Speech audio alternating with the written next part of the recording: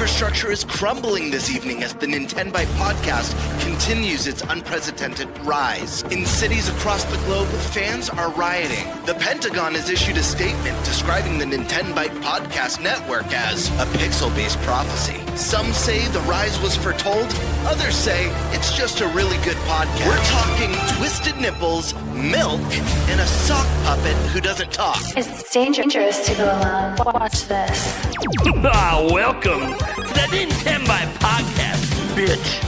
That's right, ladies and gentlemen, you're watching the greatest Nintendo podcast ever! Yeah! Is that a Joy-Con in your pants, or are you just happy to see us?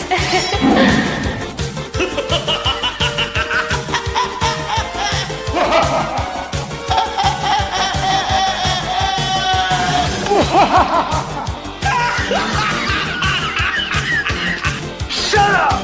Now feel the power. Everyone, do you feel that? Oh my god, I feel it! I feel it too, GameBird. What is it?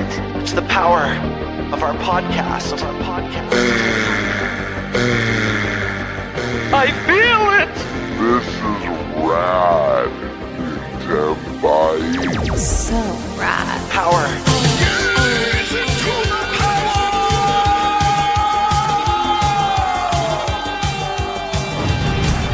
Now bask in their glory.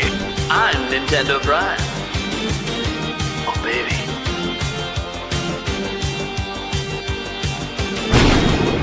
I'm ThunderStash.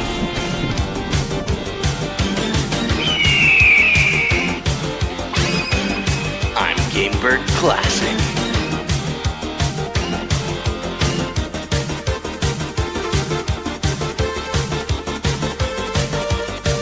Nintenbyte rules. Let's rock.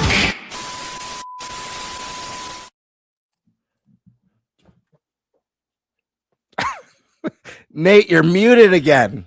Not another mutiny. Dude, Did you do it to me, Birdman? I swear on my life that I did it. I swear on my life that I I'm did it. doing it. Eric, Do you see what screen I'm on? I don't know. You switch to?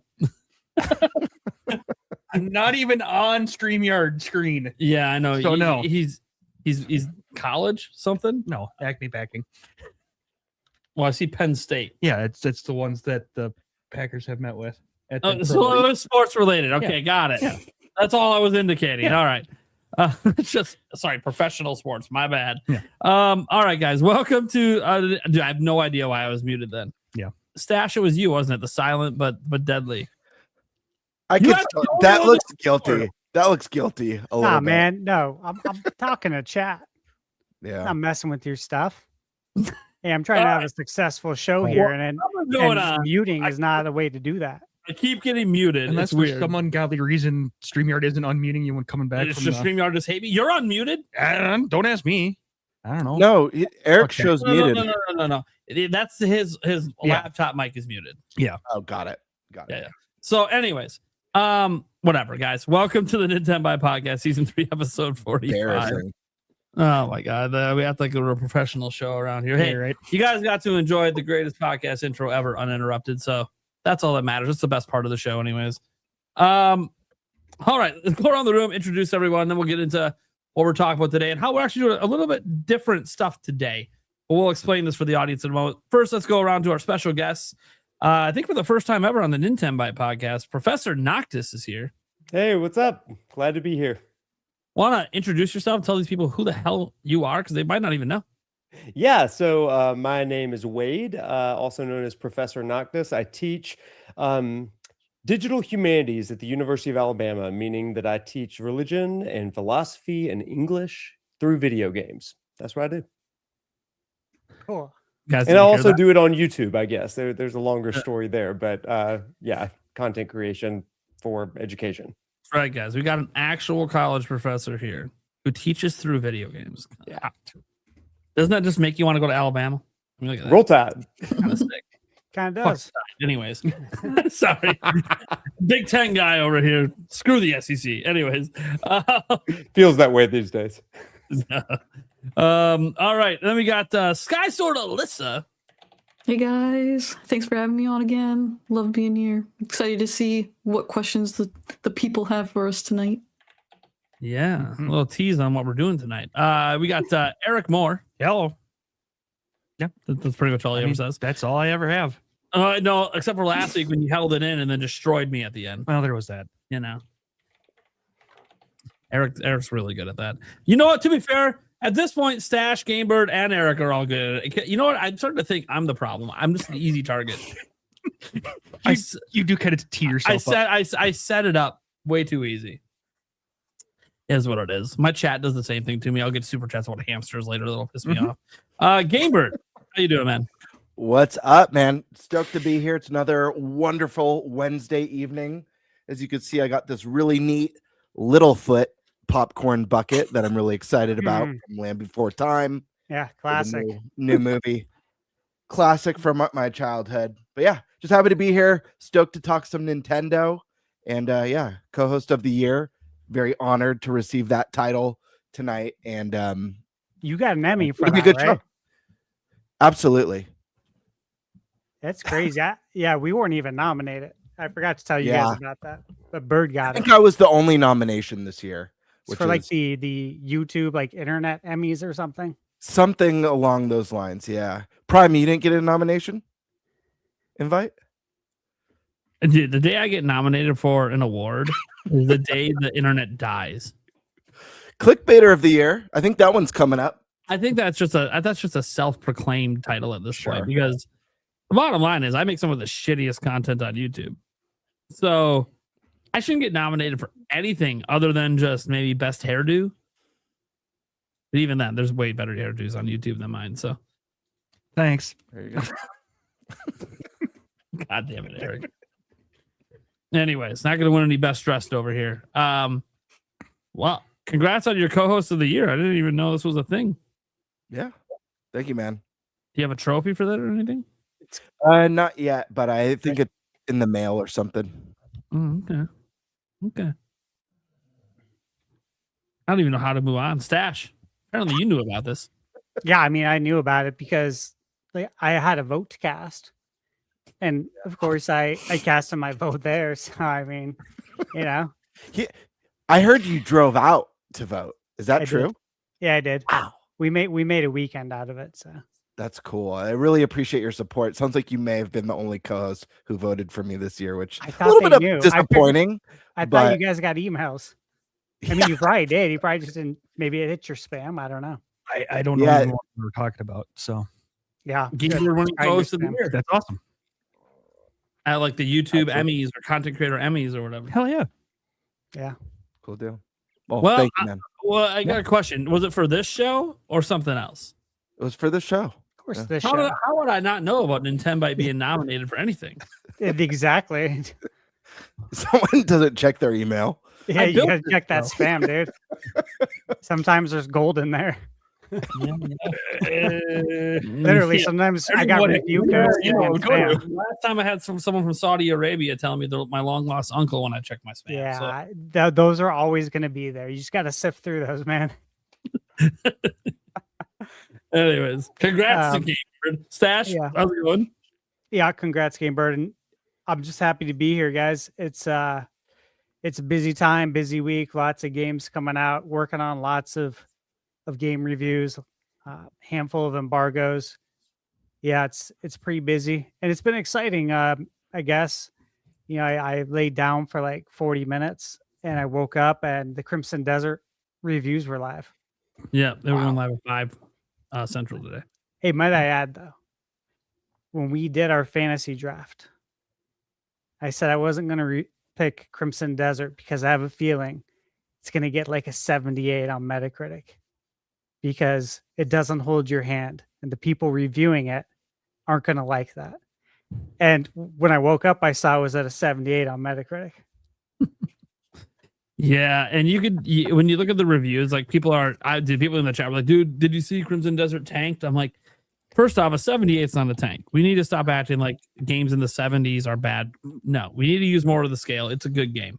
But when you go look at the reviews, and I was reading some of them earlier, they're very divisive, right? You have a bunch of 90s and 100s, and then a bunch of 50s. That's what we thought. Which is exactly what we talked about might happen with this game, because it is a very complex game with a lot of complex systems that you have to put the time in to want to know. It's not good for a review setting where you're under embargo and have a time period you have to get things done by. It just doesn't set itself up well for reviews.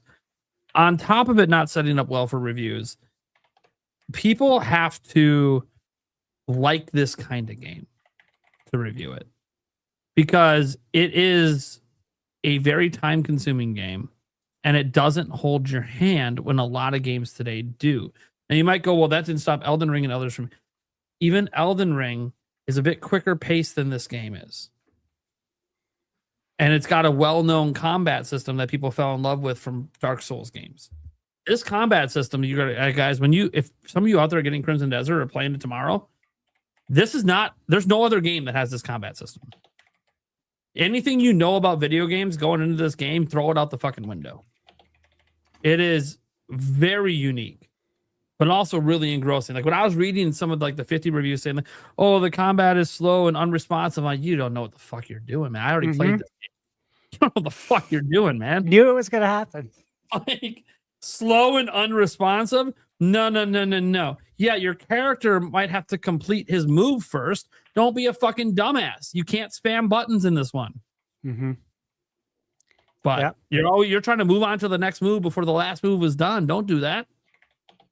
This is trying to give you a more realistic feel to fighting, which isn't spam button.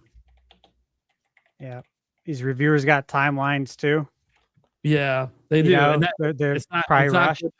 It's not good for that kind of. But the thing is, despite that, there is a bunch of 90s and 100s, and then a bunch of 50s. And when you read them, you can really tell that like the 90s and 100s obviously really enjoyed the game, because when you're reading it, you could see like some of them have over 100 hours in the game already. You read the reviews that are all in like the 50s, they spent like 10 to 15 hours. And they just don't. They just hated the game from the outset, and probably tried to rush through it for review, tried to rush through the story. You can't do that with this game. Literally some of the 100s out there said, yeah, if you're looking for a game, you just want to rush through the story. That is not what this game is. You will get destroyed. You actually need to explore. You actually need to do side quests. They want you engrossed in the world. And if you're just trying to rush through it, that's not how this game is meant to be played. And of course, that's what reviewers are trying to do. So they're skipping tutorials. They're spamming buttons to get through things. They're trying to just go story plot to story plot, ignoring everything in between, even though the whole point of the game is everything in between.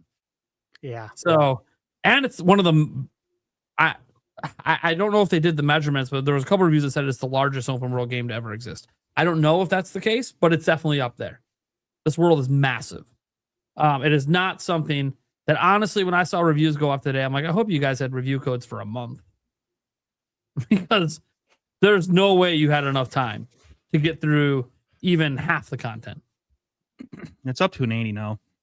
Yeah, I kind of figured as reviews that aren't trying to hit that embargo time roll in, it might start to climb up, because those are people putting in more time, and they just weren't comfortable getting it out at that exact start because they were still working on editing, they're still working on whatever. And there's going to be more reviews rolling in next week and the week after, really over the next month, from outlets that count for reviews but didn't get a review copy. So they're going to be reviewing it over the next. So it's selling into the low 80s. Isn't bad. Obviously, it going up to an 80 already is pretty good. 78 still on Metacritic. Open Critics an 80. Yeah, because that's all that matters. It's weighted. Yeah, and I think IGN US does not have a score for the game yet. I think they said it's an in progress review. Which, by the way, credit to IGN. They met embargo and put up an in progress review, but they didn't drop a score because they're not done. They've been doing that recently, and I respect that. I respect that. You're still hitting your embargo, but you're not giving any final verdicts because you know you need more time. That's There's good. A lot riding on that number. Yeah, the IGN. A lot of careers, for the people who designed the game. The IGN. This is the reality, guys. Everyone knows IGN is one of the most weighted scores on Metacritic. So if that thing comes in at a 9 or above, you might see the Metacritic jump up to an 80 or above.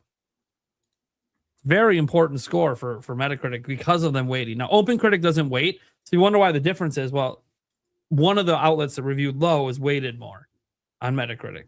On OpenCritic, it's just a straight average, which is why for Fantasy Critic, they use OpenCritic because it's not weighted. But obviously, there's special cases where you might sub in a Metacritic because it's just not on OpenCritic. Shit happens. So yeah, it's very interesting what's happening with that game. I'm obviously curious what the user scores will be because I think the people that are looking and were hyped for this game, you should still be hyped for this game. And if the user scores end up, 85 plus, like it gives you a good idea that it's just the people who were reviewing it were the wrong people to be reviewing this kind of game. Because this is the thing, like every game out there is made for specific people. And if you're not the target audience, you're not going to review it well, right? Like if someone hands you Breath of the Wild, but you hate exploration open world games, you're going to rate the game as trash. But someone who likes that is probably going to love it. So yeah, it's really interesting. It's also why that game's divisive because Zelda hasn't been that way since like the first game. So maybe the second game, I suppose. But yeah, so a lot of linear Zelda lovers were like, what the fuck? And then Nintendo's like, yeah, what the fuck? 30 mil. Let's go. What? We used to sell 7? That was fun. That was cute. Now we're going to be open world forever. I'm sorry. Nintendo's word, open air. Open air. Anyways, guys, I'm Nintendo Prime. You know what's up. Today's episode is going to be a little different. We do technically have a couple of topics, including the headliner, guys. We got to talk about the Switch 2 operating system update. I got my Switch 2 right here. I'll be checking out some of the boost modes here in a moment. We're also talking a little bit about DLSS 5 because it's kind of a combo topic because it's both about game performance and obviously talk about what we like and don't like about. Do we think any of this could come to Switch 2? Do we think any of this affects future stuff? Some people complaining about the Switch 2 OS update doesn't let you play TV mode for Switch 2 games in handheld, which I think would be a mistake, but we can talk about that as well because some people think it should just extend to all games on Switch 2. Make that like a perk that you can optionally choose TV mode for everything. Cool. We can talk about that. We're also going to be finally, it's been on the docket for a while, but we haven't gotten to it because we ran out of time. Fantasy Critic update. Get to that at some point today. Again, probably towards the end. But today's episode's a little different, guys, because besides that, we basically have 1.5 topics. I always say Fantasy Critic is like a half topic because it doesn't take very long. We're just updating and going through, seeing what's going on. The rest of the show, guys, is actually a Q&A for you guys watching. Couple ways you can get your questions in. Obviously, people super chat or stuff in. We're going to prioritize those questions, right? And this isn't like the Q&A we usually do at the end of the show where we kind of rapid fire rush through stuff. No. If you want us to have like a serious debate, it's like, hey, what's your top 3 Mario games? We'll have like a real discussion on it. It won't be an hour long for each question, but we'll actually give some time and go around and have everyone on the panel answer, unless the question is specifically just for one person on the panel. Like if someone wants to come in and ask the professor how Final Fantasy applies to English, he's the man to ask. Not ready for a lot, but I'm ready for that. Anything Final Fantasy related to his professorhood, he's the guy to ask right now. So I'm just saying, guys, it's going to be a really cool episode like that. We're going to see how this goes. We had talked behind the scenes about doing an episode like this. If it goes well, we might do it a handful of times a year. It really helps, obviously, during slow news weeks as well. It also gives you guys a unique opportunity to... My audience is used to doing Q&As with me, but you never get to do it really with everyone on a show. So it's really kind of a fun chance for that. The other way, by the way, to get your questions in, it's pretty much whatever chat you're in, whether you're in ThunderStash's, SkySwordsAlisa, I think is live streaming it, GameBird, me, or even the Podcast Clips channel. All you gotta do is at the name of that YouTube channel, and then you get your question in that way. We're not going to get to every question tonight, right, guys? It'd be insane. But we'll pick some out when we're out of super chat questions or in between super chat questions. Yeah.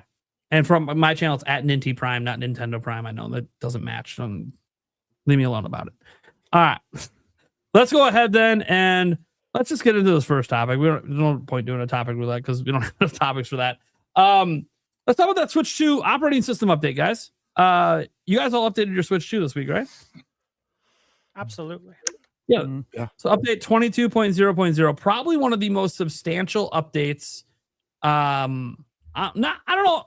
Calling it the most substantial, I don't know, because you could argue when they added like NSO, I guess you could say might have been a bigger deal, but this is more everyone can kind of be happy about this, at least if you're a handheld gamer. So in 22.0, there's basically 3 things they did that are neat. The biggest one's game boost, which we're going to spend the most time talking about. But the first one was notes. You can now add notes to your friends on your friends list. Like they're private notes. Your friends don't see them. Only you see them. And yes, you can see them on the app on your phone as well. What's crazy is, at least as of the last time I looked at it earlier today, there's no censorship on these notes. You can write anything you want because nobody can see them but you.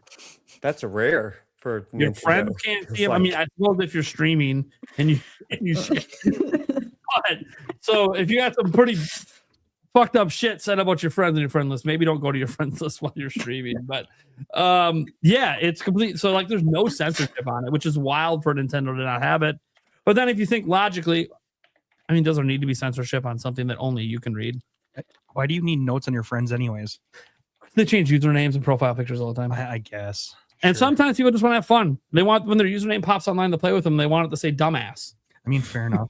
That's what I'm going to have for you. So. I mean, fair enough. Oh, you're here to play Mario Kart World? Dumbass. Dumbass. Anyways, Dumas. yeah. So that's one thing they added, which is, it's just neat. To me, it's like, who cares? But there are some people that will have fun with it, of course. So whatever. It's nice to have and it's free. So who cares? One cool thing they did do, and this hasn't been talked about enough, is the updates to game chat.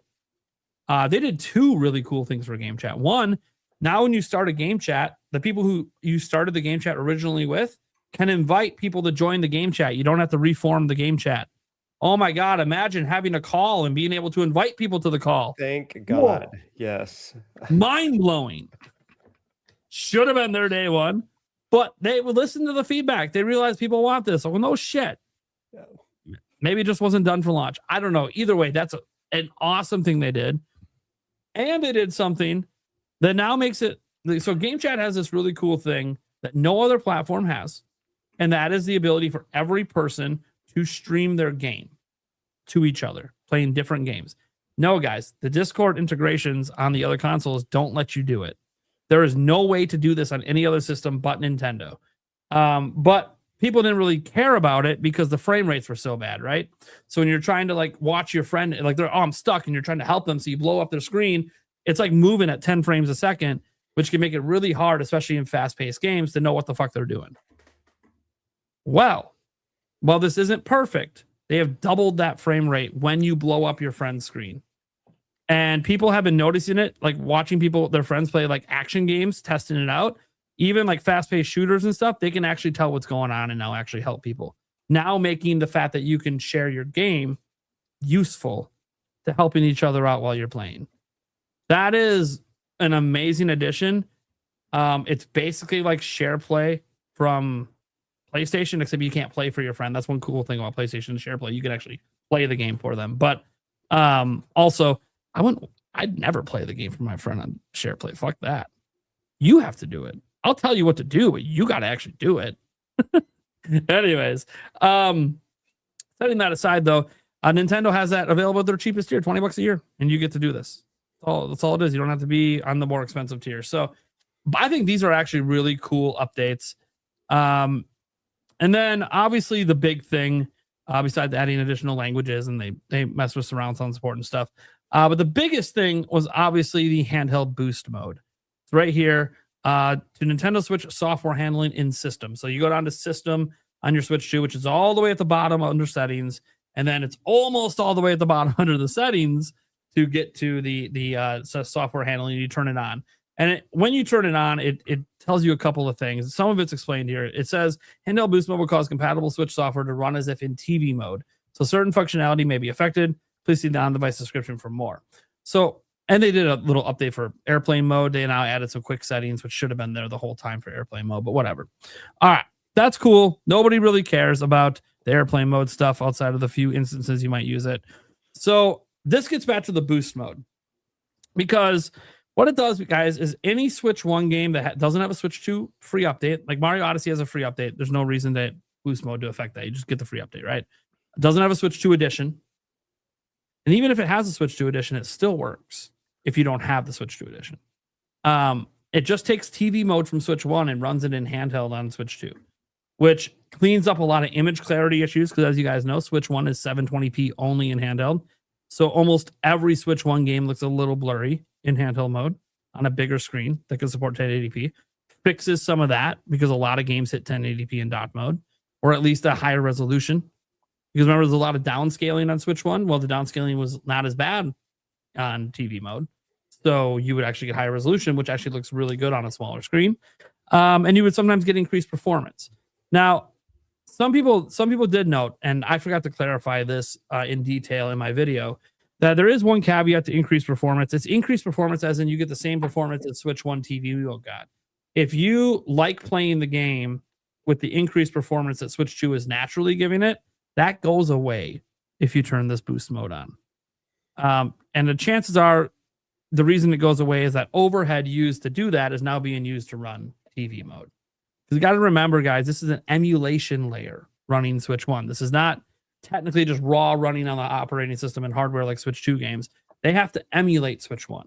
So that emulation layer means they can either offer you, hey, just naturally boosted frame rates because you have more powerful hardware, or we'll give you TV mode. For some games, it won't make much of a difference because like the boosted frame rates wasn't that big a deal anyways. For other games, it might make a bigger deal to you. But then technically, because you're running in TV mode, you're at least getting the frame rates you would get in TV mode on Switch 1. So it's kind of a give and take. In some games, you might prefer not to turn on boost mode. And there are some games boost mode just naturally is going to be buggy with. One caveat, like when you use boost mode, it treats your Joy-Cons as Pro controllers. So when you want to play in tabletop mode, you actually have to disconnect them to connect a Pro controller to use it in tabletop mode. And again, this is all part of that emulation. All part of that emulation layer, and you're in TV mode. In TV mode, you're not playing with Joy-Cons attached in TV mode, right? So it's all part of how they're solving emulation quirks. And there's anything that used a touchscreen won't work because there's not touchscreen in TV mode. So yeah, there are some games that basically are incompatible with this boost mode and don't work. But a majority of the Switch 1 library does work. And I think even games that have the free updates, if you haven't downloaded the free update, it still might work. But why wouldn't you just get the free update? Because then you get boosted resolution and frame rate, right? Like, why wouldn't you just do that? Like, why would you play the update for Odyssey versus boosting Odyssey? Makes no sense. But if you don't have like Breath of the Wild Switch 2 edition, okay, it makes some sense to play TV mode from Switch 1 on your Switch 2. So, before we say anything else, because we'll get into the DLSS later, have any of you guys tried out boosted mode? Not yet. I haven't had the opportunity to, although I am looking forward to seeing it with my own eyes and how it performs, how it looks outside of screenshots and some of like the video examples that I've seen online. Yeah, the screenshots online have been pretty nice for people that pay attention. I think for general consumers, they might not really care that much.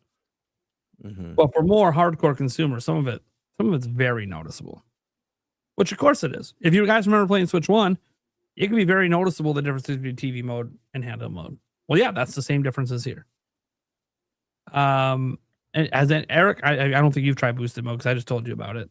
No, I knew about it. I just didn't know where to turn it on. Yeah. And had a chance to really look into it. So okay, SkySwordsAlisa, you get a chance to try it out a little bit. No. See, look at that. See, look, this is our headline topic, and nobody's done it but me. ProfNoctis. It came out after Pocopia, and I'm just building.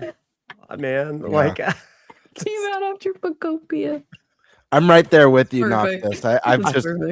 I've been in Pocopia world. I'm gonna go back. My goal is to play finish Xenoblade 3 and Chronicles because I just haven't done either of those yet. But now's the time. So you know what's funny bringing up Xenoblade? So there's a Switch 2 edition for Xenoblade Chronicles X. It looks better running the TV boost mode than it does playing the Switch 2 edition. Oh, yeah, it visually looks better. Like that lets you know how bad the visual upgrade actually was with the Switch 2 edition. That the TV is better, but you don't get the frame rates. That's the thing. Like you get 60 FPS with the Switch 2 edition. You don't get that with the boost mode. but like it looks significantly better than it does with the Switch. Yeah, the Switch 2 game's a mess. This is what makes me feel like doubling down on one of the things I was talking about last week about how including the Switch 2 editions as part of the expansion pass Nintendo Online service would just sweeten the deal so much more, that when you do have examples like Xenoblade where maybe it's not as pretty or as clean as people were hoping, it softens the blow because it was free if you're an NSO member. You know what I mean? Yeah. And this is just free for everyone. Yeah. Great. Stash, have you at least looked at it? Yeah, of course. Thank Yeah. God. I checked it out at least. Yeah, I was on the internet. I was playing my Switch. I'm working on reviews, so I'm literally, Switch doesn't get a break, man. I think I told you guys I had to go buy a new Switch 2 Pro controller. Yeah, yeah. My right joystick just went out on me. You guys got to understand the amount of hours he's putting on these controllers. He is not your normal gamer. Yeah, so I don't blame Nintendo. It's just like, damn, I guess I put a lot of wear and tear already on this, like, apparently. So I watched some videos. Switch Up, YouTube. They have a great channel. They've been covering in depth Switch 1 games on Switch 2 since the Switch 2 launch. And they did a video yesterday and today. And, they got the whole slider on their video, just like the NVIDIA demos. I love the sliders. I do too. It really helps to see. And so they tested a handful of games yesterday and then some more today. Like one of them they tested today, I think just for shits and giggles, because nothing, it seems like no matter how many patches can fix this game, and it's the Batman Arkham trilogy. Just like nothing seems to make it better. However, there were some real positives. Kingdom Come Deliverance.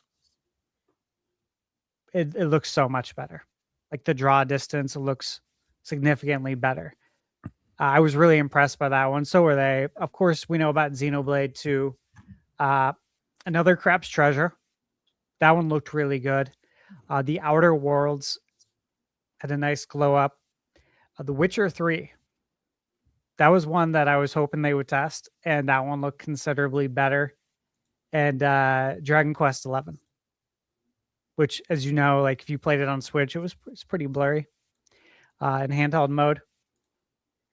I have it on Switch and PS5. I beat the whole platinum deal over there, but I definitely played it on Switch 1, and seeing what it looks like now is significant improvement. So this is pretty cool, man. Overall, though, this is just a great update, right? This is a win for everybody. Can actually get the native resolution, right, for Switch 2 in handheld mode instead of playing these games in 720p on a 1080p screen. So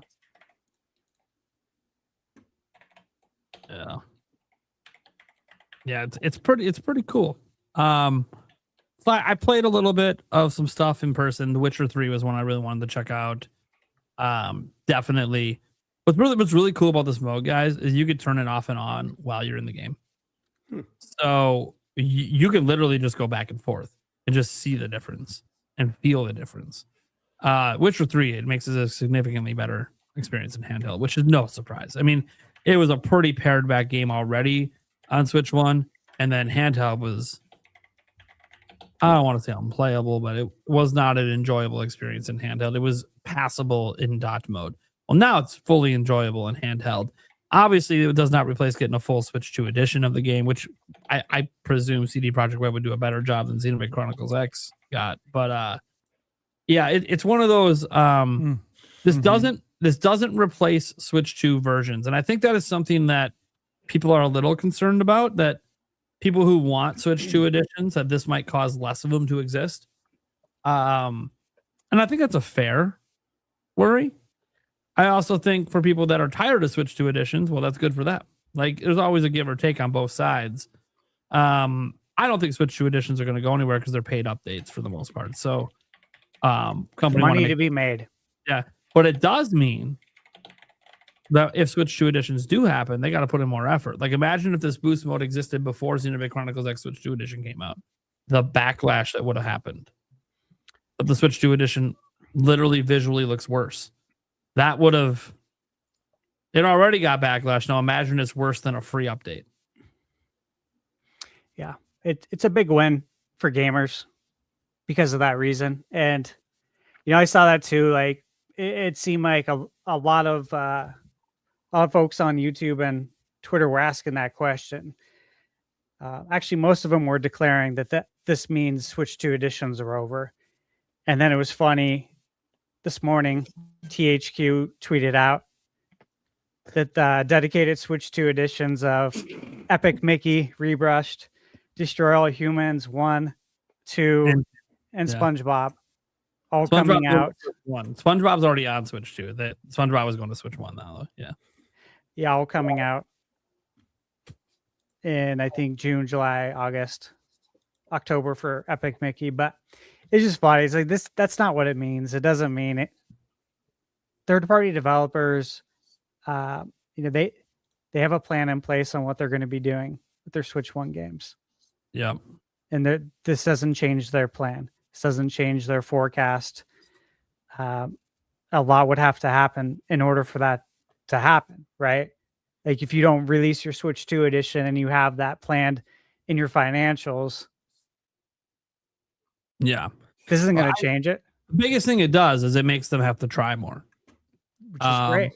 Which is good. That's good for us. Not getting. Now, to be fair, I think third parties have actually done a really good job with their Switch 2 editions overall.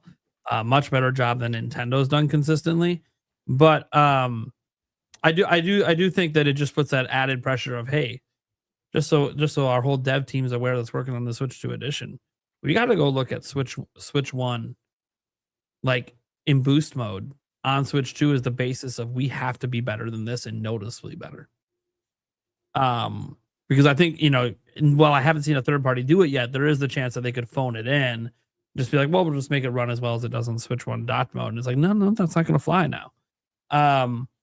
So I do think that it actually won't make Switch 2 editions go away. I think Switch 2 editions were always going to slow down eventually anyways, because companies are going to focus their budget on making new games because there's more money to be made off the new games, unless you're one of those like evergreen forever games. Like a Minecraft Switch 2 edition makes total sense. It also would make sense because the game isn't $60, $70, and they just release a whole new version. Don't know what they're going to do when they get around to it. Fortnite, we know, is a free-to-play game, so they just literally gave you an entirely new game. If you go to the eShop, it's 2 different downloads. So it's not a Switch 2 edition. It's a full new release, but it's also free-to-play. And if you know anything about Fortnite, your account works on all platforms, so it doesn't really affect anything. But not every game is set up that way. So it is interesting. I'm really excited about it. Look, there's a reason that videos on this yesterday were doing well on every YouTube channel that made one. This is widely considered a universally positive thing Nintendo just did.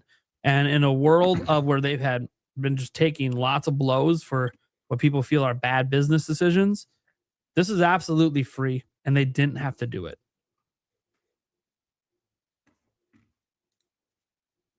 So it's hard to be mad about it. Now, obviously there are going to be some consumers that don't care. People that only play in dot mode, you don't care. But you're not going to complain that people that play in handheld now have this. Like, it doesn't hurt you, and it's free. And I know sometimes, I wish those the people that work on the operating system aren't working on games. So they're always working. And I know you might want them to work on different features for the operating system, and maybe they are. We've seen patents out there for other concepts. They even had achievements in a patent once. Are we ever going to get that? I don't know. But I do like seeing what's there get improved. Game chat getting improved. Yeah, I think adding notes to friends is a little weird. I think you should be working more so on us being able to message our friends. But whatever. It's quirk. It probably was easy to do, so that's probably why it's there. Someone just came up with the idea, like, oh, how hard is it? And you coded it in the night, and you're like, oh, this works. This is kind of cool. But the game chat improvements were definitely welcome. And then you look at the Switch 2 boost mode, and I've tested it out now in 3 games, and it's made all 3 games look significantly better, just turning it off and on, off and on. Yeah, I literally just was playing Kingdom Battle, and it looks sharp. Yeah, it really does. Yeah. And so it's a big boost, especially because you are playing on a smaller screen, but still a relatively large screen for a handheld at 1080p. But now you're getting that 1080p in a lot of instances from the Switch 1 games that you weren't getting before. So it just looks sharper. And that's nothing but good. Now, obviously, that doesn't mean that everyone's going to think it looks better. I understand. No matter what, people will be like, well, the OLED screen has better colors. The Switch 1 screens have less latency. Cool. Most consumers don't care. Just pointing that out. Like, there's latency on Switch 1 on the screen, or Switch 2 on the screen. Like, worse than Switch. Like it's one of the worst latency modern day LCD panels. And as someone who plays in handheld a lot, I can tell you I haven't noticed and don't care. Yeah, I definitely noticed the colors not being as, like playing Resident Evil, it's not as black as, OLED. I mean, that's very obvious. But for an LCD panel, that I maybe it's just because I'm older now. Maybe if I was younger, I would notice some of the input latency a bit more. Doesn't bother me. I'm good. So I think the games literally just look better on Switch 2 than they do on Switch 1 and handheld. But that's me. I think it's a really cool mode. It's free. That's the best part, is it's free. They didn't tie it to NSO, which they very easily could have done. I'm glad they didn't do that. It's just available for everyone day one. They know a large chunk of people that buy Switch 2s over the years are going to be Switch 1 owners. Also, it just increases the value of selling Switch 1 games to Switch 2 owners, because you're getting a better experience in handheld than you were on Switch 1. So it kind of increases that value as well and keeps those games evergreen on shelves. So I just think there's nothing negative you can really say about this. Even if you want to shit on the screen, like I've seen some people doing, that's fine. That still doesn't change that this is a good update. That's just bringing up an old talking point as if that matters today. Like, it can matter to you personally, but you were never playing Switch 2 anyways. People that complain about that. So I think when you guys are going to complain about the screen in the future, wait for a new model. We've been there. We've done that. The complaints are out there. We know. Nothing Nintendo can do about that right now until a new model comes out. So until then, them improving stuff like this is great. There's just no way. I've watched, I guess you call them grifters, haters, whatever you want to. I've watched them try to spin this, and the spin is backfiring because there's nothing. It's free. They didn't have to do it, and people love it. What, like? It's universally like, let's just say in the month of March so far has been the month of Nintendo wins, man. Nate, what's the spin? What's even the spin? Is, example. Well, you can't do it the Switch 2 game, so who cares? That's one of the spins. And it's like, well, to run Switch 2 games in TV mode and handheld, you can do it. And when people eventually hack the Switch 2 and modify it, they'll upclock it to run like that in handheld mode. But it's Nintendo's number one concern with their handheld mode has always been battery life. Battery. And when you start hitting that battery with 20 watts of demand on the small capacity it already is, and you're doing that in handheld, you're getting less than an hour. And to Nintendo, that probably just is a no-no. When you do the boosted Switch 1 mode for Switch 1 games, you're still getting your 2+ hours that they advertise. So that 1 hour is just not tenable to Nintendo. And it's also really bad on your battery to hit it with that much demand all the time. These batteries weren't built for that. It's not like a car battery that's built for high voltage. This wasn't built for that. This battery was built to be used the way it's currently used in handheld. Now, you could argue Nintendo could fix all of that and just go with a silicon carbon battery. But I don't need a $700 Switch. It's like, there's only like 3 phone companies that use that, and they don't make it for Switch. So to make it for Switch 2, it'd be custom ordered. So it's just going to make it more expensive. And I think silicon carbon is the future, but we're not going to see that. I mean, maybe. My hope is silicon carbon batteries have been widely adopted by the time Switch 3 comes around. And then maybe you could see some crazy 10,000 milliamp hour Switch 3, which would be sick. But that's not reality. Reality is we're still just sticking with some cheap lithium ions, and it just doesn't make sense to kill the battery and shorten the battery life by hitting it that hard by running Switch 2 games that way. I don't know. That's my thoughts. So what do you guys think? Like, would you like to see Switch 2 games running in handheld as they can in docked mode? Have this apply across all games?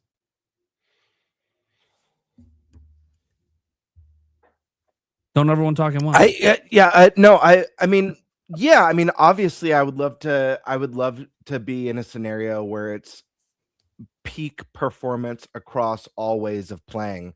Obviously battery is already limited on Switch 2, so the power issues are a real one, and obviously there's workarounds with that, with the power banks and and different alternatives like that. But I don't know. I don't see this as a big drawback. I think it would be an excellent plus. Maybe for a Switch 2 Pro. I don't know. That's able to pack a little bit more juice into it. Make sure the battery's still going to hold out strong, boosting Switch 2 games in handheld mode. But I don't know. I think the bigger deal is the Switch 1 games here. Like you said, I think it's going to encourage more people to reach backwards or even backlog stuff. We all have a growing backlog, that it could be exciting way to go back and revisit that stuff. I don't know. I think it would be a good thing, but I don't think we're missing out right now at this stage. What do you think, Noctis? You agree?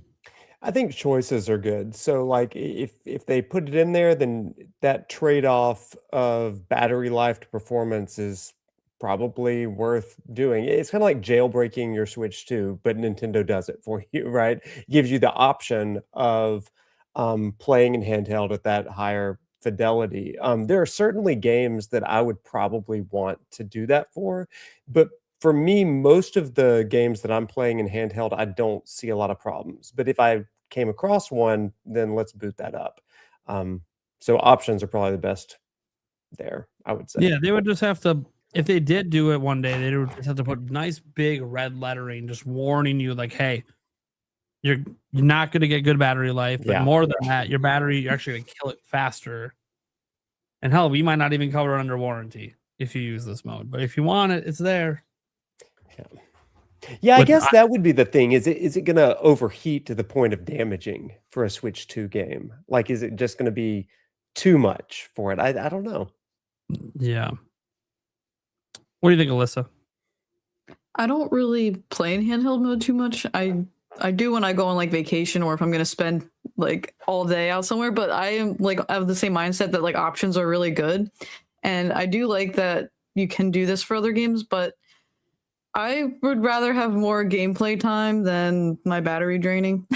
So I personally don't really mind that the Switch 2 games aren't getting this benefit. I think it's awesome that the Switch 1 games are, because graphics are nice and everything, but the quality and clarity of the video, it matters more to me than like the graphics itself, if that makes sense.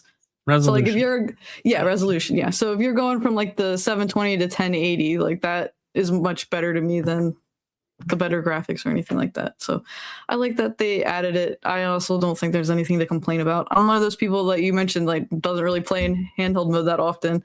I'm not complaining on the internet about it. I'm like, oh, that's awesome.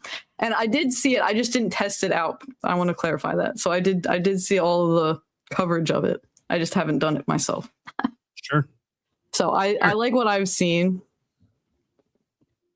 Cool. Eric, you want them to add this to Switch 2 games? Honestly, I don't think I've hooked my dock up yet for my Switch 2. So I play. He's total opposite. Yeah. So it's one of those that honestly, I was having fun with the games the way they are. My eyes can't really tell a difference unless I'm going back and forth. So I didn't know, with the Switch 1 games, yeah, sure, it looks better, but I don't think the Switch 2 games look all that bad. So at this point, I don't really care. I think they're performing just fine. It down the road when things start to get a little bit, deeper and bigger gaming, then maybe putting some of this out to kind of help with that might be a thing. Okay. Let's see here. Well, Stash walked away, so that's fun. I was gonna go to him next on this one. I'm going to be Birdman. honest with you. I've got a quick question. Ever since you mentioned the thing about Xenoblade Chronicles, I upgraded a couple weeks ago for the Switch 2, and I'm now wondering, like, can I de-upgrade so that I can play boost mode? I don't think I can. I think I'm locked in now. I think if you go into the data management, you might be able to delete the update. Okay. Don't quote me. I'm not 100% sure. Yeah. I haven't tried Just to to delete play it. on handheld, I guess. Like docked mode would be fine, but I literally was like, I need to buy this update because I've got a big plane ride coming in about a month, and Sure. I'd really, oh man, that was not a worry on my table today. GameBird, do you think they should add it to Switch 2 games? You're muted. I already answered this. I was the first person you called on. I know. The staff was gone. I'll double down. I think it's a great thing to add. I think we'd all like to see it. Just like the ridiculousness of people already complaining about this update.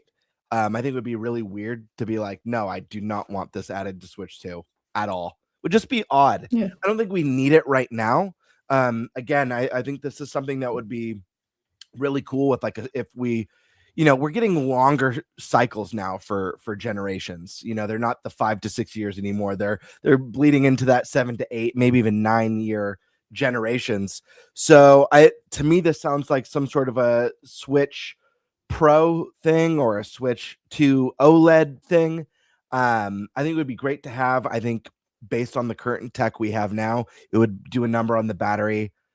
And again, you have options with power banks, etc. But I think for a Switch 2 Pro, I think this would be a really solid upgrade later on, probably when we maybe even need it more. As generations go on, games get a little bit more advanced. As developers get more comfortable with the hardware, we start to see prettier and more expansive worlds. I know that last year and a half of Switch, people were really feeling the strain of like, okay, we need some more juice under the hood because Switch is starting to show its age. So I don't know. This seems like maybe a second half of the generation update that would be kick ass, but I don't know. That's just where I stand. Okay. Stash, what do you think? Do you think they should add boost mode to Switch 2 games? So you want Switch 2 games to run the way they do docked in handheld mode? That's what we're talking about at the moment, Yeah, here's the thing. And we've talked about this before here on the podcast. There are games that run better in handheld mode. And that is one thing that is different from Switch 1. And it's because of that VRR. So what are we really going to get? We can't get 4K out of it or 1440p. That's a benefit of the dock. Obviously, the screen's 1080p. So a lot of the resolutions on Switch 2 in handheld mode aren't native 1080p. They're upscaled from like 540. So you would get better image clarity and possibly higher frame rates. For the frame rate, it would be cool. But again, there's some games that have better frame rate in handheld. Well, so VRR, but you can have that VRR now with the higher frame rate ceiling of of the TV mode. Because I agree that like the differences between handheld and dock mode don't seem as extreme as they did on Switch 1. And obviously because of VRR not being supported in dock mode, at times it feels better in handheld.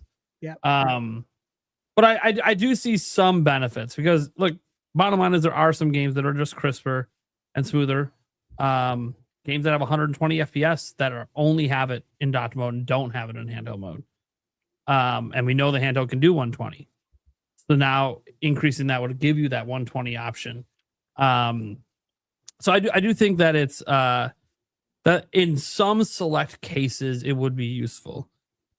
But it's also one of those that like for how much it would kill your battery and everything in between, is it enough for Nintendo to be like, hey, let's just give people that option? I mean, look, options are never bad. Like if they ever gave the option, it's not like we're going to complain. It's still a universally good thing to add, but it's like it's not needed.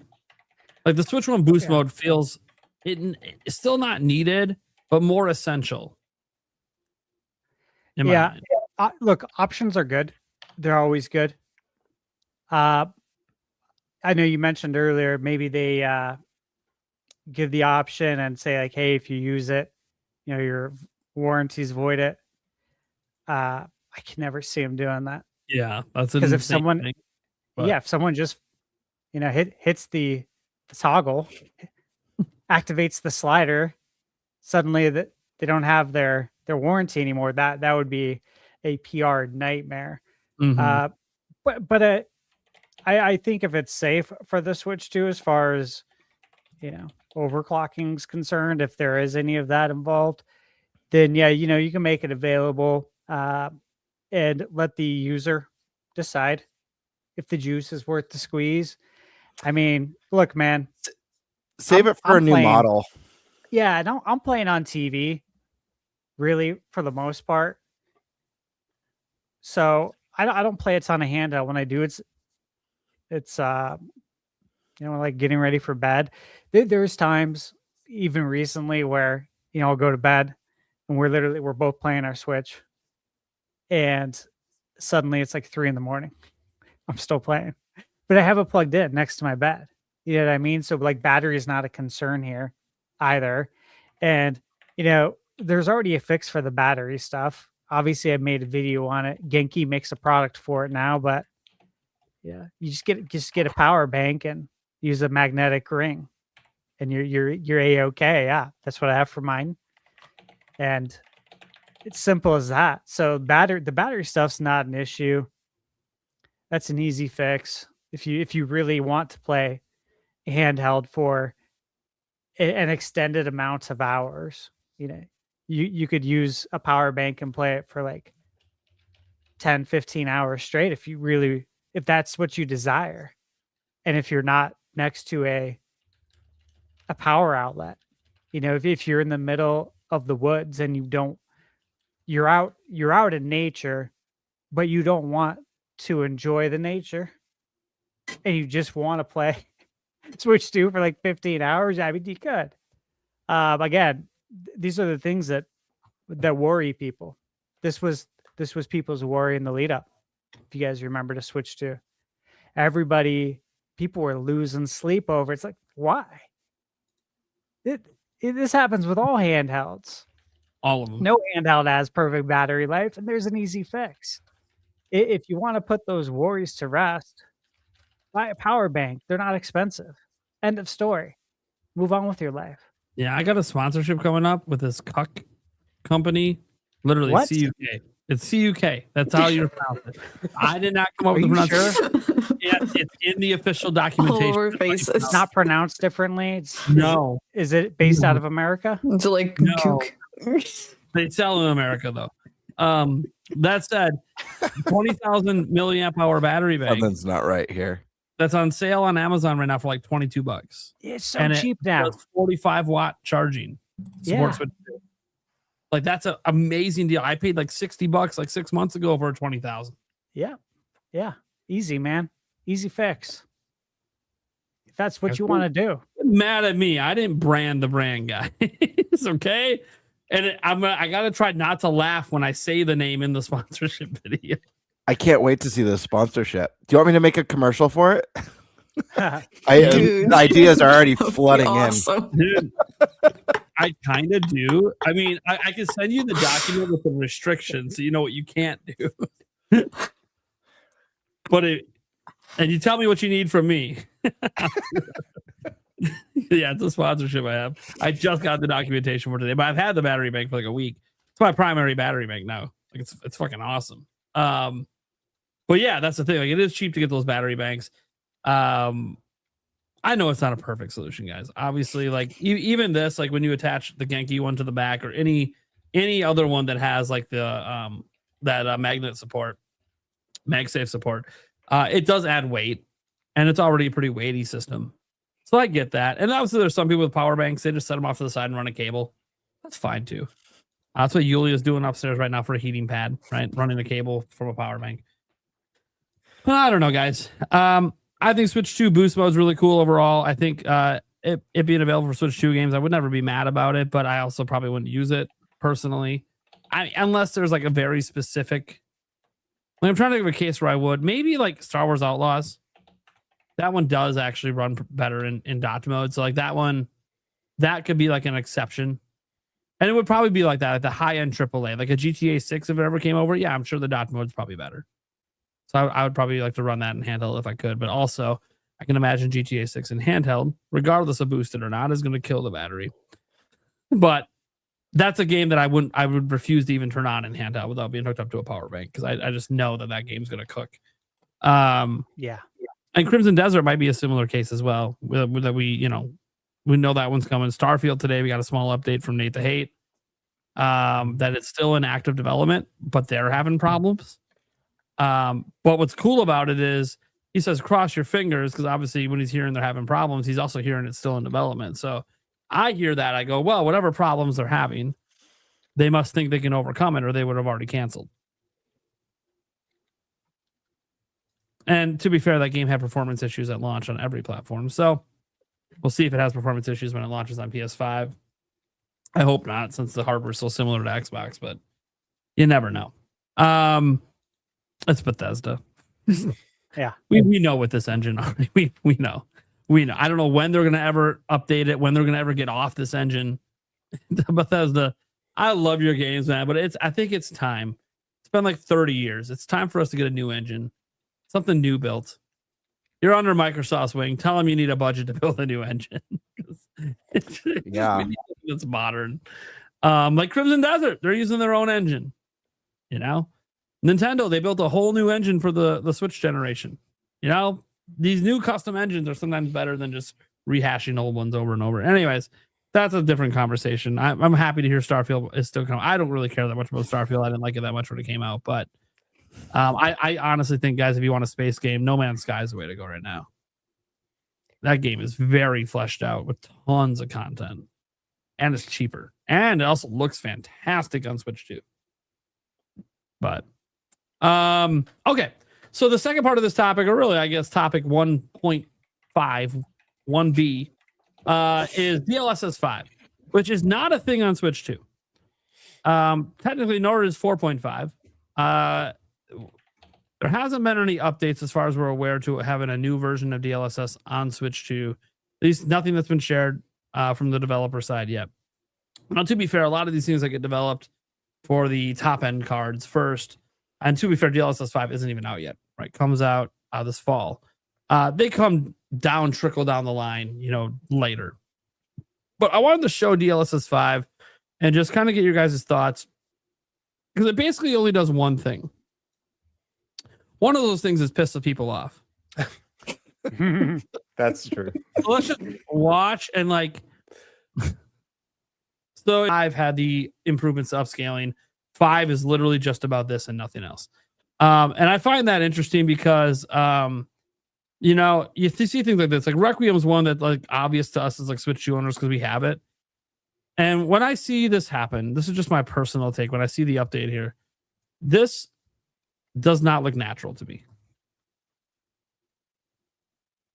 This is a very low light setting in rain. And there's all these skin highlights that just wouldn't exist in natural lighting in this type of light. So I don't know. First off, just overall, do you guys even like what you're seeing here? Let's just start with that. Let's get a baseline on how we're feeling about DLSS 5. This has been a huge thing on the internet the last 24 hours. And we got to talk about it because guess what? There's always that small chance it comes to Switch 2. So let's start with the professor. Oh Professor gosh, me first. Oh Professor Lord. of video games over there. Do you even like what's going on here? Do you like what it's doing to the games? Oh man.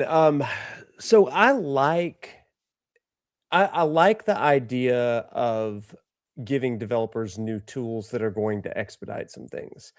I am concerned about, first of all, everything kind of looking a little bit samey eventually. A lot has been said about the AI filter right? And it's not really an AI filter, but my concern is that are all of the games going to really evoke that same art style, and it's going to take away integrity from the artists? And so what happens to artistry?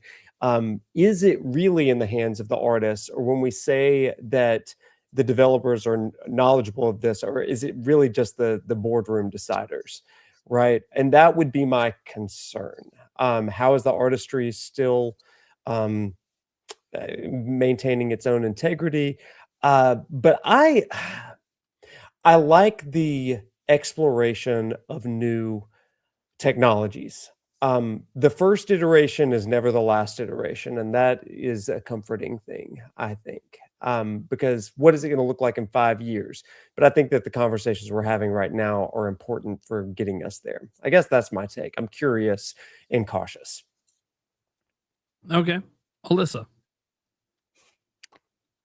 So like I kind of mentioned a little bit before how I care more about like resolution over graphic fidelity. So this is kind of like meh to me. I feel like certain images, like especially with Grace, she doesn't really look like her. And I haven't played Resident Evil 9, but apparently that's not really how her character is portrayed. She looks like they're making her look more like a supermodel with that kind of upscaling rather than this like awkward girl. It reminds me of the AI when like people tell Grok on X, hey, make the girl look beautiful. Yeah, like some of the characters like Leon, like his looks nicer. Like he just looks like a little cleaned up, a little more detail. If it's adding a little bit to what the developers already created, I don't really have a problem with that. But once it starts adding more things, and then you brought up a good point with the lighting, that lighting would not have made sense in that kind of area. Like, it was very dark there, and it looked like she had a spotlight on. Yeah, it looked like studio lights. I'm like, yeah, that's not realistic. Like this is photorealistic lighting that doesn't exist in that game in that spot. Like that's not the lighting of that scene. The scene is dreary and drab because it's raining. Yeah.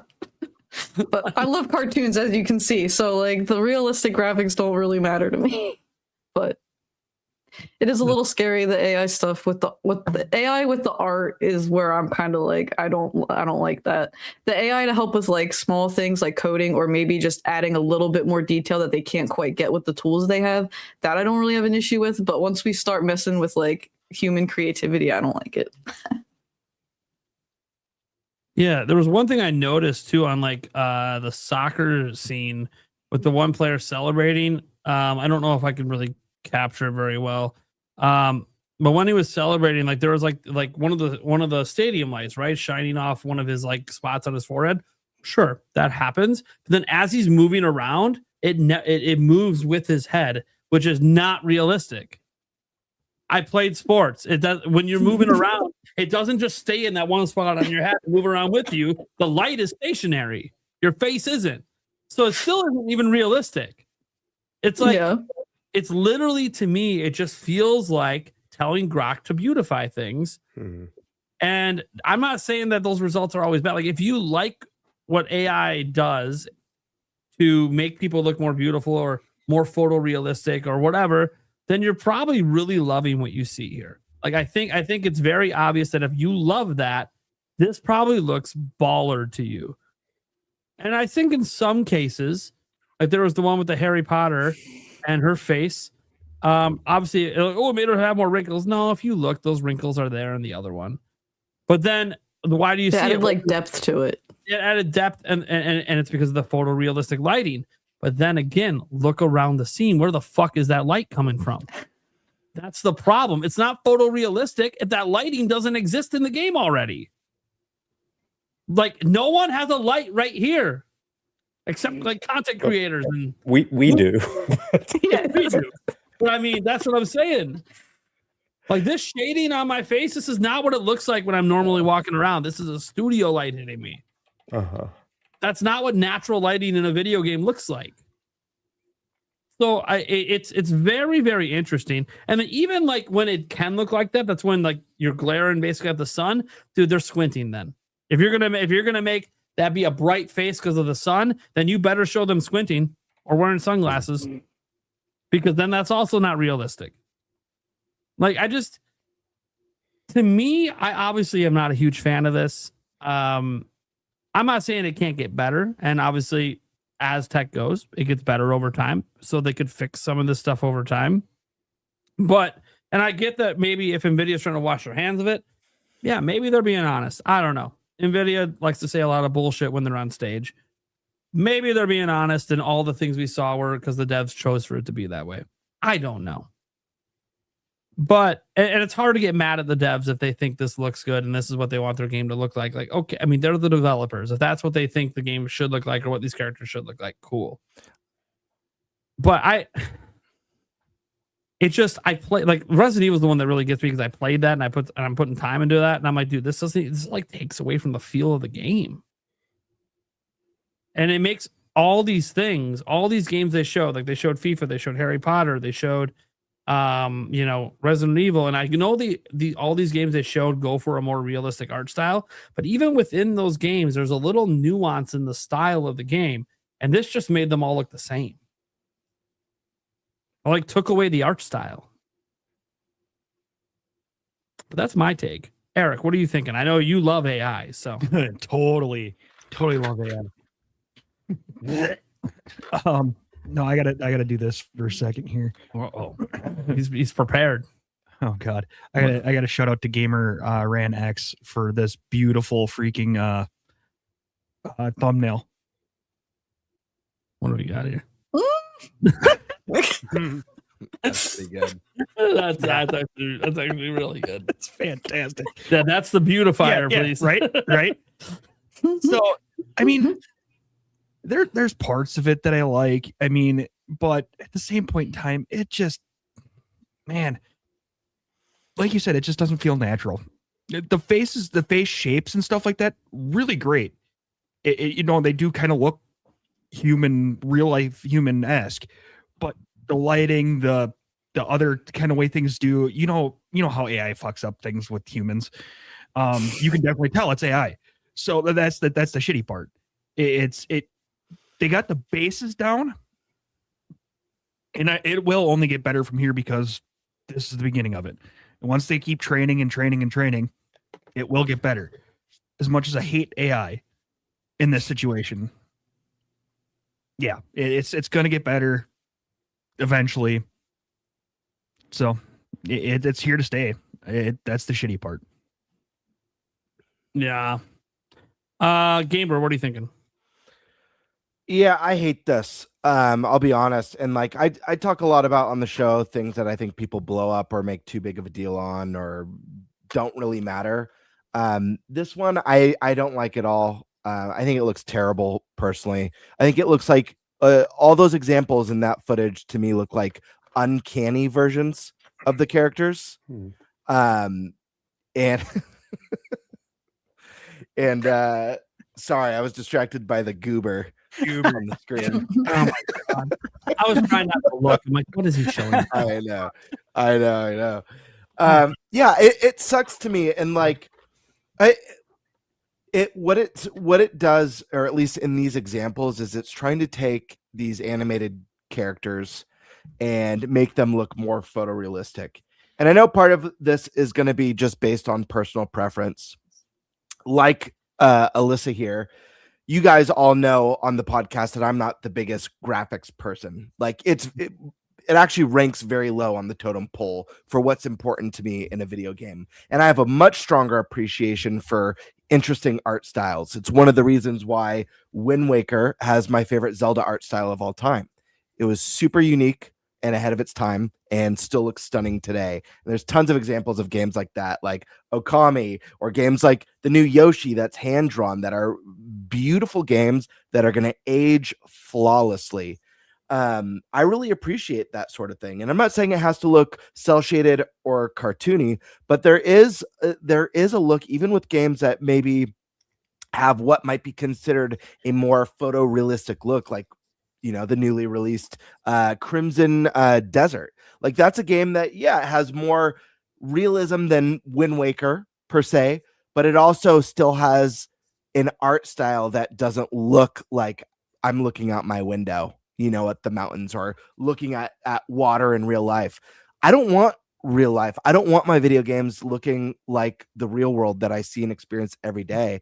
I want to have fun in these more vibrant, stylized, and creative worlds that are being created by these brilliant minds in the industry.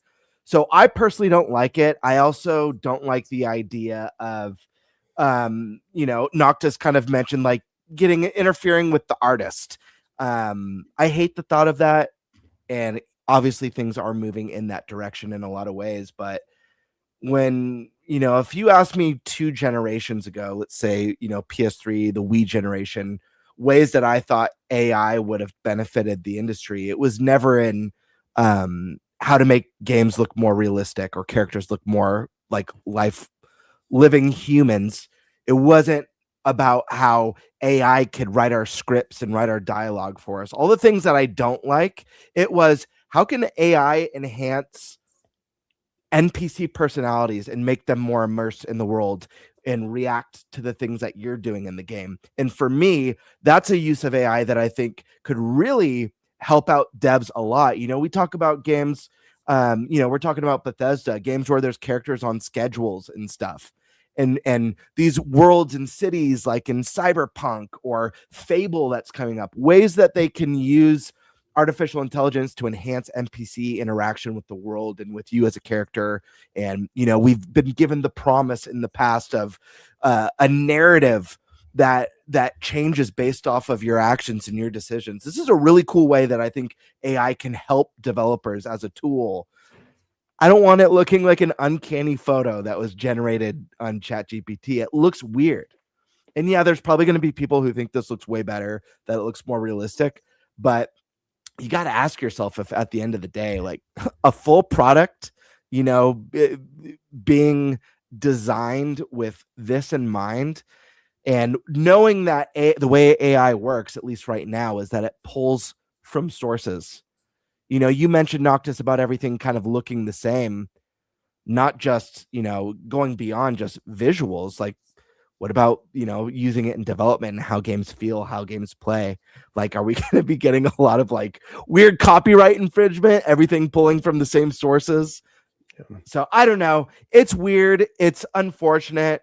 I know AI, I don't know if there's going to be a big AI crash or how long it's here to stay or at what capacity or if it's been overpromised or underpromised.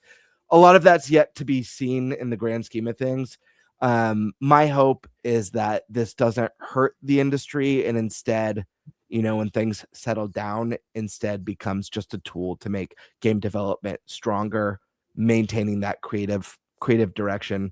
And I hope we see a lot of beautiful, unique and original ideas. Because I'll tell you right now, the things that Miyazaki from Software is creating, those designs, you're not going to see stuff at that level in lore at that level from AI, at least not in the next 10, 15, at least not the next couple generations or what's ever left of console generations. So yeah, that's my thoughts. I don't like it.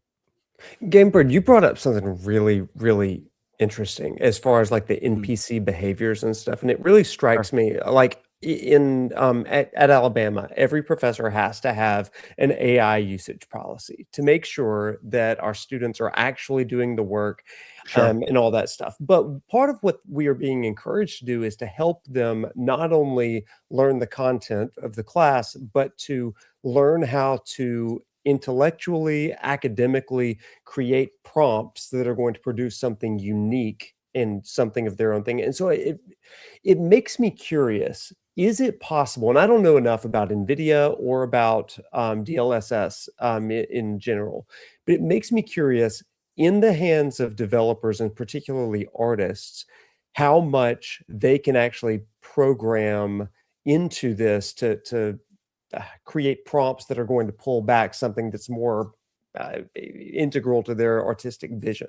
Mm-hmm. And if we start to think of DLSS as maybe a platform to program for, a language to kind of make unique to your game, I wonder what it would look like. Do they start programming the personalities of NPCs? Do they program how lighting works within that? Is it almost like a replacement for the engine that they might have been using? I just don't know, but I wonder if that is the next step.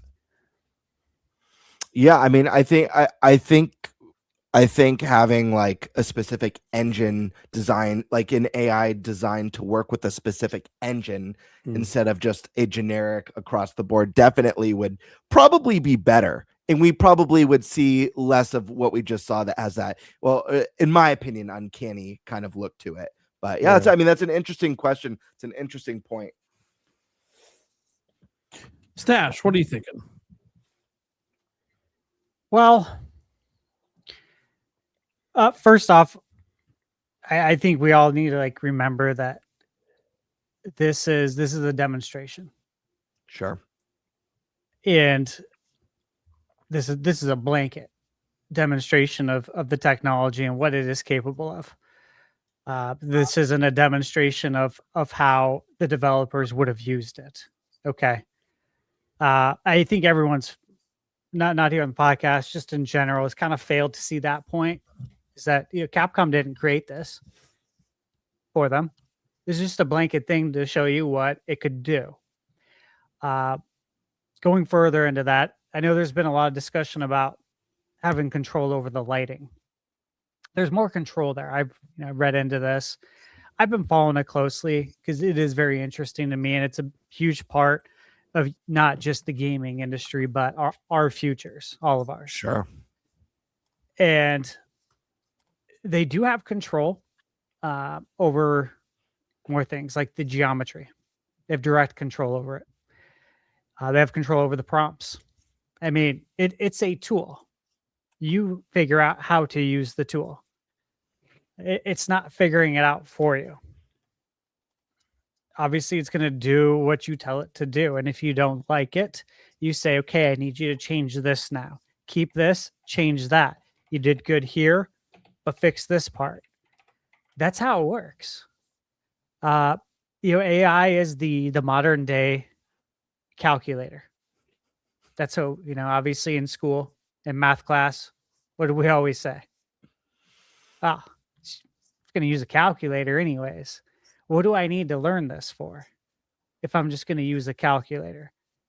Well, much of life now is that. And it's happened in doses. You guys look at when we were growing up, I was growing up in the 80s and 90s, and you went to the library to do your research project. We've talked about this, and you had to hope that your encyclopedia or whatever resources you were going to be using for your paper, whatever you're going to be citing, weren't already checked out by somebody else. Okay. Mm-hmm. And then we had a big boost. I think it was in like 94, 95 with Encarta. I don't know if you guys remember Encarta, the encyclopedia. I had that. I used it to do my state report in 5th grade on Idaho. I got stuck with Idaho. I didn't pick it. I was out sick for a week. Playing video games, of course. Nonetheless, we had that, and then came the internet, Google, right? We had Lycos back in the day. Ask Jeeves. Ask Jeeves. Oh my God. Classic, right? But as time went on, more and more technology came out when we got Google, and the answers are all there. Whatever it is in this lifetime that you want to learn, you can learn it. All you have to do is get on your phone now. When we were growing up, you had to be sitting in front of a desktop computer, on a CRT monitor. Now you can be on your laptop, you can be on your phone. Information, quite literally, it is at your fingertips now. And then now you don't even have to know how to search. You can literally just ask AI. So this is the next step. Okay. And again, we're in 2026. I remember talking about this at Lone Depot. And it was during our monthly awards. So there's probably like 800 people there. I'm on the microphone and I'm talking about AI to everybody. And I had a few people after that it totally hit with, and they get it and they knew what was coming. And then there was a lot of people that thought Steve's crazy. I'm like, you'll see. You'll see. Come talk to me in 5 years. We'll see where we're at. Okay. Here we are. There's quite a few people, channels I follow.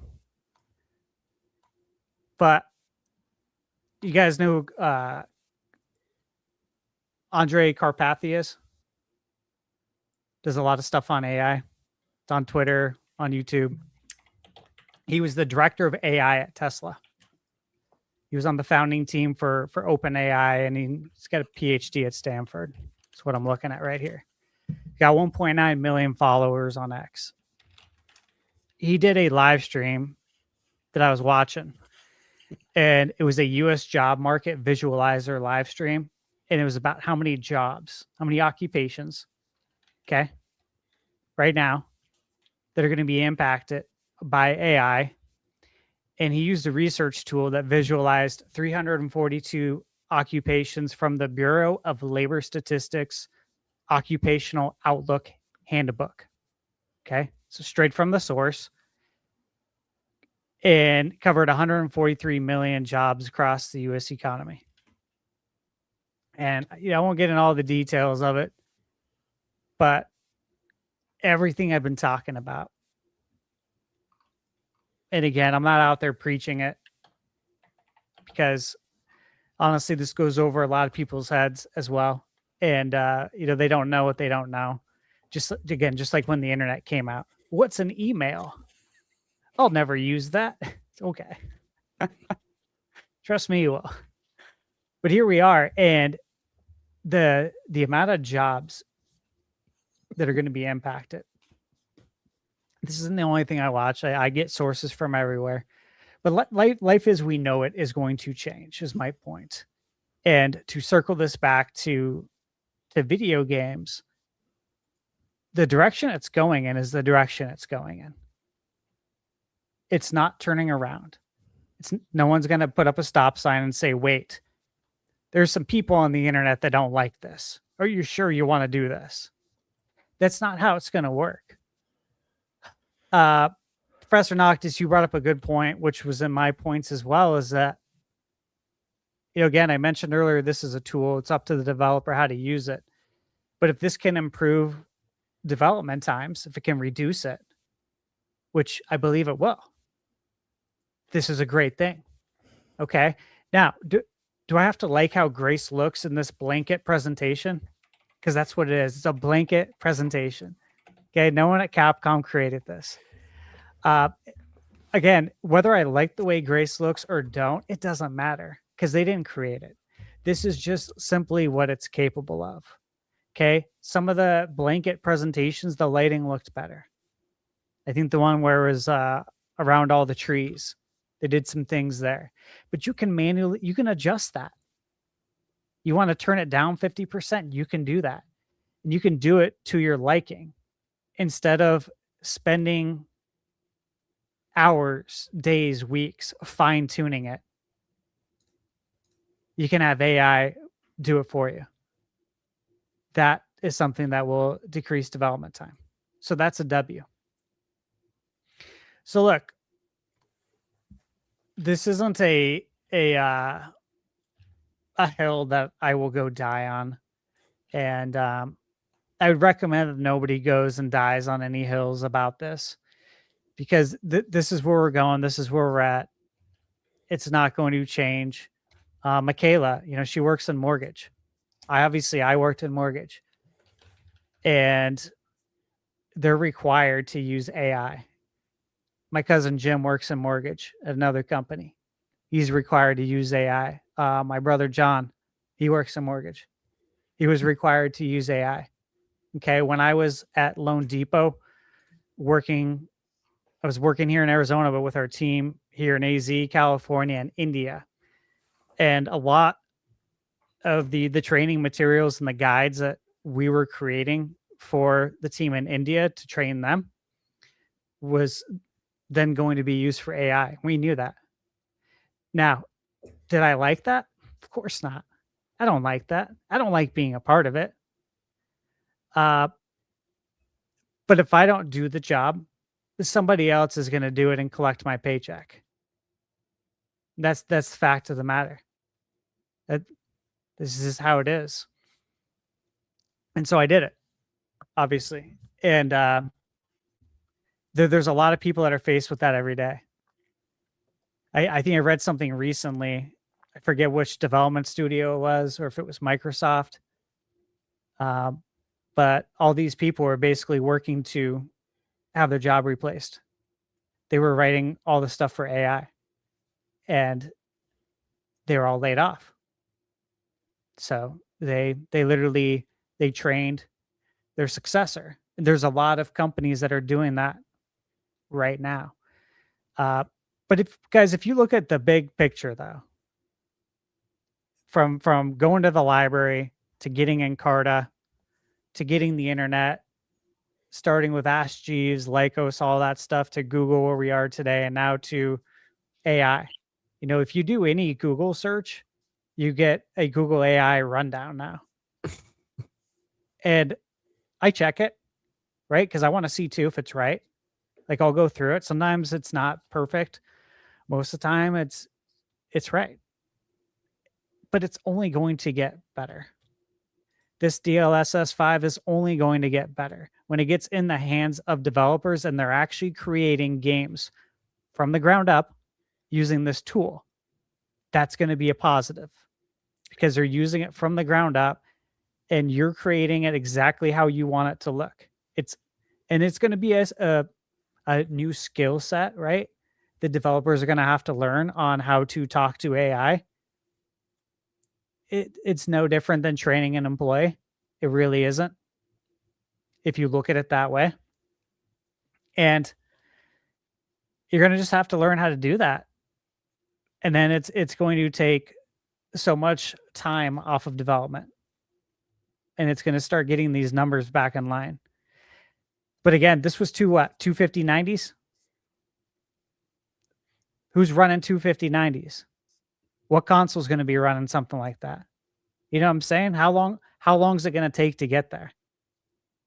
This is a glimpse into the future because this is not a reality for most people.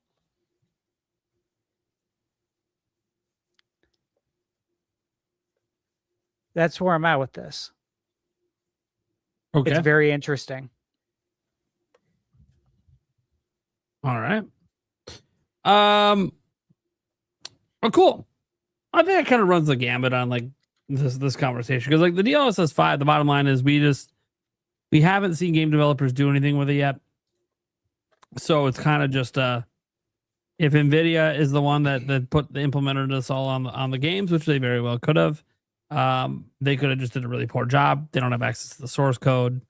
So it literally, like, it's funny because on their video they say, important to note with this technology, game developers have full detailed artistic control over DLSS 5's effects to ensure they maintain their game's unique aesthetic. The SDK includes things like intensity, color grading, masking off places where the effect shouldn't be applied. Mm-hmm. It's not a filter, although obviously it looks like one in the way they presented it. Probably because if NVIDIA did this, they're not the developers, it probably kind of was a filter in how they did it.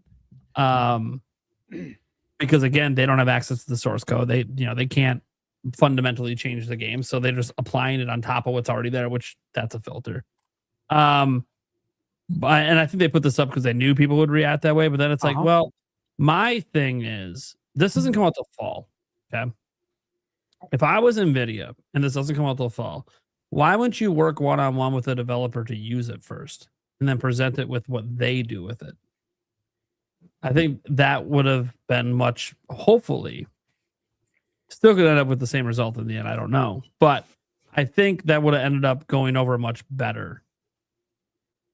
Because the way they presented it is not great. And then all the people that were there in person to see the demos, they saw the same thing. and it wasn't great. So it's like I would have preferred that they would have just waited to announce this until they had worked with someone to actually put it in a game, and then see it in action. But I know NVIDIA doesn't always work that way. Jensen likes to announce things way too early. Is what it is. And it says it inputs the game's color and motion vectors for each frame into the model, anchoring the output in the source 3D content. So again, it's just one of those things where until I see it in action, I don't like what they showed so far. I think what they've done with it for most of the instances does not actually look very good. I know other people disagree, and that is totally fine. Everyone has their own preferences. But I want to see how an actual game developer uses it. Obviously, for me, guys, with DLSS, my biggest thing is the upscaling, the improved frame rates, the improvements to ray tracing. Those are the things I actually like about DLSS. But DLSS does other things like frame generation. And now this frame generation, as far as we're aware, isn't supported on Switch 2, although there was one developer, we haven't had an update since, but one developer saying they were trying to use frame generation on Switch 2. I don't know if it's because it can do it or they were hoping it could do it. I have no idea. It was like an indie dev saying it. So we haven't had an update on that since. And then for this, I don't like, in terms of this tech, I don't know if this tech's ever coming to Switch 2. Okay. I don't know how it works. I don't know how intensive it is. I don't know if it's something they could downport to lower end hardware, because the bottom line is we haven't seen this run on anything yet.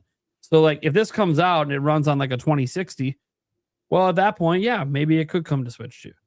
But we haven't seen what it's all going to be on. And if it's only 5,000 series exclusive feature, then it's like, well, okay, then this isn't even going to be relevant for Switch. It would be relevant for overall gaming, especially on PC, because we already figure the next hardware from PlayStation and Xbox is going to be AMD again, so they won't have this tech.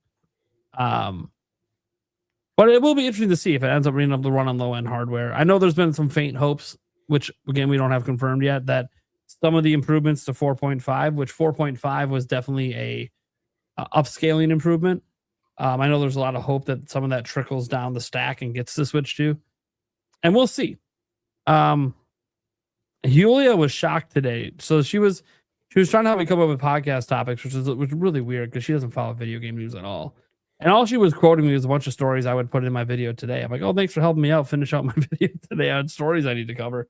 And then she's like, did you know that there was an analyst yesterday that projected that Switch 2 would hit 80 million sales and become market leader in 2028? I'm like, yeah, doesn't surprise me. Okay.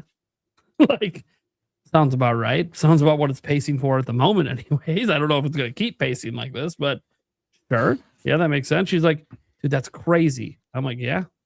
Did you know Switch 1 sold 155 million? She's like, wait, what? She doesn't pay attention to any of this. And she's like, they're using that NVIDIA crap you talk about, right? No one else is using it. I'm like, no, not no one else. PC gamers are using it, but no other console is using it. She's like, well, dude, what are these developers doing? They got to get on this shit. So it's like maybe the popularity of Switch 2 will lead to the NVIDIA being like, all right, maybe we should try to get some of this stuff running on the platform that more people will be using it. When I say more people, I know PC gaming's bigger, but it will be interesting. PC gaming, you have options. Not everyone's using NVIDIA, especially. Have you seen the price of like a 5060? Jesus Christ. Like, it's priced out of consumers, normal consumers. Like, it just is what it is. Yeah, that's why this is a future thing. I hope it comes down the stack 5090s. Yeah, I hope it comes down the stack to people who already own current GPUs, because like this is, I don't know when the prices are going to get better thanks to AI. That's the funny thing, is it's an AI thing that they need AI hardware, or they need hardware to use, and then also we can't afford the hardware to use the fucking tool. You know what? At one point I wanted to make that I forgot. I wrote this down. It's with the Resident Evil presentation. I wrote that if Resident Evil Requiem came out right now, and what we saw in the NVIDIA presentation was all we knew. Like, it was a Resident Evil Requiem trailer from Capcom. It's our first time seeing it. Everybody would think it looks great. Everybody. I would put my house on that. Everybody would say it looks amazing. But because we already know what it looks like and they're doing a comparison, everyone is upset and up in arms about it. But if all we knew was what we just saw, everyone would think it looks great. And to me, that's what's funny about all of this.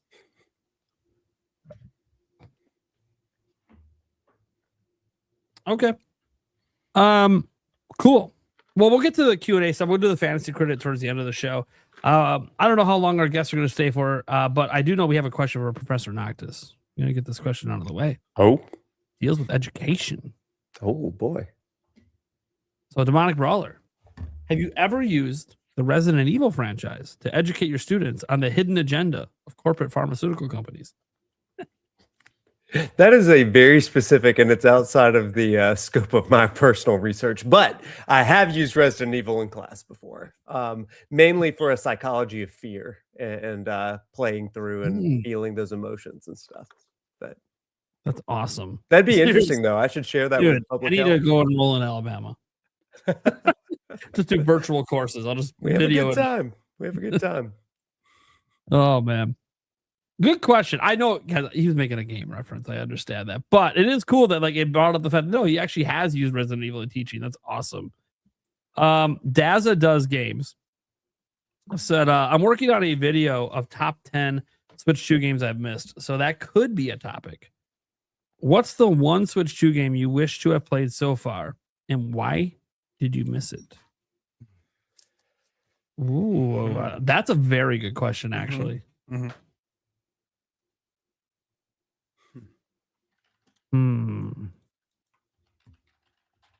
Anyone want to go first on this one? Like, anyone got a game right at the top of their head? I'm sure those games Stash has missed just because of his review schedule that he wishes he would have played on Switch 2. I'll try to go first. Because I'm in a game buying freeze right now. Dragon Quest 7 Reimagined. Wish I would have played that on Switch 2 right now, but now it's going to be backlogged forever. Don't know if I'm ever going to get around to it now. I mean, Switch 2's been out for 9 months. You know, I'm not willing to say I've missed anything. You know what I mean? I mean, you don't miss until you say I'm not going to play it, right? Yeah, then it counts as a miss. But if you're still planning to play it and you have all intentions to play it, then you really haven't missed anything. So well, you have a busy schedule. So some of the games that you quote unquote haven't played yet but want to, will you truly get around to it as more games keep getting added? That's what you got to think about. Well, you already know the answer, and yes, I will get around to it. There you go. I have obligations. I need to. See, Stash says, "Fuck." I was provide a review code. I will review it. Yeah, some of these games are massive. He's saying, "Fuck the backlog." What backlog? Playing it all. Yeah. Look, without getting into all of that, because that is how I view it. But if there's a game that's like released already that I still need to play, you could say Trails in the Sky. I was given a review code for that. I have it. That's a good pick. And obviously Second is coming out in the fall. So it's going to happen because I'll be playing that before Second comes out. So it'll be played soon in due time. But yeah, that would probably be one that there are times where there's just so much coming out and I can only do so much. Like I am slammed through like June, July. You say that. I think you're just always going to be slammed because more games are going to get announced. Like I just think because you're a game reviewer and you're doing it full time, like you literally will never not be slammed. Like if you weren't already dedicated to the show and I got a hold of you now to try to join the show, I don't even know if you'd have the time to do it. I don't know if I would either. And just sometimes they're crazier than others. There's weeks where there's and you guys know this, where I've had 2 or 3 embargoes on the same day. I'm like, Why can't we spread this out, man? They're not worried about you, the reviewer. I know, but they should be, because you got to look at the human factor too. Well, I get that, but they don't consider you as an individual because there's outlets that have multiple people who do. Oh, I know, reviews. but look at Crimson Desert. Did people have enough time? Did they have enough time with it, or did they rush it? Well, the problem too with Crimson Desert It's going to is hurt you for a long time now because people put too much weight in those numbers. It's They huge. they obviously rushed. I know. They should have gave the review codes out probably like, and I don't know if it would have been possible. I don't know when the game went gold, but like they should have almost had 3 months. I know when it went gold. When did it go gold? The day it went gold, I can look in my email. The day it went gold, I emailed Jason over at what do you call it, Pearl Abyss. Like, hey, the game's gold. When are we doing review codes? Because I know how massive this game is because we all played it. Mm-hmm. Obviously, the more time, the better. And it was interesting. The game went gold, but my belief would be that, yeah, it's gold as far as they're making the disc now, but it was going to be patched up until the last minute. And so it's gold. They were able to put out a press statement and make sure they continue to get those pre-orders coming in. Vote of confidence by it going gold, but really they were working on it till the very end. And that's why console review codes didn't go out. Yeah, I think it's a game that needs like 3 months. Yeah. It's not And worth even it. if it's not the only thing you're playing for 3 months. It doesn't have to be. But it's like if you want realistically good reviews where people put in the time, they don't feel like they have to rush through it because it's a game that can't be rushed. Can't. Like a lot of those low review scores, a lot of them are just complaining about the controls and they're so hard to get a hold of. I'm like, yes, as a game reviewer, they're going to be very hard because you're swapping between games. Mm-hmm. And it's a game that requires dedication and time to learn the systems, to put in, to not rush, because rushing is how you fuck yourself in a game that's got this many mechanics. Yeah. People were crazy. Like, oh, look, they got the gliders. Yeah, dude, I didn't know we could do any of that fucking shit till a week ago when they showed it in the video. It's like, that's even more complex mechanics on top. So there's a lot to learn. It's like when you build something, right? Like a piece of furniture from IKEA, say, and you get so far and then you found out that, oh shit, where does this go to? Oh my God, I didn't do this at all. I have to go back and figure out how to do this now. That's how it is with the training though in this game. Like if you skip any trainings and then you don't do something, it's going to come back to bite you and you're going to have a poor experience. We all talked about this, but I was talking to my friend Blake earlier today before the reviews came out. I said, look, Crimson Desert's PR manager has been quite vocal on X about the lack of handholding and how this game isn't meant to do that. They designed it that way on purpose. Said, so when you read and watch reviews, you should be able to discern the reviewers who gave it a bad score because they simply weren't up to the task. Because there's a lot that just aren't going to be up to the task. So it's not just the time thing. It's also the ones that, bro, where's my yellow paint? How am I supposed to know you're supposed to climb? Oh, the yellow paint. but the thing is that was that Assassin's Creed for that one? I can't remember. It's Ubisoft games, I think. That's the handholding stuff. Final Fantasy VII remake. There's a lot that do it, and I think subconsciously we don't notice that because that's what we've been given. And you play the game and you don't think twice about it. But as soon as it's gone, that's when you notice. And that's when people start throwing their hands up, especially game reviewers. We all kind of know the sentiment when it comes to game reviewers. If we're being honest, the sentiment around the hardcore gamers is that they're not very good at games. It's true. I see it all the time in my comments. So yeah, that's why we knew this game was going to be reviewed a certain way, man. Also, IGN updated their thing. They said if they were going to give it a score right now, they'd give it a 6. Yeah, but they're not right now. IGN, I think Spain and India gave it a 6. Sure. A lot of outlets that look. I always notice these trends that happen with these outlets.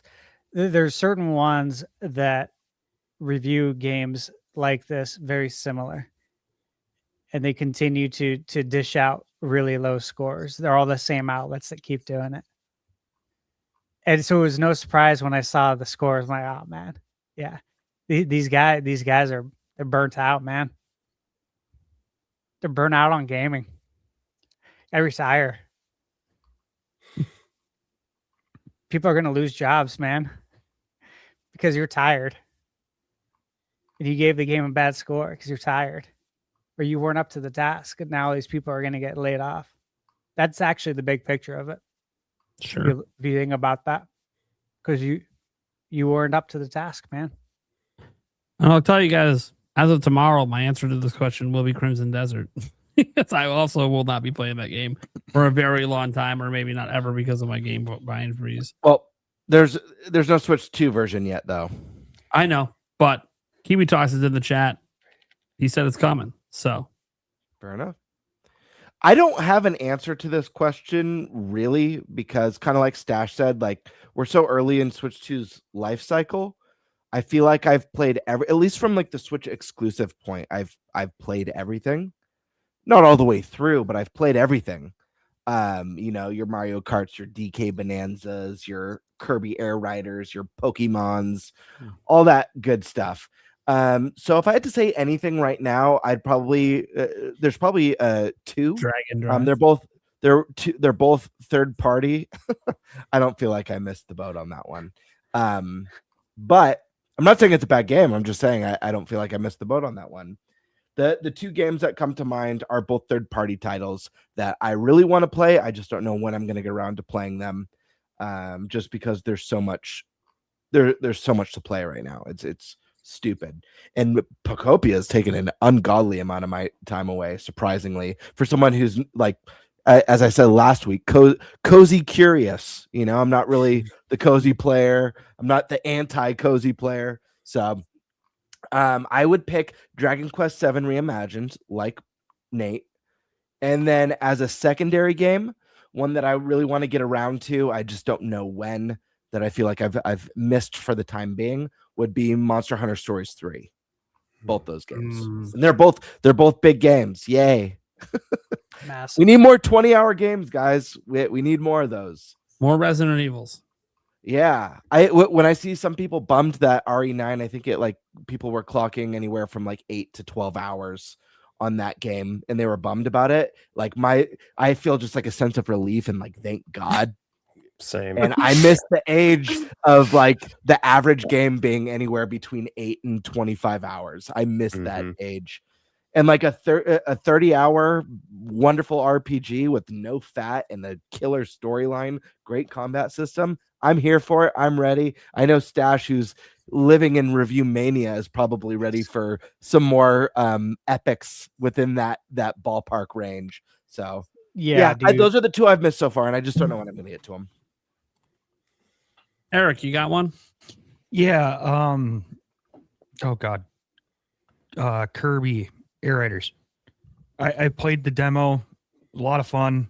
Just backlog and trying to catch up with games like that. That's the reason why I haven't bought it. Okay. Alyssa. I'm in the same boat as GameBird and Stash, where it's like I didn't necessarily miss it yet. I'm gonna get to it. There's just so many games to play. But if I had to pick 2, they're both third-party games, and they've both been out for like years now. Assassin's Creed Shadows and Final Fantasy VII Remake. Good pick. Do you see it's on sale? Or do you already have it? Final Fantasy? Yeah, I posted on X thing yesterday. It's on sale on the eShop for like I think $23.99. Oh, okay. I saw it's on sale for $30 on Walmart's website. When I was looking at games real quick, I'm like, what are all the games that are out? Because I know I'm going to get to them eventually. just trying to look real quick. 30 for the key card. And then, 20, I think $23.99 it was. I was like, damn, that is really good. But, they need you to buy that. So you are compelled to buy Rebirth here in June. So it makes sense. Yeah. Rebirth does look more interesting to me personally, just because it doesn't look like it takes place in the city as much, amazing. Or at least, the environments look way more diverse. And I don't know. I'm more excited for that one, but I feel like I have to play Final Fantasy. I get them mixed up. Is it Remake is out now and Rebirth is what's coming? Okay. Yeah. All right. I spent over 200 hours on Rebirth on PS5 and I loved literally every minute of it. Yeah. The gameplay, the characters, the story, the soundtrack is just so the mini games. Don't forget the mini games that a lot of people complained about. Guys, Queen's Blood deserves so good. You know how Gwent exploded and got its own game? Queen's Blood needs that. Am I right? That's the mobile game that Square Enix should be putting out. Absolutely. We would all be playing it. Queen's Blood. Yes. They need it. That's one mini game, right? That I never wanted to end. I was hoping there would be more to it. I mean, it's going to be in part 3. That's been confirmed, which is great. Thank God. Yeah, dude. I literally remember telling Michaela about it, and she knows too. She's seen me play mini games like Assassin's Creed Shadows. There's like button pressing mini games. Sure. Assassin's Creed has always had a lot of these mini games too. I think it was Valhalla had some sort of dice game. I forget what it was, but it was actually really fun. But man, I was telling her, I was like, babe, I would literally buy a full game if it was just this, which is so weird, but I totally would. It's that good. I want a Final Fantasy VII Rebirth party game. Yeah. I think it would be amazing. They've got the rhythm game in there. They've got the tower defense. And then part 3 with snowboarding. Let's throw that in. DLC for the party game. Right? There you go. Good picks, though, by the way. I was going to say I'm playing AC Shadows. I'd put in, I think it was 82 hours on PS5. I held on to that review because I'd said it's coming to Switch too, and it did. And then transfer that save over. I've been chipping away at it at night. I don't want to give away my review, but I will say that it's damn good on Switch too. Like, I am thoroughly impressed. I'll just leave it at that. Very good. Oh yeah. Okay. Professor, did you give it one? So first of all, everybody should play Dragon Quest VII Reimagined. It's really good. Like, I know. Really so but for me, I'm kind of in the same boat as everybody. I haven't really missed anything as far as exclusives are concerned. But one thing that is on my backlog is the DLC for Donkey Kong Bonanza. And I just, when I rolled credits on that, I was like, let me take a break. There are other games, let me go. But that, I always want to go back. And I was listening to Nintendo music the other day, and the DK Bonanza soundtrack came on. I was like, man, I got to get back in that world. So Emerald Isle or whatever may be the reason I go back. Okay. Well, yeah. All right, let's get to our next stuff here. We had a quick 5 gifted here from Demonic Brawler over on ThunderStash channel. Thank you so much for that. Demonic Brawler also wanted to make sure he congratulated co-host of the year, GameBird. I don't know. See, I don't know why Stash just went like this. Like, he won co-host of the year. Nah, I'm cheersing to him. Oh, okay. Well, no one else cheers him. It looked like you were tipping the bottle to Demonic. I mean, I did help make sure he won because I made sure to cast my vote. So my vote did count. Wasn't even aware there was a vote. And I had to drive out to California to do it. Sorry, I didn't support you, GameBird. My bad. It's all good. There's always next year, right? Yep. Always next year. You're gonna GameBird getting some more love over here. Gifted a member over on GameBird's channel as well. Demonic Brawler doing his thing. Resist NWO 1984 has a question here, kind of an old topic. Would you rather have a compressed game on a real cartridge or a game key card with the entire game? That's why I don't mind game key card. Anyone want to go first on this, since I usually go first? Yeah, I'll go.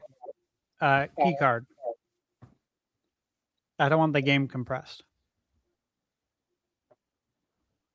Simple answer. There you go.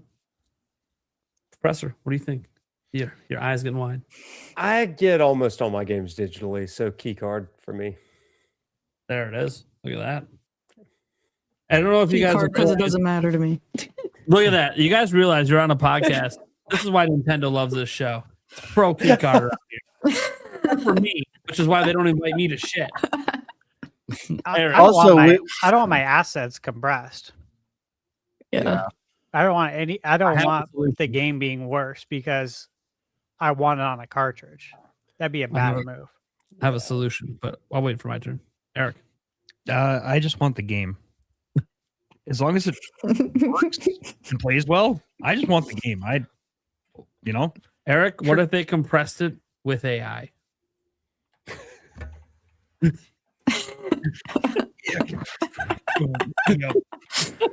night, everybody. I mean, they're already You don't want that game anymore. I know. I had to just say something after No, I last know. week. Yeah, I know. GameBird.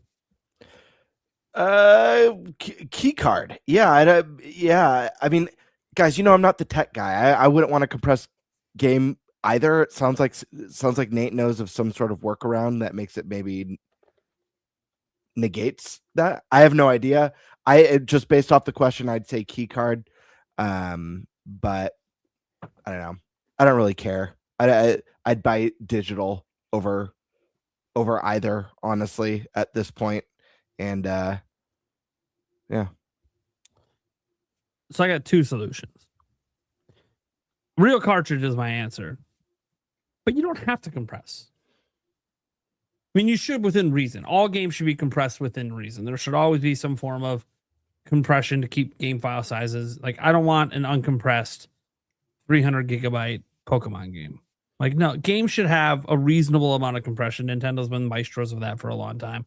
Where their game file sizes look so stupidly small compared to everyone else, because they're just really good at compressing things in their own engines.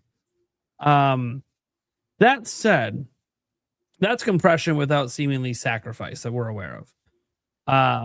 That's not always true for these AAA games. Sometimes the compression does lead to sacrifices. But I have a solution here. And one of them already exists and is already done frequently. Have it on a real cartridge, but just have like some of the game on it and download the rest. We've been doing that with NBA 2K this entire time on Switch. But just all you gotta do is split it up. Like the multiplayer, make that download. Single player, put it on the cartridge. That's solution number one. And literally games already do that and have been doing that this entire time on Switch. That's solution number one. Because that already exists and is being used. We haven't seen it really on Switch 2 yet. They're just all opting for key cards.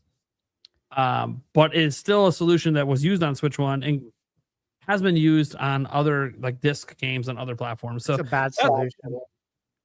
I mean, it's the best of both worlds. If you can get a playable portion of the game on cartridge and then we'll say multiplayer's download. No. How? If I don't need internet to play single player, how is that a bad thing? Because you have to pay more for the cartridge. Why would I be paying more? They'd be paying more. No, you would. Why would I? The prices Games on are cartridge cost more money. That's not been the case here in the United States. Yes, it has. What game's cheaper for the 82. consumer? Who? 82 is more expensive on cart. That's one. There's That's a the ton. indie. I could literally go to Best Buy's website right now. Tell me a AAA game. I follow all of it. You Tell me a should know AAA this. game at launch. I'm talking about at launch. I'm not talking about discounts over time. Yeah, at launch 82. But yeah, there's plenty. Find me one AAA game that launched. Yeah, on remember, Switch that had a price. We talked about this though on the podcast. We know this. It's more money for the cartridge. They Yes, charge more money. but we didn't have that. That hurts the people selling the game. AAAs haven't changed the price because of it. You're talking about an indie studio. AAAs are putting it out on keycard anyways. Not all of them. Cyberpunk. Yeah, that's one. Again. You understand it costs more money though. They pass that on to the consumer. So if you give me it on cartridge and it's all on there, great. Okay. Solution. But if it's only half, hold on. Solution. I'm still paying for the If cartridge. it's not on cartridge and it's only digital, then the digital should be cheaper. The key card should be cheaper than a physical game. Yeah, but But you know it's we're not. not going to do that. I know. So why does this matter? The price doesn't change regardless if it's physical or key card. So why does it matter? Unless it's indie. Indie studios are different. Obviously, they don't have the ability to eat some of these losses like AAA's can. Well, yeah, there's a major reason. If I have the choice of getting a game on cartridge and half of it's on there and the other half I have to download and it's $50. Or the other option is I can buy that game on key card and it's $30. I would buy the game on key card. I don't care if half the game's on there. That's stupid. Sorry. But I don't want half the game. What's the point of that? Why would I pay $20 more for half of a game? Because some people don't care about the multiplayer aspect and only play single player. And they don't necessarily have good internet, and some people have data caps. Oh, that's bullshit. Well, it's not bullshit. Ask the country of Australia. Everyone there has data caps. This is like entire countries that don't have the access to internet we do in America. I just mean, dude, spend more. Why would you spend $20 more to have half of a game on there? So you can actually play it because your data caps and can't download it. Nah. See, this is what happens, guys. We live in America. We're very entitled with our internet access. Huge chunks of first world countries do not have uncapped internet. And they hate digital because they can't download everything. One game eats up their entire month's worth of bandwidth. It's insane. Now, I'm not saying every internet provider is that way in every country. There's obviously always internet providers that will eventually offer the uncapped. There are plenty that do. Even in the United States, there are. A lot of people that get their internet through the cell phone companies have caps on it. Not all of them. I know some have unlimited plans, but some don't because not everyone's got the money to pay for the unlimited. Also, some people just don't have options. Where I live, there's very limited options, but at least it is uncapped for the option we do have. That said, that was solution one. And I said it's a solution that's already been used and been being used for a decade. Like it already exists. People are already doing it. So it's already something that exists. Here's the other solution. I don't think ThunderStash agreed with you. He didn't agree with me, but it doesn't matter. It exists. We already know he chose key cards. He's the opposite. So did you. So did everyone. I'm the only one going physical here. I said I don't know enough about. I already said I don't know enough about it. I just took a pick. You just had a poor solution. That's all. It's a solution that's already being used, Stash. I'm not the one making that solution. It already exists. But it already exists. Poor solution. I'd rather that solution than a key card. I'm going to tell you that right now. I'd rather that than a key card. Yeah, I'd rather buy a key card than buy a cartridge for more money. Here's another reason. You're not thinking about this either. How much are 1 terabyte cards for Switch 2? I have one. I know, I do too. Price changes all the time. Yeah, it's between $180 to $220. It fluctuates between that. Okay, we're in a RAM crisis. That's going to make these prices go up over time.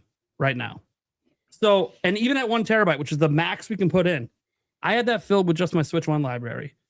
So think about game sizes today, getting bigger and bigger. If I could take 64 gigs of a game and stick it on a cartridge and not have to download it, you're saving storage space. That's a huge deal in the market we're in, where we're limited for 1 terabyte. We're limited. You can only go 1 terabyte with Switch 2. You can't go higher.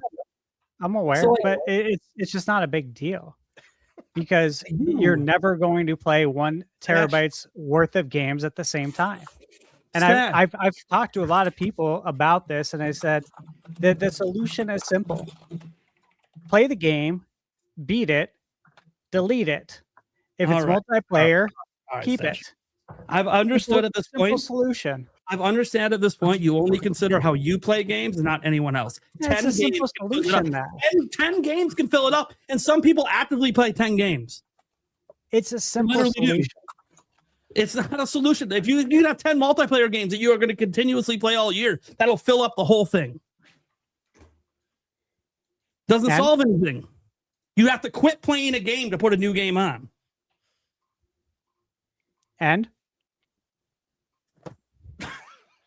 And what's the that's problem not here? a big problem. If you take the games and put a bunch of it on a 64 gigabyte cartridge, you can put more games on your system. How is that a Yeah. bad thing?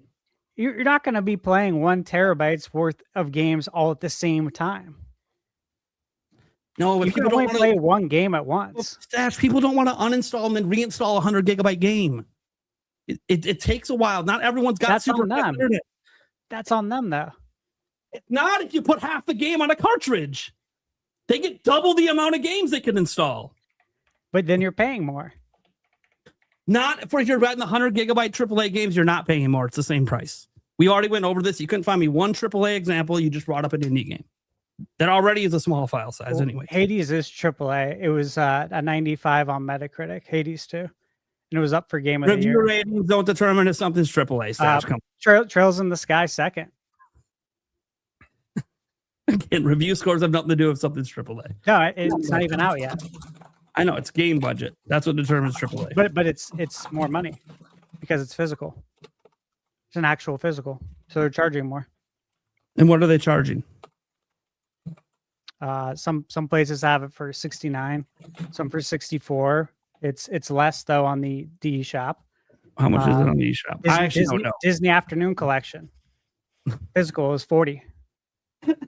Any game not charging But 70. it's on cart. It's 40. And if you buy it digitally, it's 20.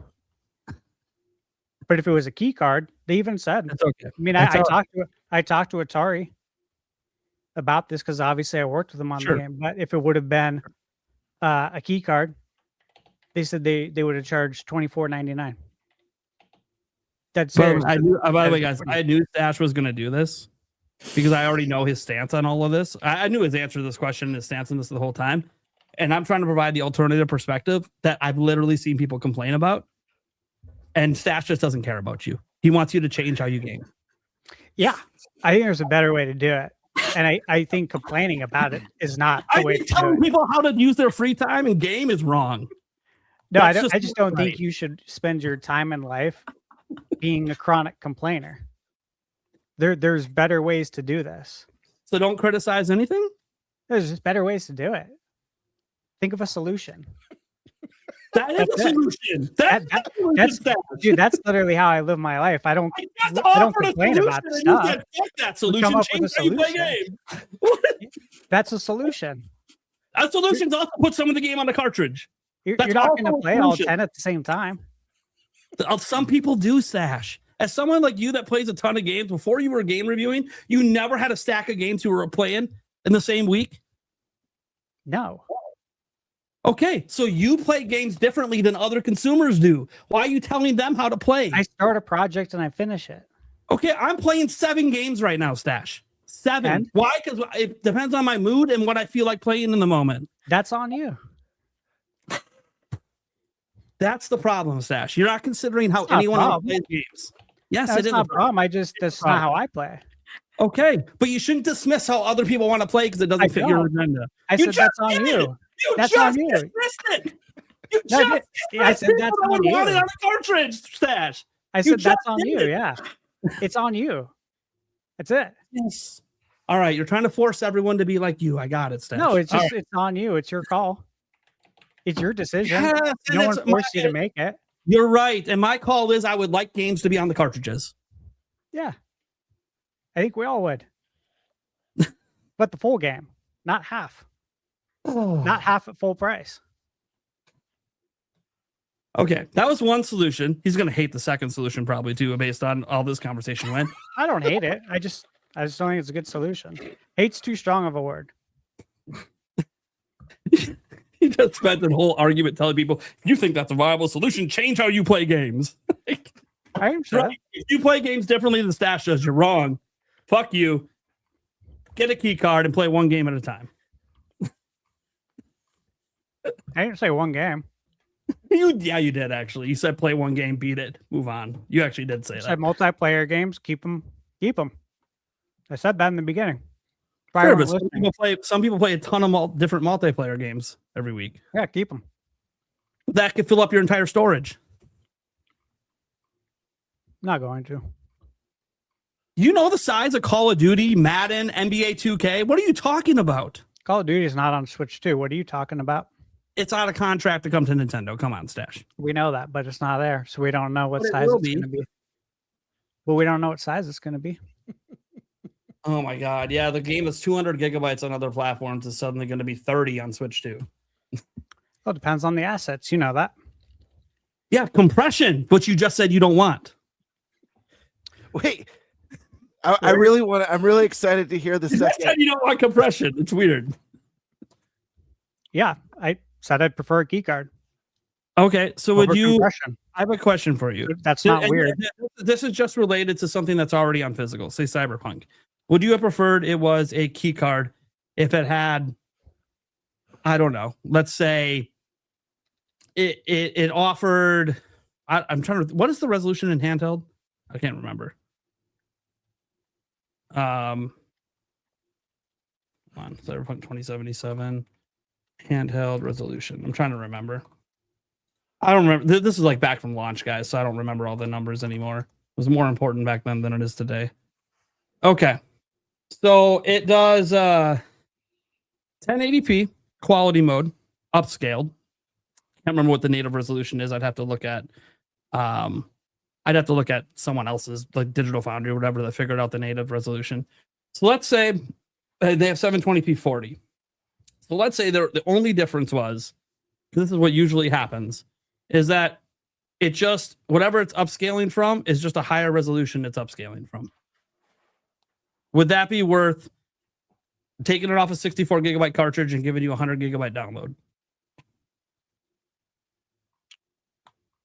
The resolution changing? Yeah, just the resolution it's upscaling from, because it's still going to be below native. Because it's actually what resolution it's upscaling from. Well, that's what compression does. I've been very clear on that. It actually makes it lower resolution. That's literally what compression does. We're not going to see the difference. So then why are you arguing against compression when compression doesn't matter to you, because that's what it affects? Depends on what we compress. It's resolution. They compress the asset. It affects literally the clarity of the game. That's all compression does. The biggest assets are the character model. They compress that down. That's how they get it to run on Switch 2 in general, let alone on a cartridge. So that's what's compressed. Yeah, and I said I don't want compression. But you just said that you wouldn't care. No, I said I don't want it. I would choose the non-compression route. It was very clear. So when I asked you though about Cyberpunk, you just said you don't care about resolution. All right, I don't care. I'm gonna jump in because we've been stuck on this question for so long. I don't know how long the guests have, but before we move on, my friends, didn't even get to my second. I do want to hear. Yeah, that's what I'm saying. I want to get to your second solution, and I do want to hear Stash's opinion on your second solution. Just not as long as this. No, the second solution, I don't think he's going to argue much against. He hates it even more. I doubt it. It's one I've mentioned before. Use Switch 1 cartridges that are cheaper and offer it as an install locally off of it. Then you still don't need internet. My whole bugaboo is the internet. I hate requiring internet to play games. I know that I actively do it and I buy digital games. I'm aware of it, but that's just because the option has been taken away from me in many, many cases. But if you gave me Switch 1 cartridges that I could install off of, and those are cheaper than Switch 2 cartridges, that's why we have all the different sizes. And then you would get your sizes coming back in. Indie games can now go on cheaper cartridges and not have the price difference. What about, how about this? How do you guys feel about this? Let me offer a third solution. I think this is one that would please everyone. Hear me out. Cloud cards for the cloud version of the game.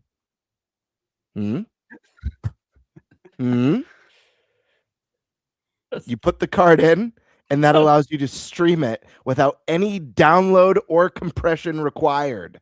I just said I like the solution that has no internet, so you give me the solution that's only internet just to even play. At least the digital, you download and can play it locally offline. All right, moving on. I knew Stash and I weren't going to agree on this topic, but you know what? Someone had to go hardcore for physical. I got you guys' back.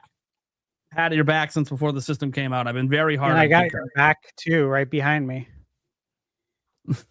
Here we go. It's not a competition. I'm just saying. I support physical. But in Not the way if you it framed the question, You I support don't want physical. half. I don't want half the game. I don't want a half game. You also don't want compression, which is needed to put any game on Switch 2. Well, you said All right. if there was no compression, would you choose a key card? I said, yeah, I would choose the key card. All right. All right, guys, we're moving on to the next one. I think we all agree cloud cards are probably the best of the three. Yes. Moving on. I feel like we need like a huge debate, just me and Stash for a stream once. I'll moderate. We disagree on some stuff. That, by the way, there's no love lost here. We're not mad at each other. This is nothing. It's all fun. It's all fun, friendly band. It literally is. And there are two sides to all of this stuff. And I know there were people in the chat being like, "Oh, someone's fighting for physical. Oh, I love key cards." We know, right? There's no right solution for everyone. It just doesn't exist. And the industry's changing and games are getting bigger and they're trying to navigate it. I own key cards, guys. I'm not stupid. I just don't buy them very often. But I don't plan to buy them again. I plan to just go straight digital, but people can gift me them too. Speaking of gifts, there it is. Thank you, Demonic Brawler. Appreciate you. Did the super chat just vanish? no, I cleared the one. That was the one that was Okay. hidden from before. Karkin says, let's not forget game share has improved. Yes, that was a big thing we talked about.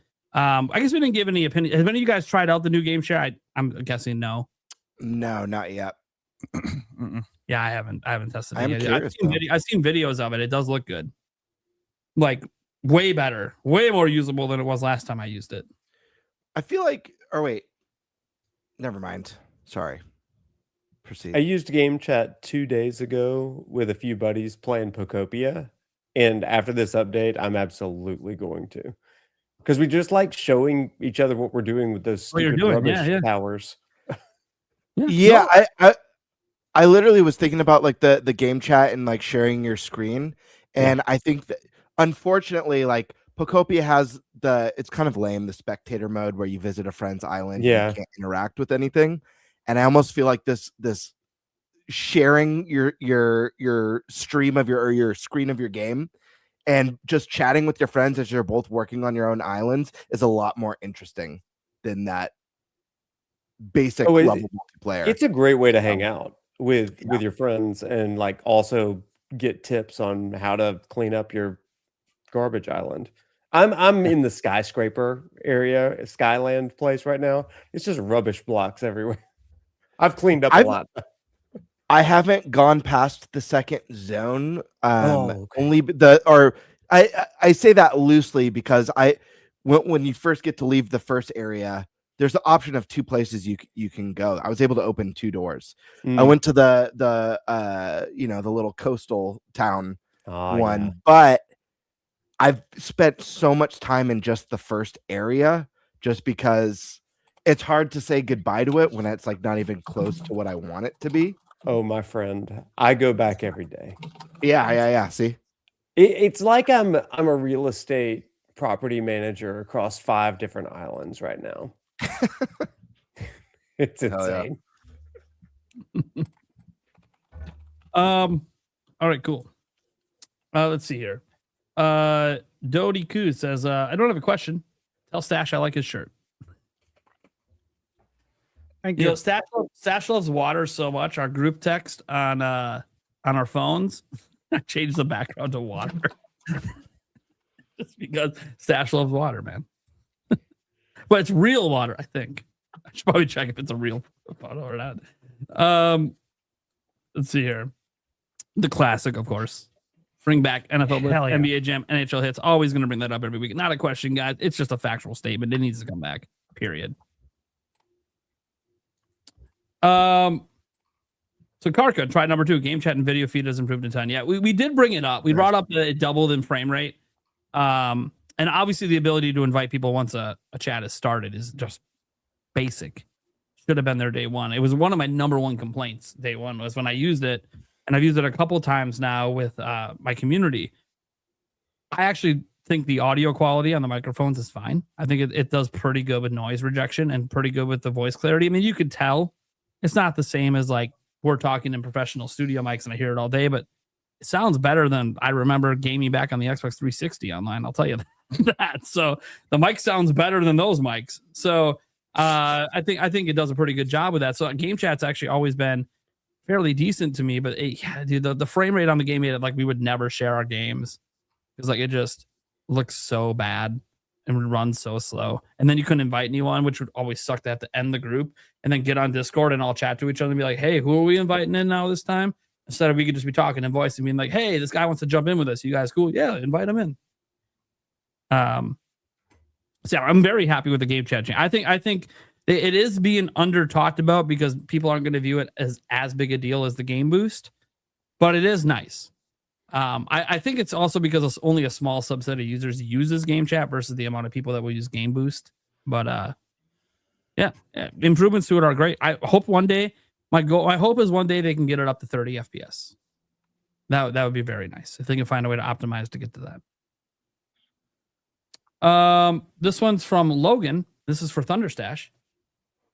Specifically, do you think 3D Mario will release this year? So, Logan, I've been on record. I have it on my bingo card for the beginning of the year as well that I think we'll see 3D Mario this year.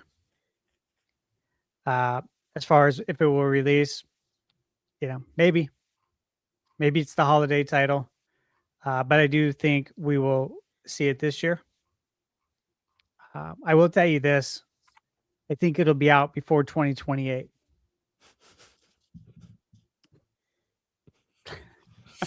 That's not the fun thing. The fun thing about me and Stash, if we ever did like a straight debate stream, would be like, I don't actually know what we disagree on until the topic comes up. So it almost have to be another Q&A format where people bring up topics I didn't know we disagreed on. Anyways, maybe a time when it's just the core 4. That'd be fun. Because GameBird will moderate and Eric will just laugh. Or he'll just call me a dumbass because I am the big dumbass on the show. So example. I have another prediction wrong to add to my mountain of wrong predictions.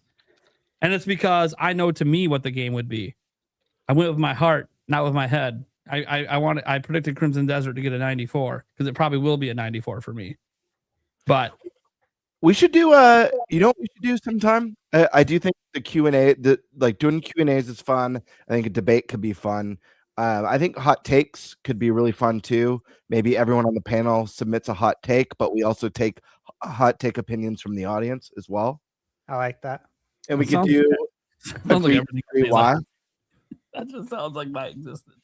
That's awesome. Then just say stuff. A hot take. Just talk about games. Everything's a hot take. I've got a ton of hot takes. So example. We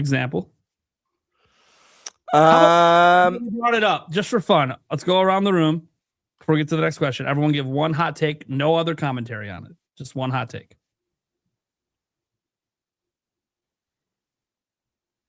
Game key cards are fine. Wait, what did you say? I said game key cards are fine. Game key cards are fine. That's her hot take. I can't think of anything else. I mean, I have tons. Grand Theft Auto is overrated, and Sleeping Dogs was better. Whoa, that's a hot take. What do you got, Eric? You got one hot take for us? No. All right, Professor. I mean, I was going to go game key cards, but I would say Final Fantasy 15 was finished at launch. That's a take. That's a very hot take. I don't think anyone on the internet agrees with that take. That's great. Love it. It was my dissertation, and I earned it. So, and right? Stash, you got a hot take? I mean, I don't think it's a hot take.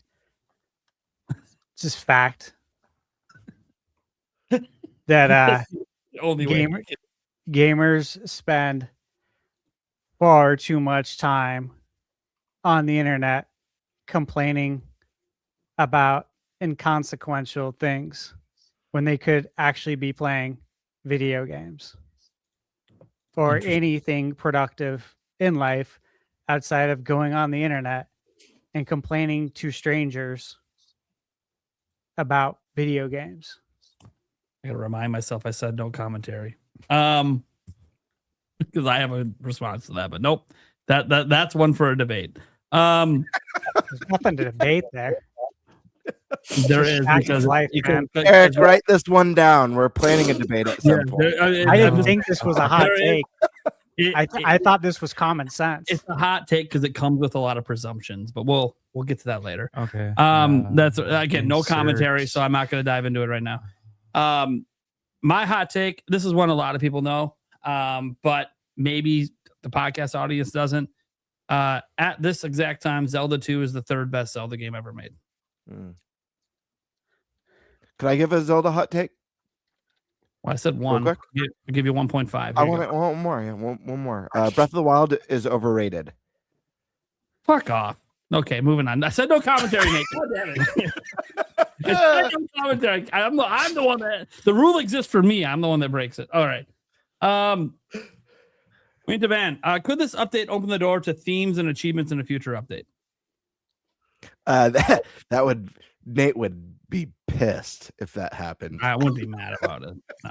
Just kidding. Because I wouldn't use it doesn't mean that I would be mad about it. I love the idea of this coming down the road. So I really hope so. Wink. For me, as long as I can turn off achievements. Like you can still have me earn them, but I don't want to see them. I don't want to have them pop up while I'm playing. I hate when it pops up when I'm playing. It just takes me out of the game. I'm not playing the game for achievements. I'm playing it for the game. Yeah. But I'm not saying that it won't be cool when I'm done playing a game, going back and seeing, oh, what did I do? That's fine after the fact. But and by the way, the PlayStation and Xbox do offer the ability to turn them off. So like it's like is a standard.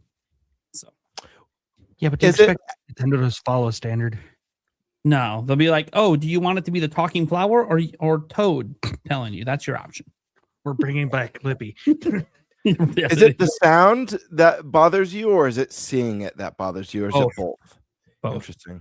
Okay. Well, think about this. When you were a kid and you're sitting there playing Super Mario World, do you want a chunk of your screen taken up by something popping up saying, congrats, you just stomped a Goomba? Yeah. Well, it's just I like listen, I understand it. I understand the sound even more, especially if it's doing it during like a story moment or a cinematic. But I've never seen, and I don't really have experience with Xbox very much, so I can only really speak for PlayStation trophies. I've never had a trophy pop up that like just took me out of the game where I'm like, whoa, oh yeah, playing a game.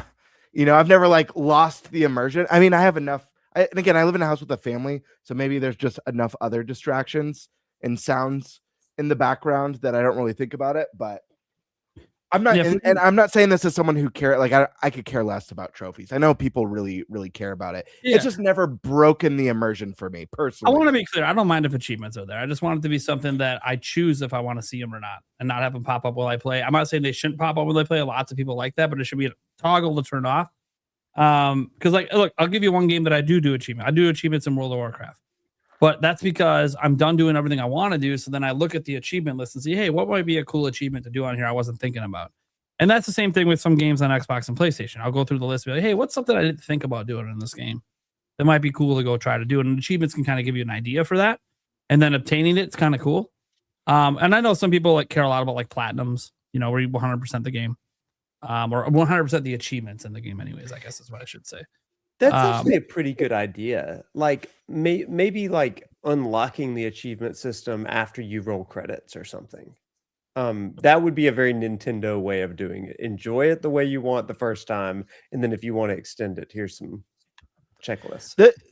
The thing about achievements, and I've said this before, and I know Stash knows people like this too, is that there's people who care about it so much that they will purposefully choose a PlayStation or Xbox version yeah. of a That's game true. solely because, like, I have a friend who loves the From Software Dark Souls games just like me, and I had so much fun with Dark Souls 3's DLC, the Ringed City. I loved it, but that DLC has no trophies in it. There was no trophies for it. And so my buddy dipped out. He's like, yeah, I don't know. He's like, for some reason I lost interest because there was no trophies. A lot And of people did. yeah, That's and like wild to me. I might not be able to necessarily wrap my head around that, but the fact of the matter is that there's so many people that do. It's only going to help having it there because I think one. Some people some people I think what trophies do, and this is just, you know, I understand, like, there's a corporate side to it where it's actually like kind of a data collection thing. But for the end user, it's kind of like social media. It's about trying to give you that dopamine hit. Yep. And if you don't get that constant dopamine hit, it makes you not want to continue playing. It's just not why I play games. So that's why I'll never get it, because I never played a game because it has achievements. And I'm playing crying out loud, right? There is no achievements for most of the games. People also really like the carrot on the stick stuff in gaming as well. Yeah. And I don't know if, again, I'm not as familiar with like the achievement side on Xbox, so I don't know if there's an equivalent, but PlayStation obviously has the platinum. It's usually, you know, if you get every trophy or if, you know, you hit some goal, it's like the big end all be all carrot on the stick. And people like that. And I think the one positive, even as someone who doesn't really care about it, is if there are systems or mechanics, regardless of how you feel about it, that keep people in your worlds and your games longer. Like, for example, if Switch 2 had an achievement system and there was a bunch of great like open world achievements with like some sort of a platinum star that you know, what do they call them, stars or whatever, Nintendo bursts or stamps or whatever. But if there's like an ultimate star and an ultimate stamp for, you know, completing everything, you know, maybe people would have a lot more engagement in that open world of Mario Kart. I don't know. I'm just saying it keeps people in your worlds for longer. It keeps people trying things that they wouldn't normally try, you know? Gets people playing on difficulties that they might not normally try. Brings out competitive people too. Yeah, it's me wishing and hoping for achievements on a Nintendo platform has nothing to do with my own personal interests. It only has to do of like, what are ways that I think Nintendo could reach a wider audience and improve the love for the platform. And I think both achievements and themes are answers to that. Because again, I like themes. I do like themes. I would love to be able to personalize, whether it's with an awesome sound effects, you know, Zelda sound effects as I go between the different menu icons or switch between games, or Mario sound effects, or a jingle at boot up, or, you know, a theme song that plays in the background with a cool backdrop, that sort of stuff. Like, I like that, but you don't like that, Nate, or you don't care about that, Nate, at the very least. But I think you understand the fact that like there's a lot of people who would be really interested in that, whether or not they're free, whether or not they sell them for $1.99. People do it on their Android phones all the time. And I really love the idea of Nintendo doing something unique with achievements or trophies. And we've gotten this before on PlayStation. When Persona 5 came out on PS4, if you platinumed the game, you got a PS4 theme with the background and music and sound effects and all that stuff. That's really cool. I love the idea of hitting milestones and actually rewarding you, maybe whether it's in-game rewards or just a console-based reward like that. Really cool to me. But I don't know. Those are my thoughts. I think what's interesting is I'm not opposed to this. I want to be very clear about that. I'm cool if achievements and themes come. It doesn't matter if I care about it. I recognize it. And you guys see this on my channel and even on the podcast. Like, I'm all about what people want, even if it's not something I care that much about. Like, even like the physical option I was arguing against Stash for. It's like, well, it's because they get dismissed so quickly by people, and I see that, and it's like, well, no, they have a point for what they're saying, so I'm going to defend that point. Even though personally, I obviously buy digital games. I have key cards on my shelf. I don't plan to buy many key cards. I'm not a huge supporter of them. I've never liked them, but it's not like it's going to prevent me from playing the game. I'll never not play a game because I have to buy a key card to play it. But I can understand the perspective of the physical, so I can make the argument. The thing about this is I've been jaded on achievements for a long time, and it's the internet's fault for the most part. A few in real life encounters as well. And because, as it's like Stash says, achievements bring out competitiveness, right? Well, I think competitiveness is great, especially when you have two friends racing for achievements or trying to get bragging rights over. I think that's cool, right? Like, I've definitely done that with achievements on Xbox before. I've tried to race with Eric and be like, oh man, did you get the trophy here? Did you get this achievement? Did you get this gamer score on this game? Blah blah blah. But my problem is the general public and people on the internet. Anytime you talk about video games, the first thing they say to me is, yeah, show me your gamer score profile. Now, I don't have to care about that, but it's like, no, I don't like being judged off how many achievements I have, because it's not why I play. Now, it's obviously why they play, because they're the one challenging me on it. So you can see if I beat a game or not. I don't care about that. I don't care if I chased every achievement in a game or played it on the hardest difficulty. But if you see that, which I've had people look at like my Xbox profile, but oh yeah, you beat that game, but you did it on standard mode. Everyone knows you got to play that on the hardest difficulty, otherwise it's not a challenge. I'm like, okay, and I had a fantastic time. I say just who cares what anyone else thinks. Play I know. That's what I say too. If I play a game on Don't easy have mode, it. who cares? I chose to play it on easy. But Yeah, don't sure. have this debate in the first place. Well, Spend less time online, more time playing. Less time talking to strangers on internet. it's not that easy when my Who's life depends on impolite. this. My life depends on the conversations. On the Well, internet. yeah, but not debating with people about stupid shit. Actually, 'Cause that the debate is- leads to the entertainment on my live streams, which lead to me making more money. So actually, it does. Well, like on Twitter, debating with people. Oh yeah, back on and Twitter. forth. Twitter, yeah. No, the only That's thing where on I see Twitter, it. yeah, the Pops only up thing in on my feed Twitter, all the time. I only go back and forth with people when they're just factually wrong, and I'm just laughing the whole time. It's just entertaining. It's taking me a few seconds. It's Much nothing, of the but world's factually wrong, though. You spend a lot of haven't, time but- doing that. yeah, I know, but it's entertaining to me. I will admit, I get a smile out of it. But and technically, I guess I make money on X now. Guys, I went from 20 to 70 a month. I can almost buy a game. Just need enough for taxes. Anyway, I gotta pay taxes on it, so I still can't buy a game off it. But whatever. Twitter's a weird place. You can waste a lot of time there doing a lot of stupid shit. That's true of any social media platform, though. I stay interactive on there. You guys know I like to interact with the community. I think it brings us closer together. I just want to say one last thing for that question or for this question. Yeah. Take a game like Tears of the Kingdom that's designed around the ultimate creativity of the player, and just imagine some of the achievements that team could have come up with that don't have defined solutions to achieve them. I haven't messed with the Switch 2 update much, but didn't they add achievements through the app? Yes. Yeah, and I'm not sure like the degree of that, but like I'm thinking at like built-in like Switch 2 achievements. Yeah, I know. Some of the creative stuff, like My number launch one complaint is that the achievements are on the app and not on the Switch. Yeah. launch a Korok with a carrot, 3,000 feet from Like, Elden Mountain. All I need is the big dog With achievement, shorts and on. I'll go for that. Don't ask me what that achievement's for. Don't ask me. That's Nintendo. But oh my, here we go, Eric. Eric, you guys can't hear what he says. He's commenting off camera. Devon Brawler, I appreciate Nintendo continuing to improve on features on Switch 2. I hope handheld boost helps with system sales. But I play in dock mode only. Yeah, for dock mode, that update doesn't matter much. Game chat still might matter. If you like putting notes on your friends, which sometimes I do, like, because some of the people on my friends list, guys, and some of you guys know this, are just members on my channel because it's one of the perks you get. Even though technically I can't friend everyone. Thankfully, not everyone friends me, so it's not a problem.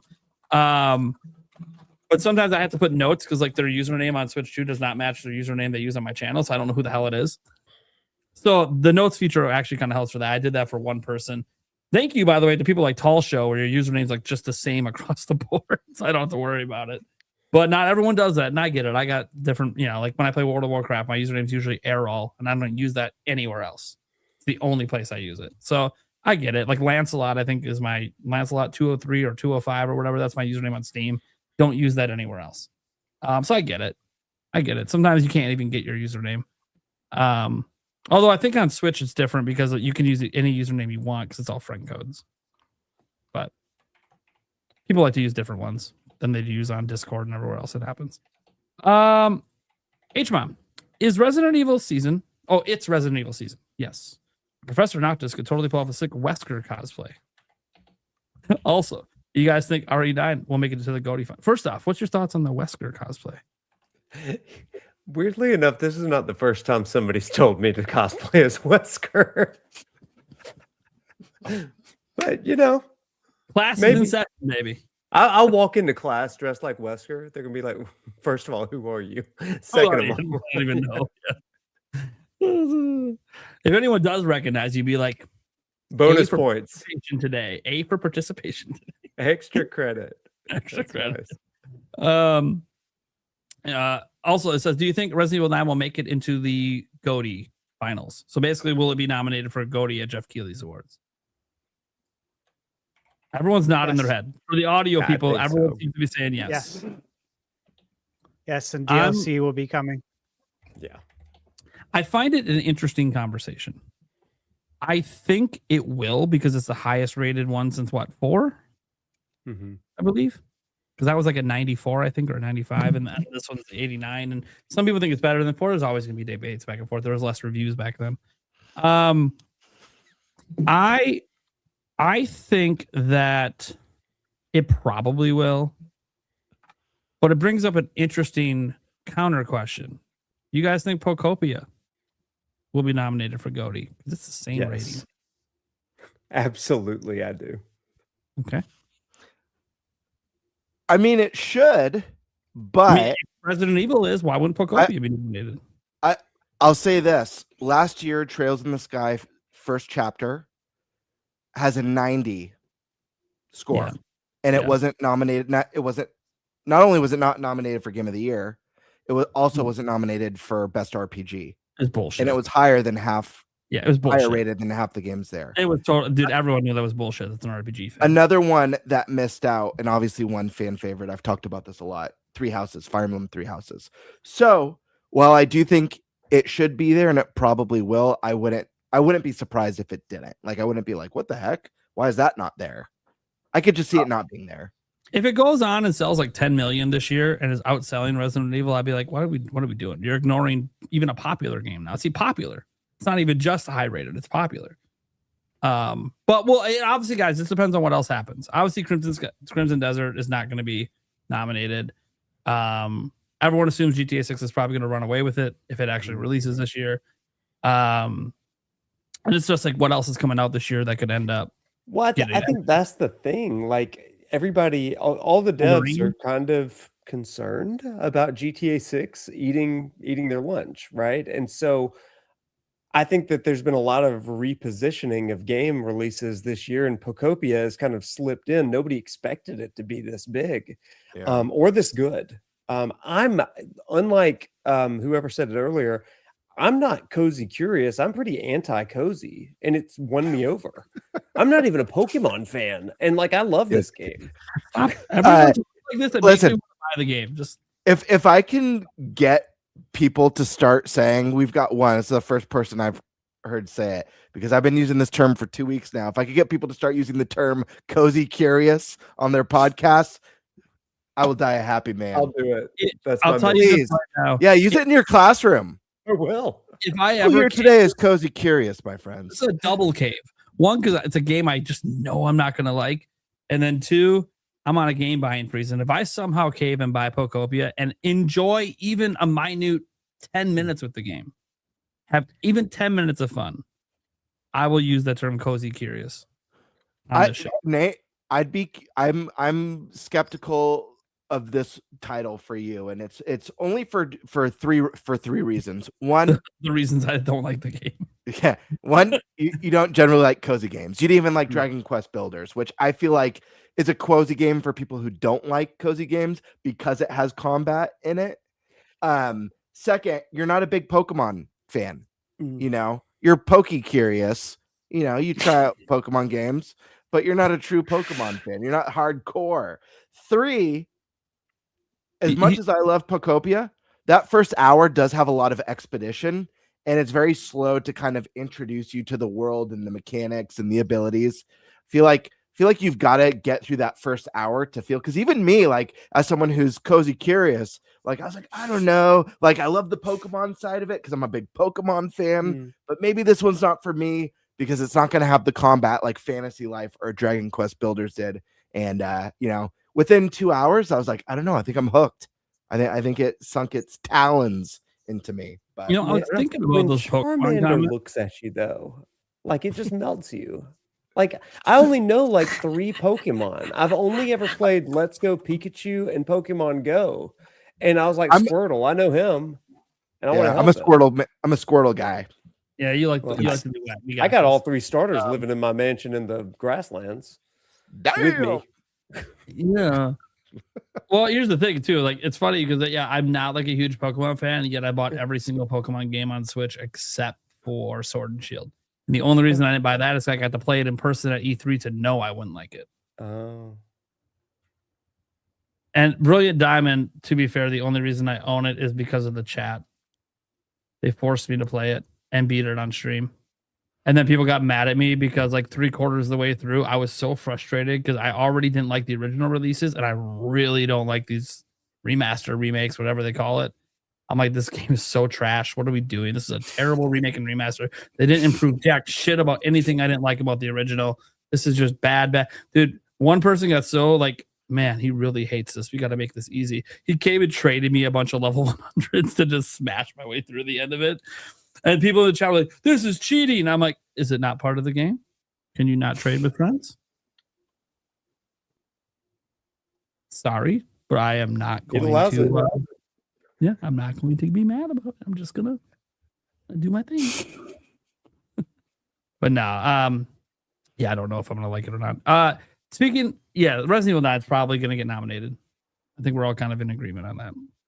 Yeah. But we'll see. Only the version with DLSS. It'd be interesting to revisit this in October, before they get announced, and just see because we'll have a grander landscape of all the games that came out besides GTA at that point that will probably be nominated. This is my one of my big problems with GTA this year. I feel like in a way GTA is kind of ruining 2026 a little bit. And I'm not saying that because I said earlier as one of my hot takes is that Grand Theft Auto is overrated. I'm saying that because everyone is like, the alarm has been sounded. We have so many games now that are 2026, but no concrete release date. And everyone's waiting on the sidelines to see when Grand Theft Auto drops. And it's affecting how I think, even with Fantasy Critic. We might talk about that later. But yeah, I feel like everyone is at the mercy of Grand Theft Auto right now. Maybe not necessarily like Nintendo first party, like big stuff like Mario or Pokemon or anything like that. But the majority of the industry is kind of like on the sidelines. Like, do we give a release date? Like, do we not? When's Grand Theft Auto coming? Is that going to get delayed? So I don't know. Pokemon fan loves the popcorn bucket. Want to hold it up again? I'll put you full screen quick. Absolutely. We got the beautiful Littlefoot from Land Before Time. He's nice and textured. Opens here. Let me see. Yeah, that's where the popcorn goes. Oh, look at that. You see, it goes all the way back to the ass. But I don't want to put popcorn in it. Is that dumb? Is that lame of me? I just want to put it on one of my shelves over here as a nice collectible. I want to put popcorn in it unless they're forced to at the theater. The thought of mints. I like that better. Yeah, I like that better. Pre-bagged ones, so then you don't dirty it. I don't want to get it guests will love it. I don't want to get it buttery. That's the thing. You know what I mean? Yeah. It looks like it'd be difficult to fully wash out. Yeah, that's what concerns me. The butter in there. The egg part will be easy to wash, but all the ridges and stuff on the back part of Yoshi, it'd be a pain in the ass. I still say you should drill a hole in the backside and put Raisinets in it. When you shake it around, it looks like it. By the way, if I can't get mine until actually at the theater, they're probably going to put the popcorn in it, and I'll just be like, whatever. Yeah, right. I'll hose it out. It'll be fine. Right. I do feel like the Luma buckets are going to be a lot easier to get. They're cute. They're not as detailed as the Yoshi, you know. Well, Luma itself is not as detailed as Yoshi. Yeah, I believe there was 4 Lumas. There was like a blue, red, green, and yellow. Don't do this to me. Well, it's gonna be $50 a pop. I'm gonna spend. There's no way the Lumas are 50. I guarantee those ones are probably $30. Dude, this game is all the buy Lumas. Worst case scenario, they have a tin too. That's like the Mario Galaxy movie poster. By the way, guys, there's options. Considering buying this Mario stuff if it wasn't for the fact that if I don't get it, it's gonna be stupidly expensive to buy it on eBay. So no game buying freeze, but games will be available later. I can buy them later. I can't buy this later for MSRP. That's true. Yeah, it's terrifying. I spoke to Stash on the phone. You know, I gave him a call right after I got it to, you know, just give some tips because he was curious about where I got it and stuff. And he mentioned the Zelda popcorn bucket. And I got for the moment he's like, "Oh, what do you think they're gonna do for Zelda?" Like, I got instant anxiety. It's like, nervous as I was about getting my hands on this one. If I don't get the Zelda one, I'm gonna freak. I'm gonna be devastated. It's gonna be a Korok. I was thinking, and Stash thought it was a good prediction. I was thinking a Triforce popcorn bucket, and they've done, by the way, popcorn buckets that light up or glow. They have the bat signal one that they did, and it's actual bat signal that lights up. I could see them do a light up Triforce. I think that would be really, really cool. Good. Well, we'll see. We haven't even seen the trailer. I think I'll have a better idea after we see the trailer for the Zelda movie, what they may base it on. Tingle. Yeah, it was obvious they would probably do a Yoshi one, and the Lumas look like they play a bigger role thanks to Rosalina, so it makes sense. Dude, if we get a Star Fox movie and we get a giant R-Wing bucket, Monty Brawler. Have any of you ever played and beat a very popular game back in the day, yet somehow forgot the ending of that game? That'd be weird. No, I can't say that I have. Yeah, that'd be lame too if you did, right? Something wrong with you if you forgot the ending. Especially if you forget the end of a Zelda game, you know? How could you forget Zelda? Especially when you say it's like your favorite series too, and you forgot the ending. Yeah. Starting your career too. That makes it worse. Or if you fought about it with a co-host or something. I don't know. Yeah, that would just be awkward. Well, the answer for Stash would be never, I'm sure. Stash talked about this before. Like, he's got a thing with his memory. Like, there's no way he forgot an ending to a popular game that he played back in the day. So for Stash, I already know there'd be no way. I mean, not unless he gets Alzheimer's or something someday. That's hopefully, if that's a thing, that's like 40, 50 years away or some shit. We all hope for that because you don't know what happens when you get that old. Look at the bright side though, Stash. If you forget a great game, you can replay it again for the first time. That is a positive. That is a positive. Yes. So nobody else besides, obviously everyone knows about me, guys. It's Ocarina of Time. And I guarantee it's not the only game I probably forgot the ending to. My memory's not like Stash. I used to remember everything until I had kids. And then once my priorities shifted, remembering the endings to games is no longer a priority to me.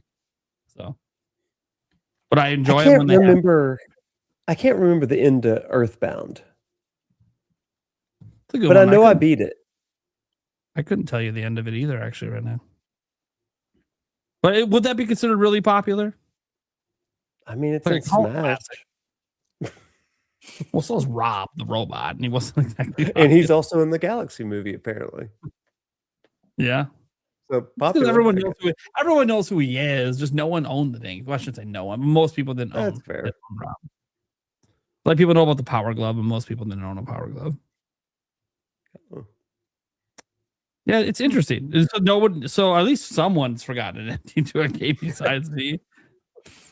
That may not be the most popular game, but it's a cult classic series. Yeah.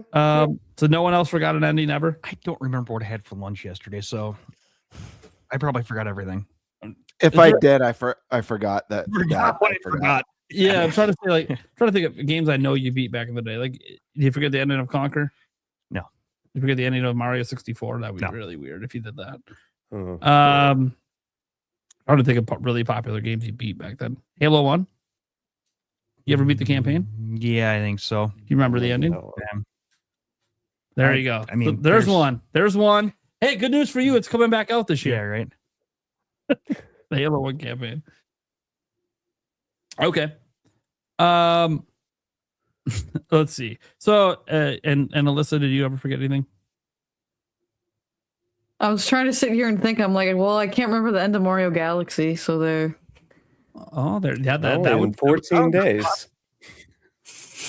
Now, see, if this question was phrased differently, it'd be only about me because it has to be phrased someone who swears they remember it and then tell a false ending, only to be proven wrong. Yeah, I'm just straight up admitting I don't remember on the show this time. I'm the only one on the show this time. I haven't done it on this show. My record's clean on Nintenbyte. The problem is my reputation precedes me. Anyways, it's funny too. Is Stash making fun of me from your favorite video game franchise? Yeah, but it's not even in my top 10 of that franchise, which is a whole nother discussion.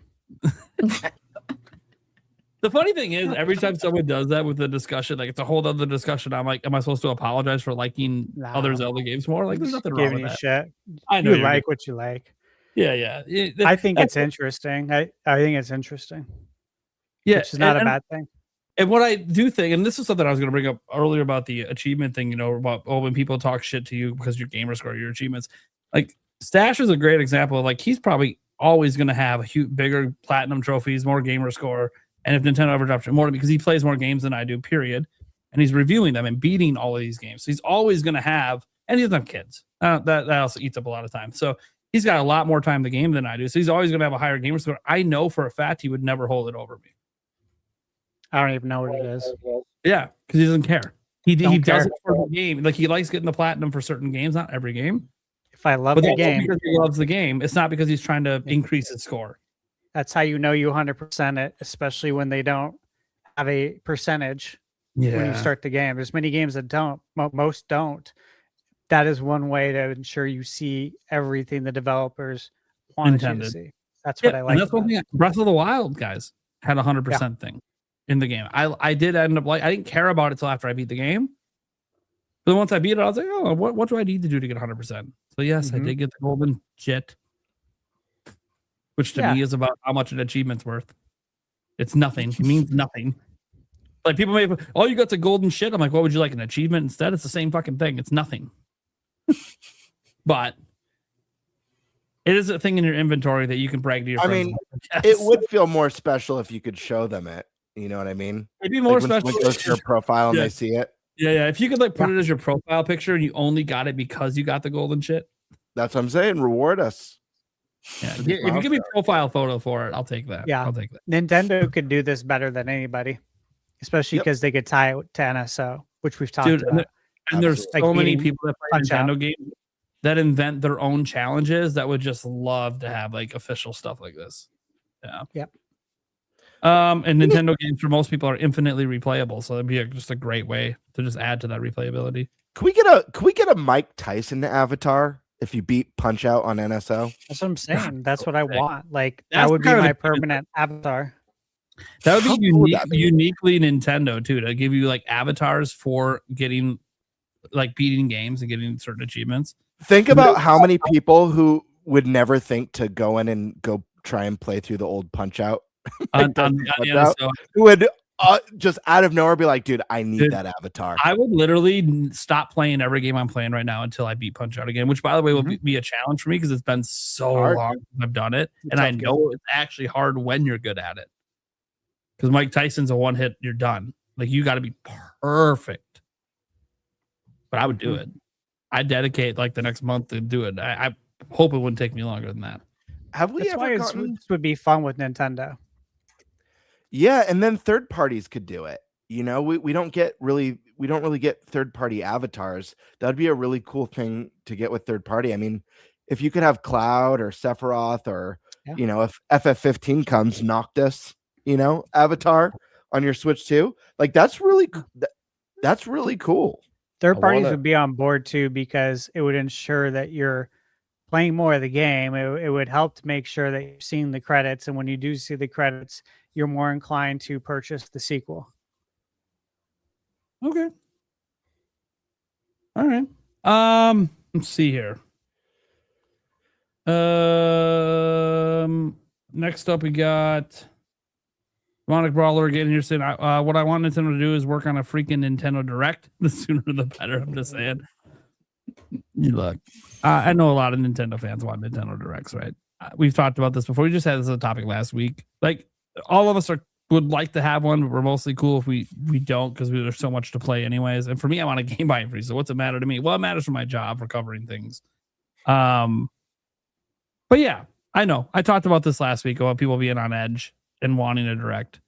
If you're curious and you want more thoughts from the panel on this, we'll get the thoughts from ProfNoctis and SkySwordsAlisa. But if you want our 4 thoughts, just go watch the podcast clips channel. We got the clip up. You guys can go check it out and watch our thoughts on a director and all that stuff. But we didn't have Noctis or SkySwordsAlisa. So you guys, thoughts on the Direct, wanting it, not wanting it, do we need it, etc. Let's start with Alyssa. She hasn't talked much lately. So at first, once we got Yoshi's release date, I was one of those people that was like, yeah, okay, no Direct until June. I listened to the podcast from last week, and I really liked all of your different perspectives. I liked how Stash mentioned how Nintendo likes to try to keep the headlines, and I agree with that. So I'm kind of thinking they'll want to ride out the Mario movie through April. Maybe in May we'll get the Direct. I would like one sooner. I mostly just want to know like what Zelda thing we're getting this year, because like there are so many games to play. The backlog's always growing, so I'm not really looking for something to play. I'm kind of just like, what's the Zelda thing I should be looking forward to this year? That's like the main thing I'm a little antsy about. But I'm kind of thinking like May, June time. Okay. And by the way, SkySword, the super chats on your end did come through. So. Oh, okay. I just saw the chat. So like, because she's streaming it, anyone who's co-streaming it will come through, at least to me. I don't know if it comes through to everyone, but I see all of them. So, okay. So I was just double checking the ones you said came in. I'm like, oh yeah, they're on the list. We'll get there. Okay. Cool. So I don't want people in her community to think like we're skipping out in. Yeah. That's all I was doing it for too. I was like, I just wanted to make sure that you guys could see that they had a couple. So this was earlier because my username used to say $20 shots for science, or I'll do a shot for $20 for science. What that meant is, and I'll change my thing back to that in case people want me to do more. I'm basically creating like concoctions I've never done with a shot. So the concoction that I did for that one was I did a cookie dough, whiskey, and basically Malibu combined into a shot. Did not like it. Was not good. I liked them individually. They did not go well together. So the next one, I got other alcohols and other things to mix in. So I mean, we'll see if things get a little nuts with that. But that's what he was talking about. I think I can be done with the creamy farts. Stoked to game. By the way, when he did it, I didn't know he did it at first, and then he said something in the private chat, and I just fucking lost my shit. Totally GameBird. He does it to me like every episode. Stoked to game said, I wish Nintendo would make more of their game soundtracks on vinyl available to buy. Like, bro, the Mario Odyssey soundtrack on a vinyl record. I wish. I love that, and I agree. I love vinyl. I love video game. A lot of my vinyl is video game soundtracks. So I love it. Yeah, and you guys get did the Zelda vinyls come out? Did you guys get those ones? I have one Zelda vinyl. They come out in June? Okay. Yeah. I don't have them ordered. I have one. Oh. I couldn't afford them at the time, but I know I want them.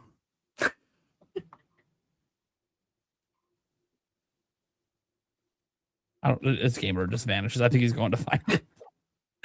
Okay, well, we can come back to that when GameBird gets back to show off the one that he claims he has. Winterman says, how about an option to play Virtual Boy in TV mode? Yes. Yes. It can already be done via emulation. Nintendo literally did it to advertise the damn Virtual Boy. So they did it themselves. Yes. Oh, here it is. Let's full screen that. Oh, there it is. Oh, is that a Zelda and Chill one? Like a Game Chops final? You're muted. Oh, he's muted. Yeah, he muted himself. I'll unmute him. I got you. It's all music from Ocarina of Time, fully Oh, okay. orchestrated. Yeah, It's as I a said, full- I recognize the album. that plays, and it has really beautiful. I love this stuff. So the first disc is like Kokiri Forest. Ooh. It's got Did they put any art all the on the great vinyl things. itself? No, but it's like this one's a beautiful like Oh, they look green like and white. Yep. And then the other one is the Elden area with like Death Mountain, and the soundtrack is, I forget the name of this vinyl. It was on it's from I Am 8-Bit. I forget what it's called. You could find it on their website though. But it's beautiful, and in fact, I did an unboxing of it when I got it, and I played part of the opening track on it. That's just like stunning for Zelda fans. So if you guys have vinyl players or ever hope to like in the future to get one, I Am 8-Bit does amazing video game vinyls. They do restocks usually for people who like moist cream, but I'll kill you, Prime. I just noticed that. There we go. For showing vinyls. Oh, That one is So epic. beautiful. vinyl.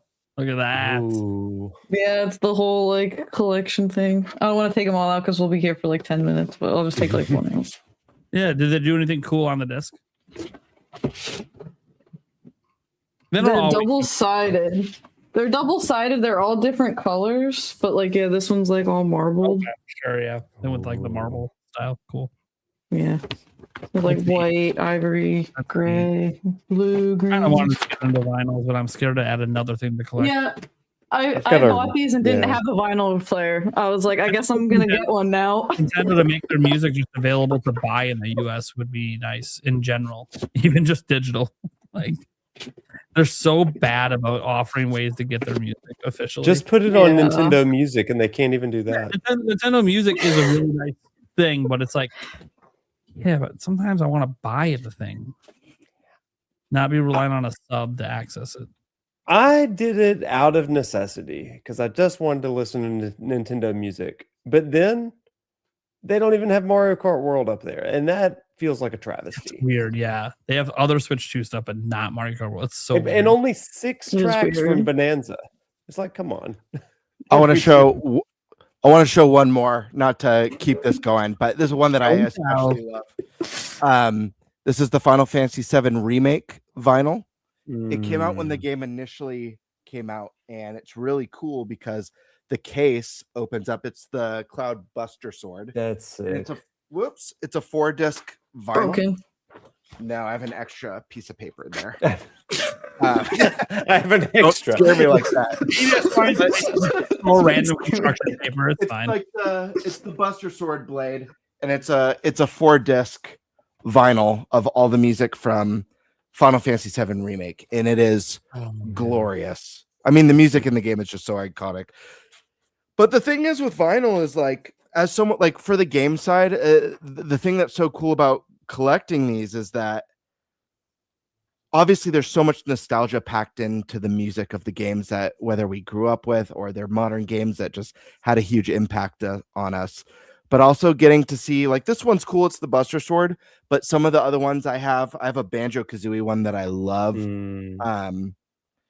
That was all the music's Grant Kirkhope. He reimagined the first album, Wow. the album from the first game. But Yeah. the artwork, having like the big artwork and stuff is just I don't know. I love it. Perfect time to drop this one. Keep up the good work, GameBird Classic. Oh yeah. Cheers. Thank you. I think you should talk about Game Boy Color, Yeah, That's probably. possible. to be clear. Probably. I have no idea, to be honest. Yeah. It's just a GBC. We happen to have a co-host. Those initials, it's like, keep up the good work. Game Boy Color? They're both doing a great job. If your Game Boy Color is still working, it's doing a great job. Jesus. And GameBird obviously is. He got an Emmy, so I did. Well, now it's an Emmy. that's what I said. All right. They're called the YouTube Emmys. All right. I'm moving on. But I not also got the Nintenbyte Best Banana of the Year award. Yeah, Hell yeah. he's That's just a real stacking award. awards. actually got that one. He got the other one too. Look, I would be so proud if anyone on this show gets nominated for the actual like internet ones they do for creators. But none of us are even close. The show is not even close to even being considered. Right? We're so small compared to the people that they put in those awards. Tell that to this beautiful banana trophy. Yeah, that was a podcast award for our podcast, our own betting special. I bought the damn thing. I know what it was for. It was presented, I guess, by me. Not just I just can't. That's true. For the culture. That was to get a 69 on my side. That's why I drank the beer earlier. It says top 3 non-Nintendo franchises. So let's start there. Something in here for Professor not to tell somebody's challenge in Alabama over here. SEC, it is what it is. Rivalries. So top 3 non-Nintendo franchises. I'll hide this here while we answer this. Let's go to Stash. What's your top 3 non-Nintendo? I know you've played a lot of shit and you hate these top lists, but hey, just grab 3 that just pops your mind right away. Final Fantasy. Obvious. There you go. Dragon Quest. So both Square Enix. Guys, there's so many guys. You could go. I mean, some of them have died out though. That's the problem. But now they're being resurrected for the 40th anniversary, like Castlevania. You know what I'm saying? There's just so many. God of War. But how many have we had in the last 10 years? Right? Yeah, a lot. Yeah. I knew you would be the hardest one because you don't like this, but also it is kind of cool to shout out stuff. It is. You could shout out a billion of them. Like it's so hard to narrow to 3. There's so many I love, yeah. But like Uncharted. Love it. What are they doing with it? Is it done? Is it done? I think it might be done. I don't know.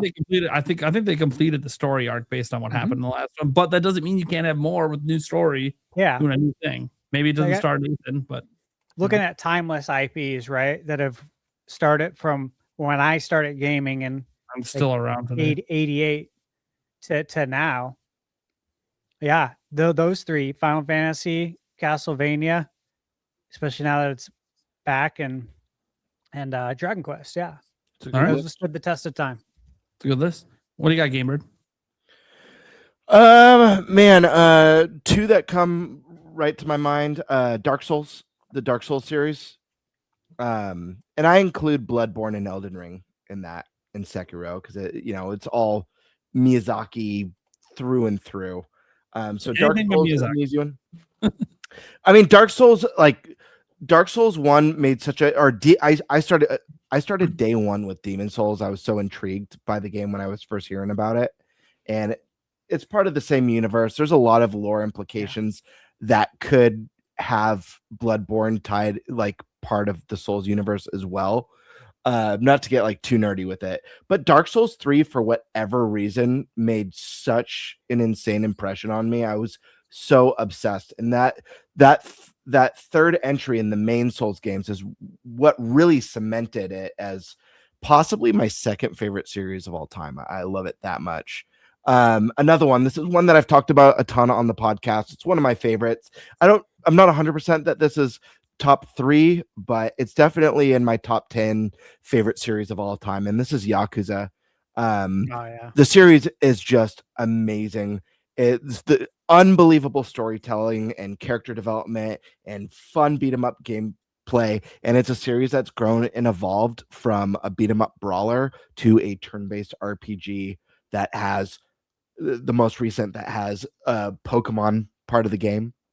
Not actually Pokemon, but there's Pokemon mechanics, Animal Crossing, all the amazing stuff in there. So Yakuza, I'd put as number 2. And then 3, man, I'm wondering if I go with something more current. Or you know what? I'm gonna pick one. It was one of my favorite series, way back in the PS2 age, and this was a series that was dormant, and it's one that I've literally been praying to the video game gods year after year for this series to come back. And last year, or not last year, the year before, or was it last year? I don't know. Either last year or the year before at the Game Awards, a dream came true of mine, and that was for Onimusha. Onimusha was just such a special series for me. If you guys, it's funny seeing the trailer for the new one, and they're like, "Oh, it's a new Souls-like." Like Onimusha was a samurai game that kind of has the soul, like you collect souls from the enemies you kill to level up your weapons and gear and earn new abilities and enhance your weapons to evolve them into new forms. But this is a game that existed on the PlayStation 2. It's one part Resident Evil with the horror mechanics and the puzzle solving, another part action game with RPG mechanics, and it was just so wonderful and so much fun. And getting a new entry, I know they're deviating a lot from some of the staples of the series inception, but I'm really excited for this one, so I feel good about those 3. Eric. Yeah. I don't know if these really count as series, but Sonic and Pac-Man. Yeah, absolutely. Why would those be series? There's multiple know. games. Yeah, they're like 2 of the biggest franchises of all time. They're franchises versus series versus Well, you said franchises, but yeah. Okay. And then I wish they asked us top 10. Halo. Because this feels wrong. Because now that I'm like, I was thinking about it too. I'm like, I'd put Resident Evil on there for sure. Then there's what about Mega Man? Too. Mega Man. But Yeah, the second obviously gravity- I thought about Sonic. Another question. 3. There's so many. Alyssa, give us 3. If I had more time to sit and think, and it is also really hard to narrow it down to 3, but I wrote down Tomb Raider, Clair Obscur. I know there's only one game, but I guarantee anything Sandfall makes is going to be gold to me. And Okami. I'm so stoked for the next one. Okami Anytime Capcom. What? Go ahead.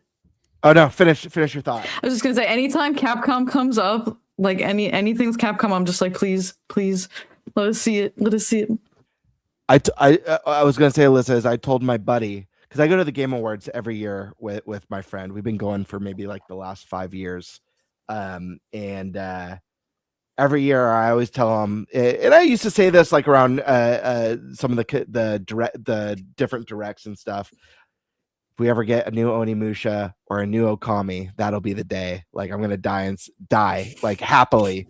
And we got both those in one Game Awards, and like that Game Award that we got those will probably forever be cemented as my favorite of all time. Yeah, those truly are. Like Capcom has so many great series under their belts, but those 2 games, and I'm even leaving out Beautiful Joe. That's another amazing series from the GameCube days that was just so special. But Okami and Onimusha are such a huge part of just, I don't know, my gaming life. And Okami, in my opinion, is honestly the best Zelda-like to this day. Because it's a Zelda-like, but it's also so new and unique that it doesn't feel like just a Zelda spinoff. Yeah. You know what I mean? It has enough of its own identity that makes it stand out so much. Anyways, I could talk just thinking about these other series that mean a lot. These are 2 that I just care so much about. But anyways, ProfNoctis. Yeah, I mean, obviously Final Fantasy for me. That one, ups and downs. Even the worst Final Fantasy is a good day for me. So that one, I would have to go with Uncharted. I get hyped anytime an Uncharted comes out. So like from the first one all the way to the fourth, I just love them. So that is the thing that if there was an announcement, I would pop the most for. And then finally, Halo. Gosh, I love Halo. Mm-hmm. Those are even Infinite. I love them.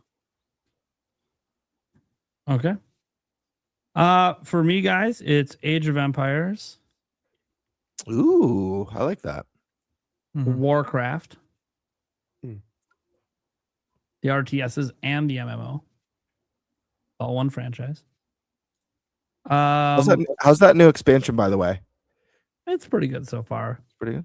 And we'll see. Apparently, the second half of leveling is better than the first half, and I just entered the second half of leveling, so we'll see what happens. I was thinking about dipping in. If I do, I'll hit you up to play, Nate. Yeah, I'm very I WoW literally- casual Yeah, or me WoW too. curious. I'm not sure. Yeah. I play it really casually. I could easily be level 90 if I wanted to be, but I'm playing Resident Evil and other stuff, so I'm only playing it, here and there. And then and Yulia's been playing it a little bit. She wants to level all the way up though and not use her free character boost. So I'm like, all right, that's fine. You've never played, so that makes sense. Good luck. There's a lot to experience. Like, Have her play WoW Classic. yeah. No, she will quit that in a day. Dude, I'll never forget. I know you have another series to mention, but I have to say this story before I lose it, Nate. I'll never forget when WoW was a brand new thing and jumping into that world and playing with my friends. I forget the name of the dungeon. It's an early level dungeon in the Barrens called like RFD or RFK, Razorfen Crawl or Razorfen Downs. But anyways, I was a mage at the time. That was the very first character I ever rolled in WoW.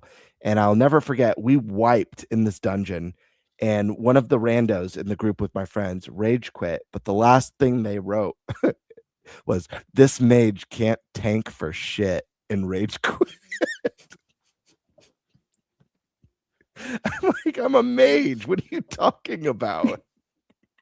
And for anyone who doesn't play MMOs or probably don't know what I'm talking about, but if you understand, it was pretty funny. I was like baffled. There was like one thing back in the old school, like when you were an ice mage, you could summon like one thing that could tank for a very little bit, though.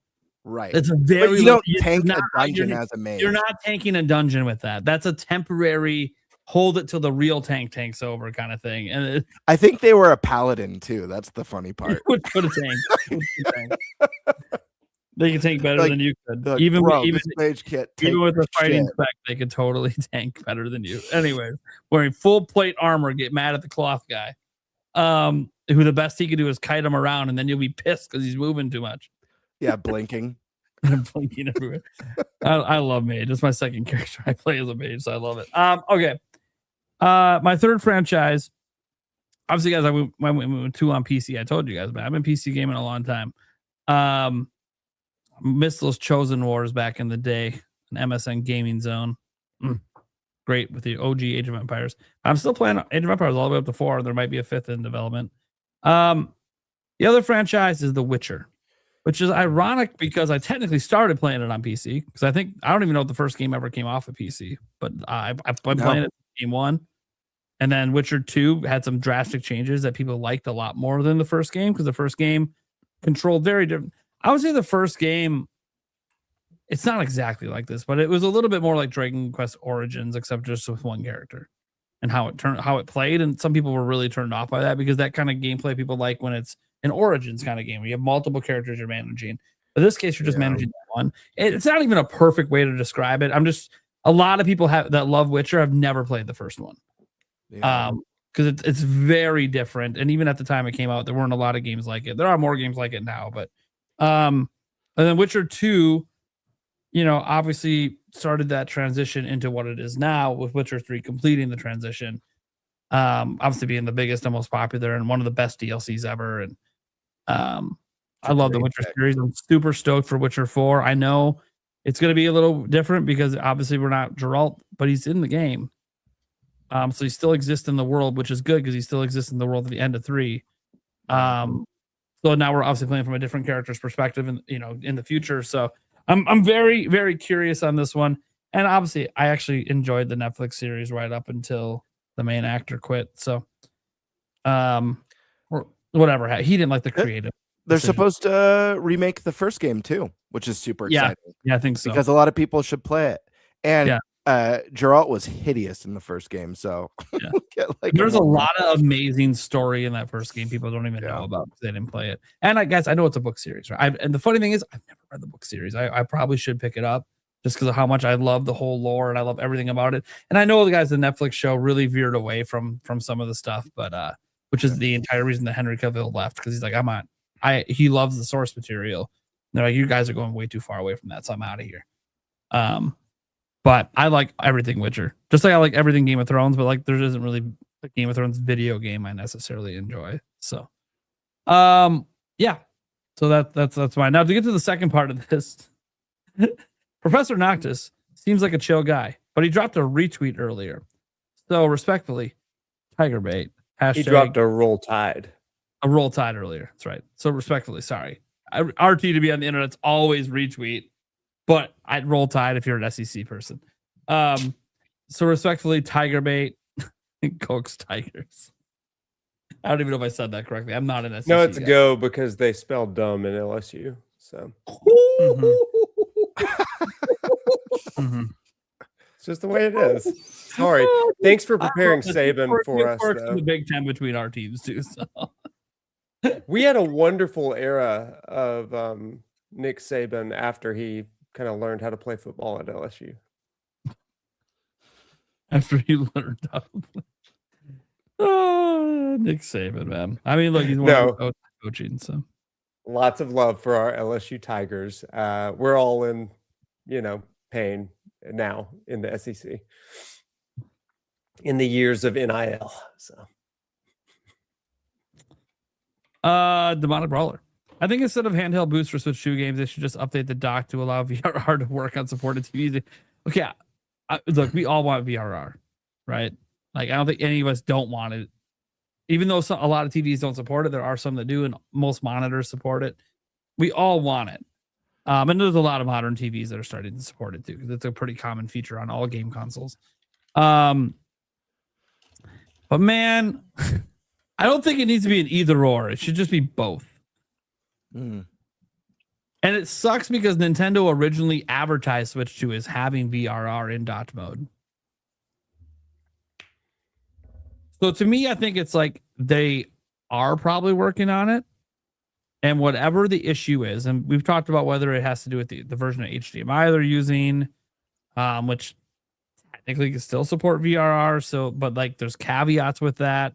And if they can find a workaround for it, like we don't really know what the true reason is because Nintendo has never answered the question about it. But yeah, obviously we want VRR and dot mode. I don't think I don't think there's any debate on that, is there? Like, does somebody not want it? Yeah, say crickets. Who doesn't want games to be better when you play them when the frame rates are dropping all over the place? Who doesn't want that? It's just a good tech. Karkun says if Dev builds games with DLSS 5, how'd it look without it? Most people would probably play without it because not everyone has an NVIDIA GPU. And consoles don't, besides Nintendo. I mean, it looked like how they look now, I would assume, right? Like, we already know games right now don't use it. So I want it to just be the way it looks now. I mean, I guess I don't know for PS6 and beyond, this is a question I have for you guys. Do you guys think we've kind of hit not the uncanny valley, but just the point where graphics really aren't that big a deal anymore? Like we're at a point where it's just good. And no matter what happens in the future, it's like not going to be like a jump over anything we have today that's significant. Yeah, I think we hit that last gen. Yep, me too. PlayStation 4, we hit it. We're already trending there for a long time. Yeah, that's why like everyone gets so worked up about like power and graphics, and it's like the most the most pointless thing to debate with video games because it matters less than any other aspect of gaming. Yeah, like, this 10x zoom on their face bullshit. Bro, I don't care. I hate that shit so much. I don't care. I have to zoom in because my hair's a little frayed here. I'm like, dude, do you play the game that way too? Yeah, I don't play the game with a magnifying glass. What the hell's wrong with you? Why are people watching? Unless you need trifocals because you can't see. Yeah, these are some of the things so that I'm mystified by. I never understood the zoom in. Like, I get it if you're like Digital Foundry and it's your job and you're doing tech comparisons. I get. That's different. They're not trying to judge the game if it's good or not. They're trying to tell you from a tech perspective what the differences are. There's That's people fine. showing up to dinner. You got to feed them. You know, that's the thing is people want it. So I they get want it. But what I don't why they want it, I don't get. Yeah. Well, if you're a multi-platform owner, I get it from a small perspective of just wanting the best version. Fine. But sure. But you should outside of that. I mean, I will say this. I say this that, you know, who zooms in like that? And I know like Stash uses a projector. I don't know, maybe one of those people that has a 119-inch TV. And you can actually tell because it is just that big for you. Because that's how fucking big your screen is. Okay. I guess. But that's not a majority of consumers. And let's just be honest. The people shit talking on it, they aren't that person. We know this. Just put it this way. If PlayStation 6, if the visual performance in PlayStation 6 is barely noticeable compared to PlayStation 5, I wouldn't be fazed by that at all. Like, it would not affect it would have zero effect on my excitement or hype for the console or whether or not I want to purchase it or not. Sure. There's so much. And go ahead. No, go on. I was just gonna say, like, you know, I talk about stuff, you know, when we're talking about this AI stuff and how it affects, you know, in that video, what we saw, like me talking about like using AI to make NPCs smarter and more immersed in your actions and what's happening in the story in the world. To me, that's so much more exciting than, oh, I can see Mario's pores now. Because after the mysticism of that reveal of seeing Mario's nose hairs for the first time in a Mario game, after the 5-minute mysticism of that, when I'm 20 hours into the game, I'm not thinking about his nose hairs at all. No. I actually forgot about that. Oh yeah, he's got nose hairs in this. Till now. Yeah. So it's like a mustache. What? I think like graphics are really cool for the sake of like a tech demo purpose, but in the age where like we've reached the point that we've reached, games look amazing. Like, who has an issue with the way PlayStation 5 games look, you know, or PC games look? They look phenomenal. Why do we need better? The only thing I want, and I'm tired and so tired of companies just being like, oh, we just need more powerful hardware. Dude, we've been through this over and over and over again. Start prioritizing game performance over your visuals, please. 100%. I'm so tired of chasing the high end and then it's all 30 FPS with drops. Or prioritizing releasing finished games instead of. Well, I mean, that's a whole other. That's a whole. Or games that work.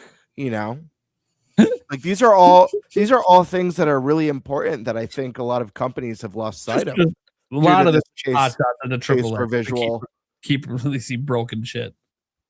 I'm just saying, like, really think about what's important in a game, and it's so weird to me that the hill that so many people like to die on, especially when it comes to art, like lame console warring arguments about why Nintendo consoles suck, is 90% from what I see comes down to, and I'm leaving out the key card stuff. I'm just talking about like over the last few generations combined. Like, so much of it is like what has better graphics, and to me, it's like the lamest. It's just the lamest thing. I also wanted to make sure I added to what Karkin said here because I said something in the chat. I think it would damage the artistic direction. I'm sorry. Well, we talked about this earlier when we talked about DLSS 5, and Stash made a really good point on this. We haven't actually seen game devs use it yet. Like, we don't actually know how they would use it and if it would affect, like, what we saw from NVIDIA. I think most people universally agreed. Outside of, I know there's some people in the chat that loved it, but a majority of the internet clearly did not like it. And you could see it. I don't need to see the true like to dislike ratio. I know people have those apps and, oh, look at the dislikes. Those apps are inaccurate. But when you got like 1.5 million views on NVIDIA and only like 10,000 likes, yeah, okay, there's a lot of dislikes. There's 1.5 million views with only 10,000 likes. There's a lot of dislikes. Digital Foundry, nearly 1 million views. look at your number of likes. Okay, that doesn't make sense when you look at your prior videos. That means you have a shit ton of dislikes. And they even issued a public thing, and they said they got death threats and stuff. So they were getting tons of backlash because they thought it was a good thing. So yes, the general internet sentiment is what NVIDIA showed off. That's not what we want to happen to games. But NVIDIA did that to show off the tech. They didn't actually have the developers of those games use it. So my only counter to that, because I do fully understand that, my only counter to that is, regardless of the fact that this wasn't in the devs' hands, listen, if the devs got their way more than half the time, I'm sure a lot of games that have come out in the past or that are going to be coming out would be a lot better or refined or polished than they are. The fact of the matter is there's a lot of suits that make decisions. Look at the state of Cyberpunk when that launched, and all the devs knew they were releasing something that should not be out there yet. Look at the Redfall, like the discourse behind Redfall. Look at these amazing teams that make incredible single player games that are getting forced to develop games of service and being used as guinea pigs and then being dissolved when it fails, when their expertise is in narrative driven single player experiences. So my point is, like, I hear what they're saying, and I do think there's truth to that, but I think it's all going to land on what a lot of suits prioritize. And that's just, unfortunately, that's just the nature of the business, and companies have to appease their shareholders. There's going to be awesome companies. There's a lot of things that I know Nintendo shareholders wanted them to go full mobile in the dark days of Wii U. And thank God Nintendo was like, screw you. We're a video game company, and we're going to do what we love and we're proud. Sorry, Nate. I always when people slander any platform people play games on. I'm just saying, like, shareholders would have loved for them to just abandon the console market and put all their incredible IP in the mobile gaming space. So, and indies, that's another amazing thing. Indie is an area of gaming where there's, so much unique creativity. Games have unique identities. They're trying new ideas, new art styles, new ways to tell a story. So there is a lot of hope in the industry, but I'm just saying a lot of this stuff, it's like, at the end of the day, whether or not the devs can do something really special or amazing with it, at the end of the day, won't fully matter with some of these huge companies when suits are kind of making the calls. You know what I mean? And don't be surprised if we start seeing like, oh, we can mitigate the risk by developing games of service using AI. And then we could really chase lightning in a bottle for the next 10 years. We could finally, hopefully, maybe create that Fortnite killer. So, Jorge, what would be your dream Nintendo related theme park other than what is already part of Super Nintendo World? This is just quick and easy for me. Zelda. Yeah, it's Zelda for me. We're waiting to see where Zelda's going to be first before we go. Michaela and I, she's asked me when you want to go. I'm like, remember, we're waiting for Zelda. Once it's there, I'll hit all three. But which one is going to have Zelda first? Yeah. Yep. So if it's especially Japan, for me, that's guys, where we're going. It's an expensive trip for me to go to any of them. I mean, even Japan, obviously, but it's expensive in general because I don't live anywhere near any of these parks. So whichever one gets out, it'll probably be Japan first. I think so. I'll have to decide at some point if I'm willing to go out to Japan to experience it first, because part of me, and this is just a weird thing for me, is when I'm experiencing something like this, I like to understand what people are saying that work there, and it's Japanese. And I understand they have people that speak English for tourists and stuff. I get that. But like, it's not going to feel the same as being at like a park here where everything's built around English. So that's the only part that might make me go, maybe I'll wait for the first park to get it here.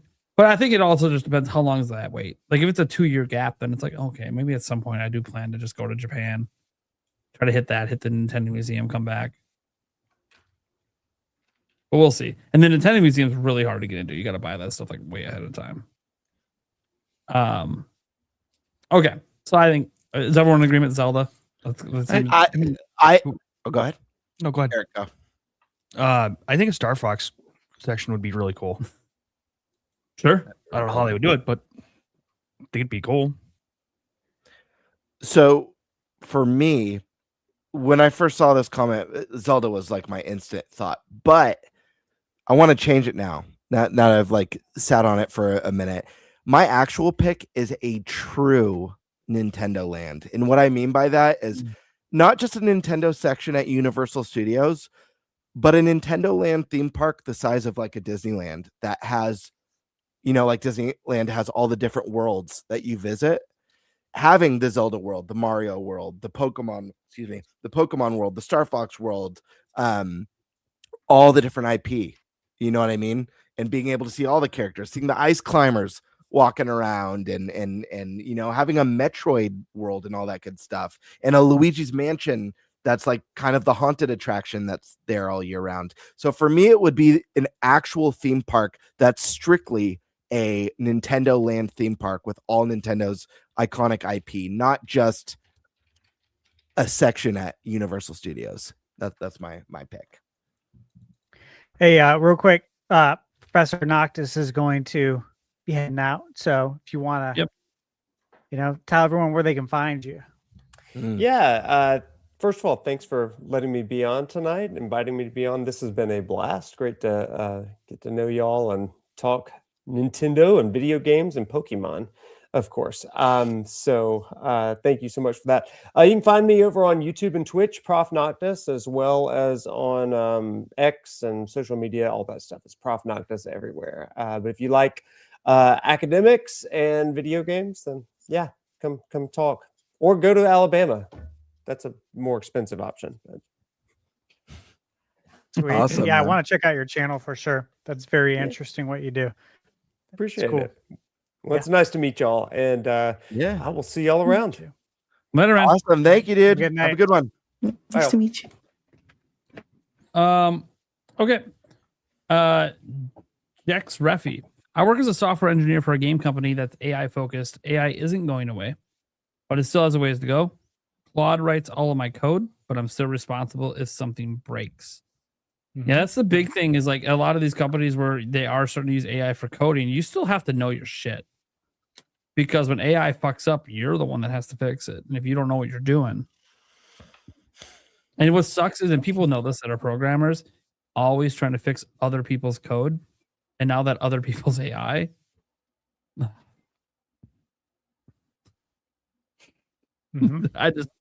I know, and my dad's a programmer. Like, I know he hates AI because he thinks the code is actually not very good. Like, it functions, but it's sloppy, and it might get better over time. I'm assuming, I hope, but yeah, I mean, look, regardless of Eric and everyone else that hates AI, it ain't going anywhere. Oh, it's just gonna keep. I mean, I guess, quote unquote, getting better. it will, So. because we'll be training it. I mean, by the time it's super good, guys, I might be dead. But No, it'll be sooner than that. it depends on what you want it to be good at. I train my replacement at work every day. Yeah, you do. I mean, you know you're on the way. You're the last person in your department. It's kind of like, okay, I mean, the writing's on the wall. This department's not going to be here. The moment they realize they don't need my interaction, because I just realized everything I do, AI can do shit. It would be nice though if we could. I was saying this in my chat earlier in the stream when we were talking about it, because AI pulls, maybe not so much in you know, like my field, but like with game development or with like movies and stuff. AI pulls from sources. That's why we had that big controversy with Marathon, where an artist was like, "What the hell? This is my art's. They're like, my art's in this game." That wasn't them consciously stealing someone's art. That was AI pulling from that. And so it would be nice if that if AI is sourcing from other people's creations, if there was something in place that was, anytime AI pulled from someone's work, that person got compensated for it. It's not going to happen, but it would be nice. That'll never happen. Especially when, like, you work for the companies and they'll just be like, we own all your work. It's not you, so you don't get shit. That's just no. But like, if you're just like an artist, who sells art, and then like all of a sudden your art is like all over a video game. You're like, what the hell? I mean, that's illegal technically. They should I don't sue. know. They should sue. Is if it? that happens. It is. Who's responsible? They're Is it supposed that to pay for rights? if AI sourced it, who's responsible? Is it the dev? Is it the company? Is it the You'd sue all the the above. AI? You'd sue all of the above. You would just do a blanket lawsuit that covers all of it because somebody along the way stole your art. Sure. It actually would be. I'm surprised it hasn't happened yet, but that's because in the world of big business where there has been accusations of that, they've dealt with it privately, probably settlements or whatever. And you just wonder who's going to be the person to say, fuck your settlement. Let's go to court.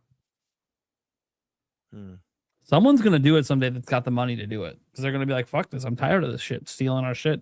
And you just something's going to happen. Something's going to happen where AI makes a mistake with, if it's like a financial company that handles people's retirements or finances, that like AI makes a mistake. It's not an employee. It's not the company per se.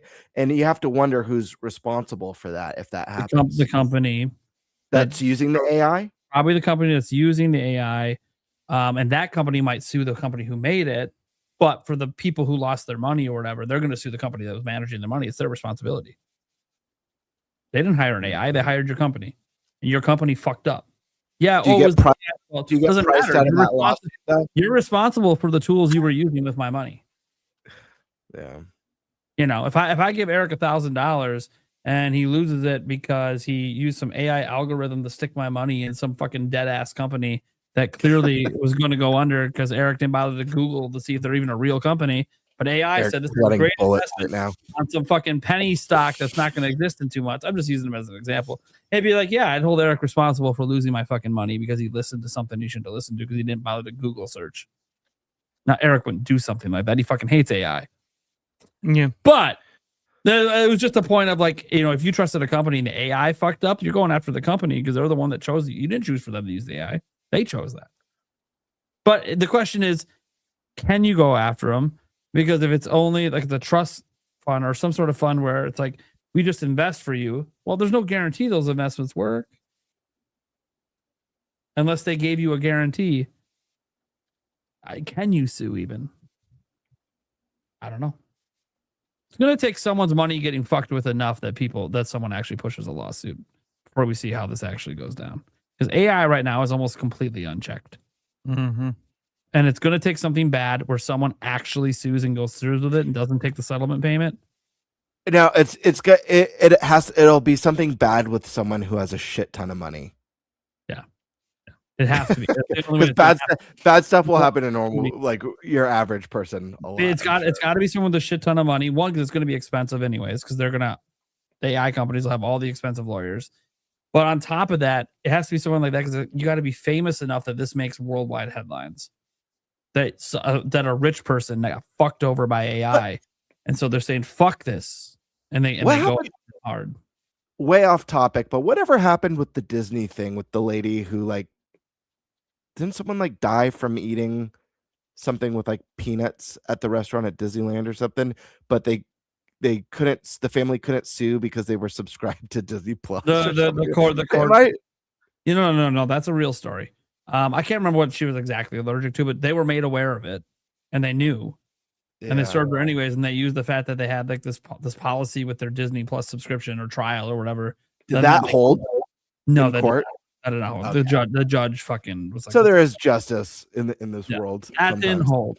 So that's what I'm saying. It would take. And the thing is, whoever it happens to that this billionaire decides to sue, it's like it's going to be a billionaire nobody fucking likes. So everyone's going to be like, no matter who wins this shit. I'm like, well, look, trying to get some regulations on AI benefits everyone. So I would vote unless their whole point is just to put them out of business. I'm like, I'm not trying to put people out of business. But regulations need to get in place at some point. And right now, it's just completely unregulated. AI for everything. Even though technically there's laws that are like, oh, you can't use things without permission.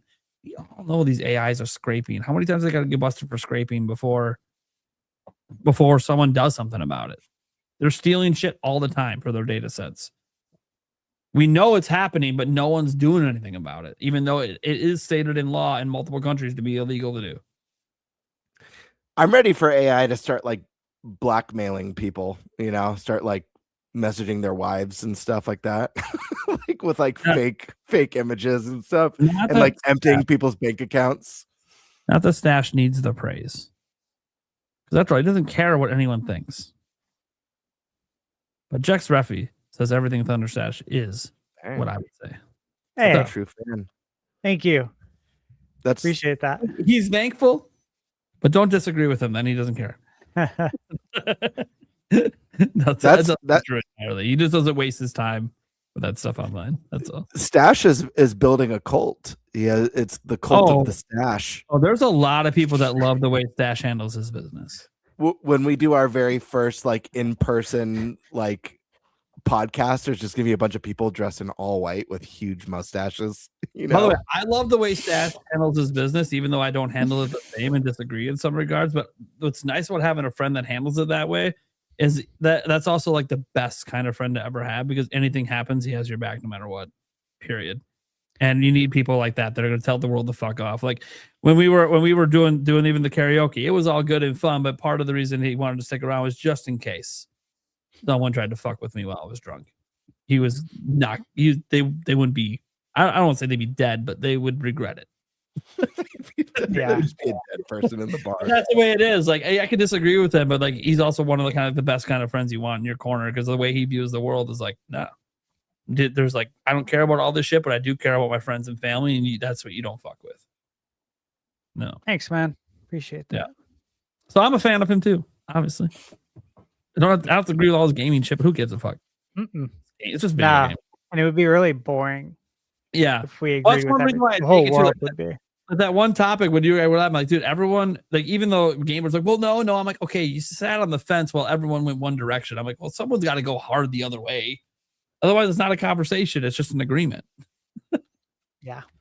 And sometimes I go a little hard. I have fun. When guys even get riled up on I'm having fun. So is Stash, by the way. He smiles. When I'm actually angry, guys, you'll know, because then I start to like, I do this thing sometimes where I get personal, but the thing is, Stash never makes it personal, so it'll never go there. But it's reliant on them, because I am high. I am like going at it, but like, you went too hard. That's what you get for lying right now about not being upset. Who's frozen? Am I frozen? No, it's Prime. I think it's Nate and Eric. Okay. Because I heard it freeze up and I didn't hear anything. So Well, anyways, I figured I was out of commission. It's usually me. We'll get back to those clowns when they return. In the meantime, Tabby Cat Games writes in and asks, "What are your thoughts on Pocopia?" Now, Stash, you still haven't played it, right? No, the pipeline is overflowing for reviews, review codes. sure. So I can't. I really can't, because when you accept a review code, like there's a responsibility there. It's not like I have to sign stuff, but there's a responsibility that you do the right thing, right? Absolutely. Yeah. So I'd like to play it, though, is my point. I know you have.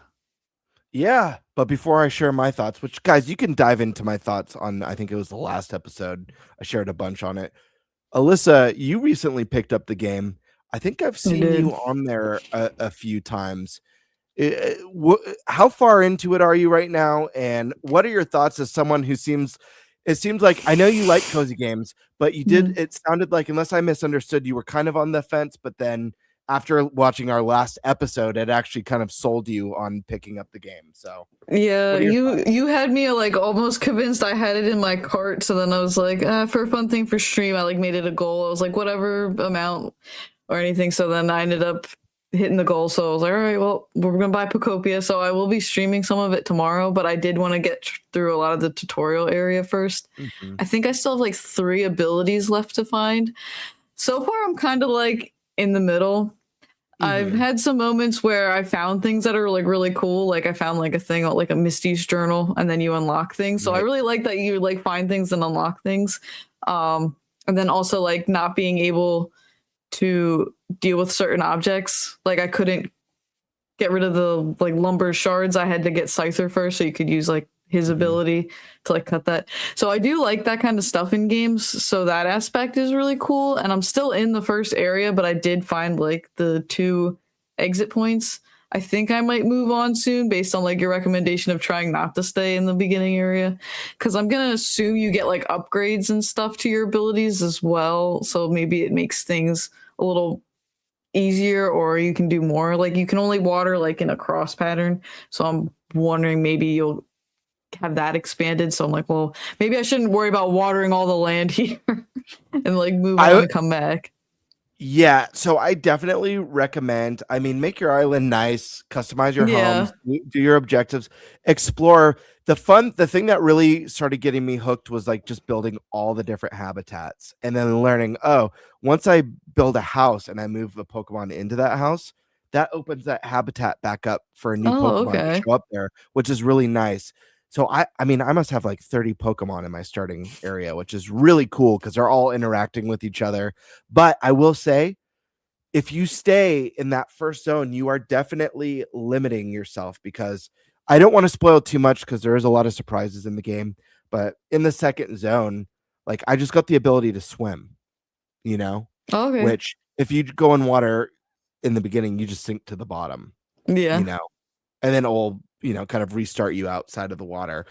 I can swim now. There's other abilities I have, but you also find Pokemon that can follow you that do other things. Like, I never found, and I don't know if there is one, an electric Pokemon in the first zone, but in the second zone, I found one, and that when you have an electric Pokemon follow you, it will power up like electronics.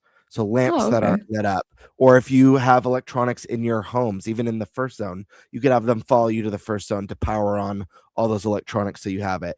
I will say I went crazy watering everything in the first zone. You'll trigger if you haven't gotten there yet. There will be a story beat where it rains for the first time. I don't know if you've gotten there. No. And when it rains, that makes the grass green.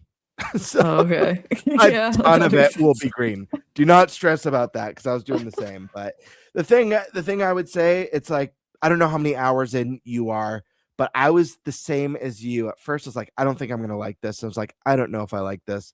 And it's been a matter of just spending the more time I spend in this world, and the more I grow these zones and add Pokemon and level up to where I have like the level 3 house or the level 4 house that I could build now. That's 2 stories, and I could move 4 Pokemon into that one house. And I don't know. I feel like it's a game that just keeps on giving is the best way to describe it. But yeah, I did in this one spot you were like punching through the wall and it opened up like this cave area, and you were like walking through this cave and find all this stuff. I really like that. That was pretty cool. Like I like discovering things and exploring a lot. So that aspect I'm enjoying so far, even just in the first area there. Nice. Were you a Animal Crossing fan? I forget. Yeah, I liked it a lot more when I was younger, when I had more time. That's like my issue is like I like these games. It's just I like going on an adventure, and I know this kind of has that, which is why I has more of it. I have like more interest into this. But I like the collecting and all of that and the cozy stuff. So like big on fishing. It's fun, and I will say there is something really cool about, since you don't evolve Pokemon in this game, you have to, like, if you start with Squirtle, you have to build a habitat and hope that Wartortle shows up to it, and then you have to build a different habitat and hope that Blastoise shows up to it. But Blastoise is a very rare outcome, so you could build a Blastoise habitat and not see Blastoise for 3 weeks. So checking every day. So when you do see them, or you see like a legendary Pokemon in the game, or you get it to like join you, it feels like a very special, like, it feels like, I don't know, it almost to me feels like opening up a pack and pulling a card that's kind of a rare holographic or something. I don't know, but that's cool. Stash, I'm curious if Michaela's interest has increased on this one at all, because I know you showed her the trailer and she wasn't that into it, at least, but she did love Animal Crossing, and I really feel like, I gave Animal Crossing a chance multiple times, and I understand the appeal, but Animal Crossing, like, this game to me is Animal Crossing, but with much more to do and much more to acquire. So I feel like if you like that game, this one should be right up your alley. But that's just me. She's still playing Animal Crossing. She's playing that the new update. Sure. For Switch 2. And she's playing Fallout 4 on Switch 2. She loves Fallout. So I have mentioned it to her plenty of times.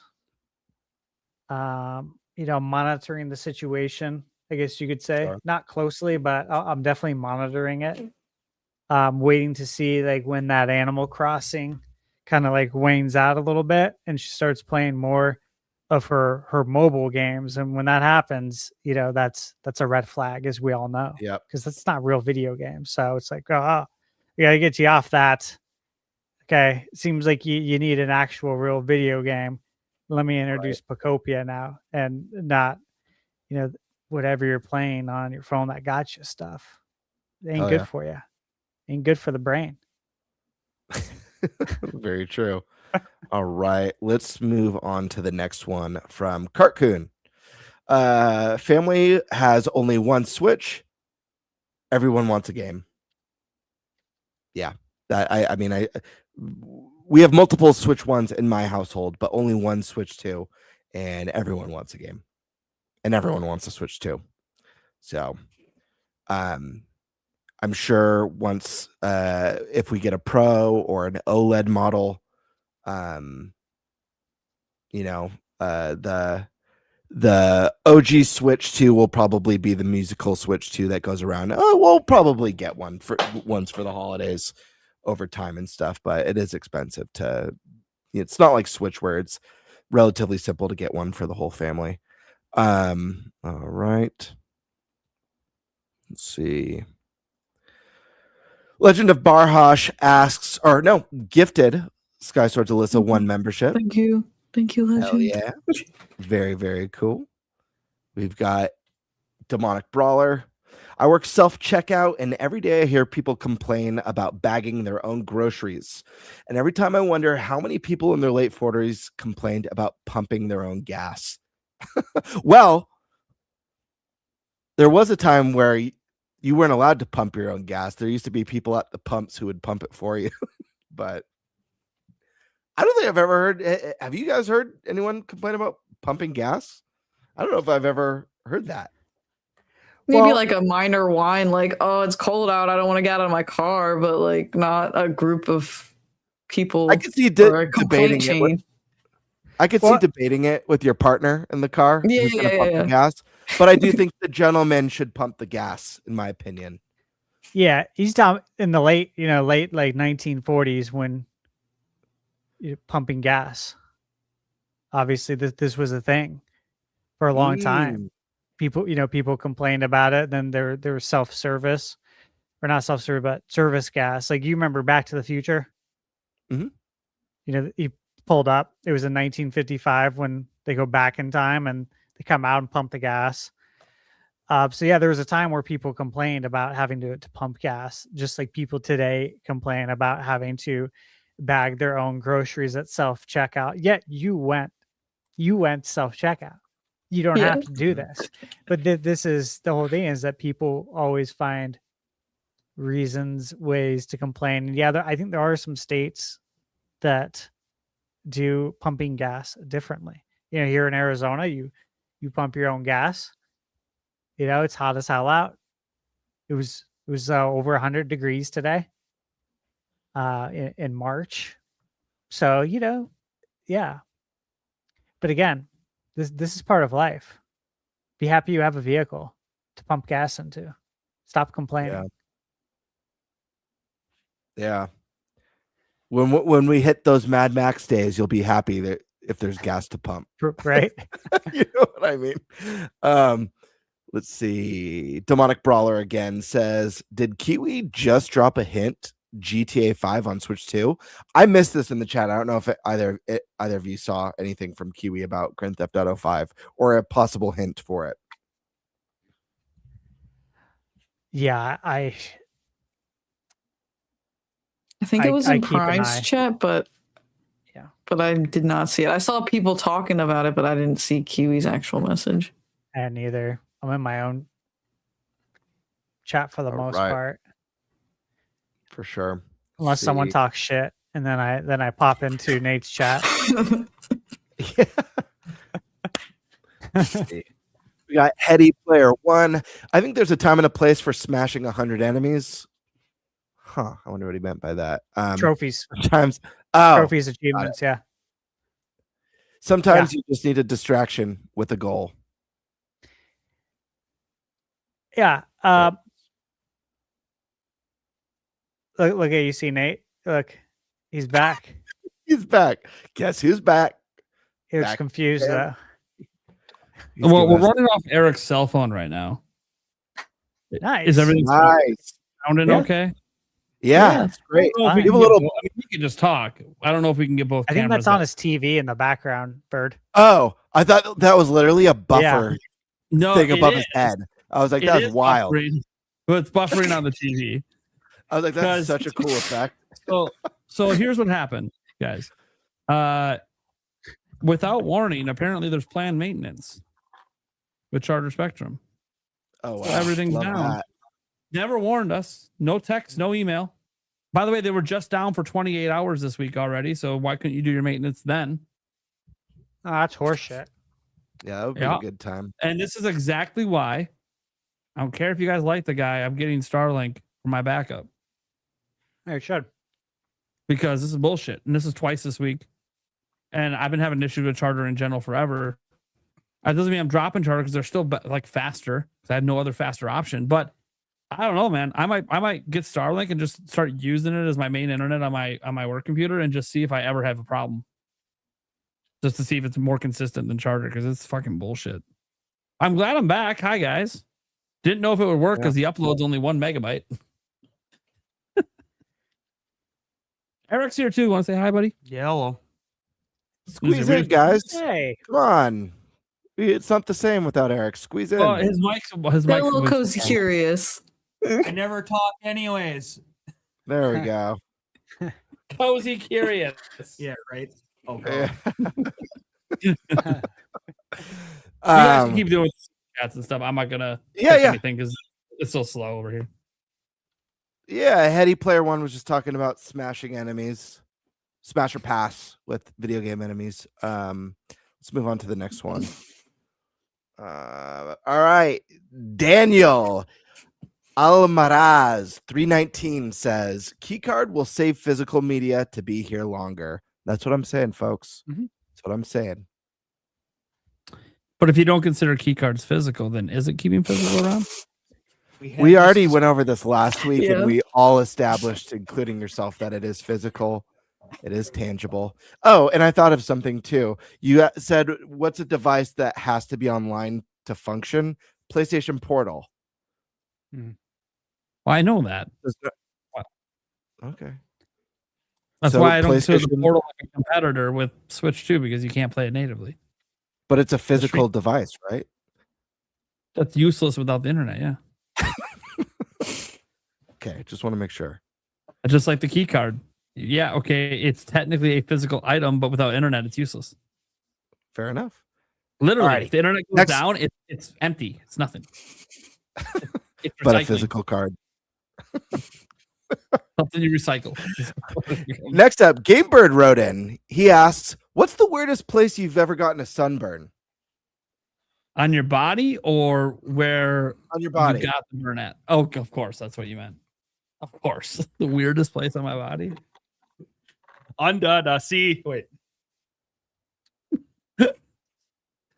You like looking for real answers here? Yeah, Nate, you're up.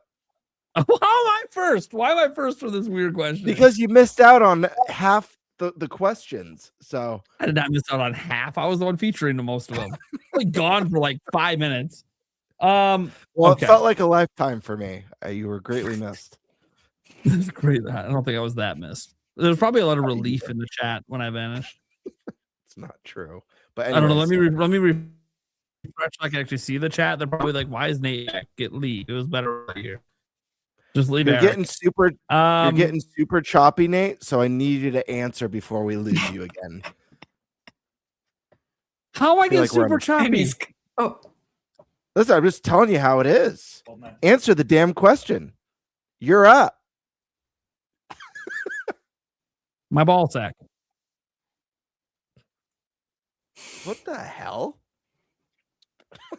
Have you never been out in the sun naked before? I have. That's brutal. I've Yeah, laid that's gonna naked go just that to far. tan, and then I fell asleep. And it was a mistake to fall asleep naked in the sun. Happens. Whoa, I didn't plan where to fall were asleep, to you? be clear. Where And I had- were and you? I had like my Game Boy Advance SP. I dropped it on my face while I was. You just had a pale At least I was Game Boy gaming. SP mark on your chest. No, it was my forehead. Actually, it was just a pale down the nose. It was weird looking. But no, yeah, it was at my parents' house. They were gone. I was like 20, and they had a very private kind of. I wouldn't say the deck area is entirely private, but I put up blankets around it so no one could really see me up there because it was like raised up. Eric remembers my old. I could picture it's you raised leaving up. So I can picture you leaving I one was, blanket. I was just partially laid out open. naked. Okay, to be fair, I was trying to impress a woman who I was kind of sort of talking to, and she mentioned that she liked her men to not be so pasty. And look, I asked her specifically. Pasty. So, are you saying I'm all pasty? She's like, no, just when you take your pants off. I'm like, well, I'll take care of that. You were trying to impress a girl you already took your pants off for. Wait, you already took your unless they didn't ask you to take your pants off and you just took them off because you didn't know how to handle the situation. She asked you what you were up to this weekend remember. and you got nervous and took your pants off. No. It wasn't a situation where I had her in the room and pants are off and we're doing stuff. It was more of a situation of we met at a college party and I got depantsed. So she made that comment, and in hindsight, I'm like, I think it was a joke, but at the time, I took it serious. So I went and tried to get the suntan, and I'm like, it can't be the dick and balls because they're not. They're not. I thought it was just like my thighs, so I'm like, let's just get the thighs good. And then I fell asleep, and then I didn't even realize my balls could burn. Found that out. No, you asked the question. Don't ask questions you don't want answers to. yeah. I didn't think I was going to get that brutal of an answer. That was brutal. I'm Someone would say like my armpit. Dude, I've been through some brutal shit in my life. I've made some dumbass decisions. Why do you think my mountain of predictions being wrong is as tall as it is? I think Because I got fried enough brain cells laying out getting my balls tan, apparently. ThunderStash is over the God. I regret being. The more I hear, the more I don't want to know. I mean, at first I thought the story when you said you were trying to impress a girl, I thought you were gonna meant like your next door neighbor or something. There was like a girl you liked who lived next door, so you laid out naked to impress her. Like that's where I thought you were going with this, and I almost think that's better than the actual story of like. You were pantsed in front of her, and you needed a redo so she could see your thighs weren't that pasty.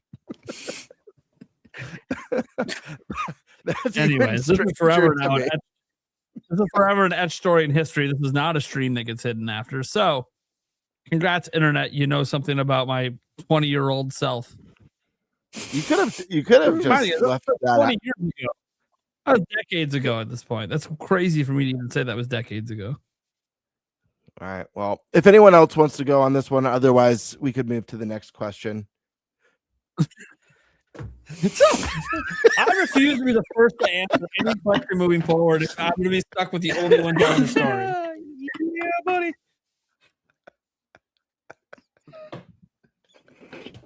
We don't Just to need make Nate feel anything better, else it's said. not weird, but I got boob burned before. There you go. That's pretty normal for a woman. Yeah, so it's not weird. I don't have a weird place. Sorry. That's not really that weird, yeah. It's a private part area, but it's not the ball sack. So. I love that you were trying to impress a girl that you were pantsed in front of. But By then the way, we never dated or hooked up, so it didn't work out. it makes me think of the It was all for Seinfeld nothing. episode where the girl walks in on George naked after he gets out of the ocean. That's the And best. he's like, it was That's cold. You don't know about Shrinkage. shrinkage? Yeah. You know, shrinkage. That's a What's great episode. shrinkage? All right. What's the next? right. I know there's some more. Let's go to the next one. What does the panel think about walkthroughs? Do what you got to do. Yeah. See, I realized this was something we haven't really had a conversation on. That's why I threw it in. I was like, I'm just kind of curious. What do people actually think about walkthroughs? Like good, bad, indifferent, don't care. If you want to use them, there's nothing wrong with it. If you want to use a walkthrough, use it. If you want to tap out, people all have they all have the points where they tap out. You know what I mean? Like the frustration points. Yeah. Well, look, it's different from when we were growing up, because when we were growing up, there wasn't a way to go on the internet and get the answer. What we did is you get up, you walk away, and you go do something else. And maybe you'll come back tomorrow and you'll have a different idea to try. That's usually what I did when I got stuck. There's no one to ask. Writing a lot in notebooks, and then going to school and brainstorming with others to try to think of a new way to approach whatever I was doing. It was fun, but I understand that's not realistic now, and there's so many games to play and only so much time, and people don't really like that, I don't think, as much anymore. We did it because we had to also, so who's to say we would have done it different if we were born now? So I got no problem with it. Alyssa? Okay. I really try not to use like a walkthrough because I want to try to figure it out for myself. But since there's so many games and as an adult we have such limited time, I'm kind of just like, I don't want to spend too much time trying to do this. So I will break occasionally and look stuff up. But if somebody's playing like a game just comes out and there's a group of us all playing it, I try to reach out to friends first for hints so I can still try to like think about it.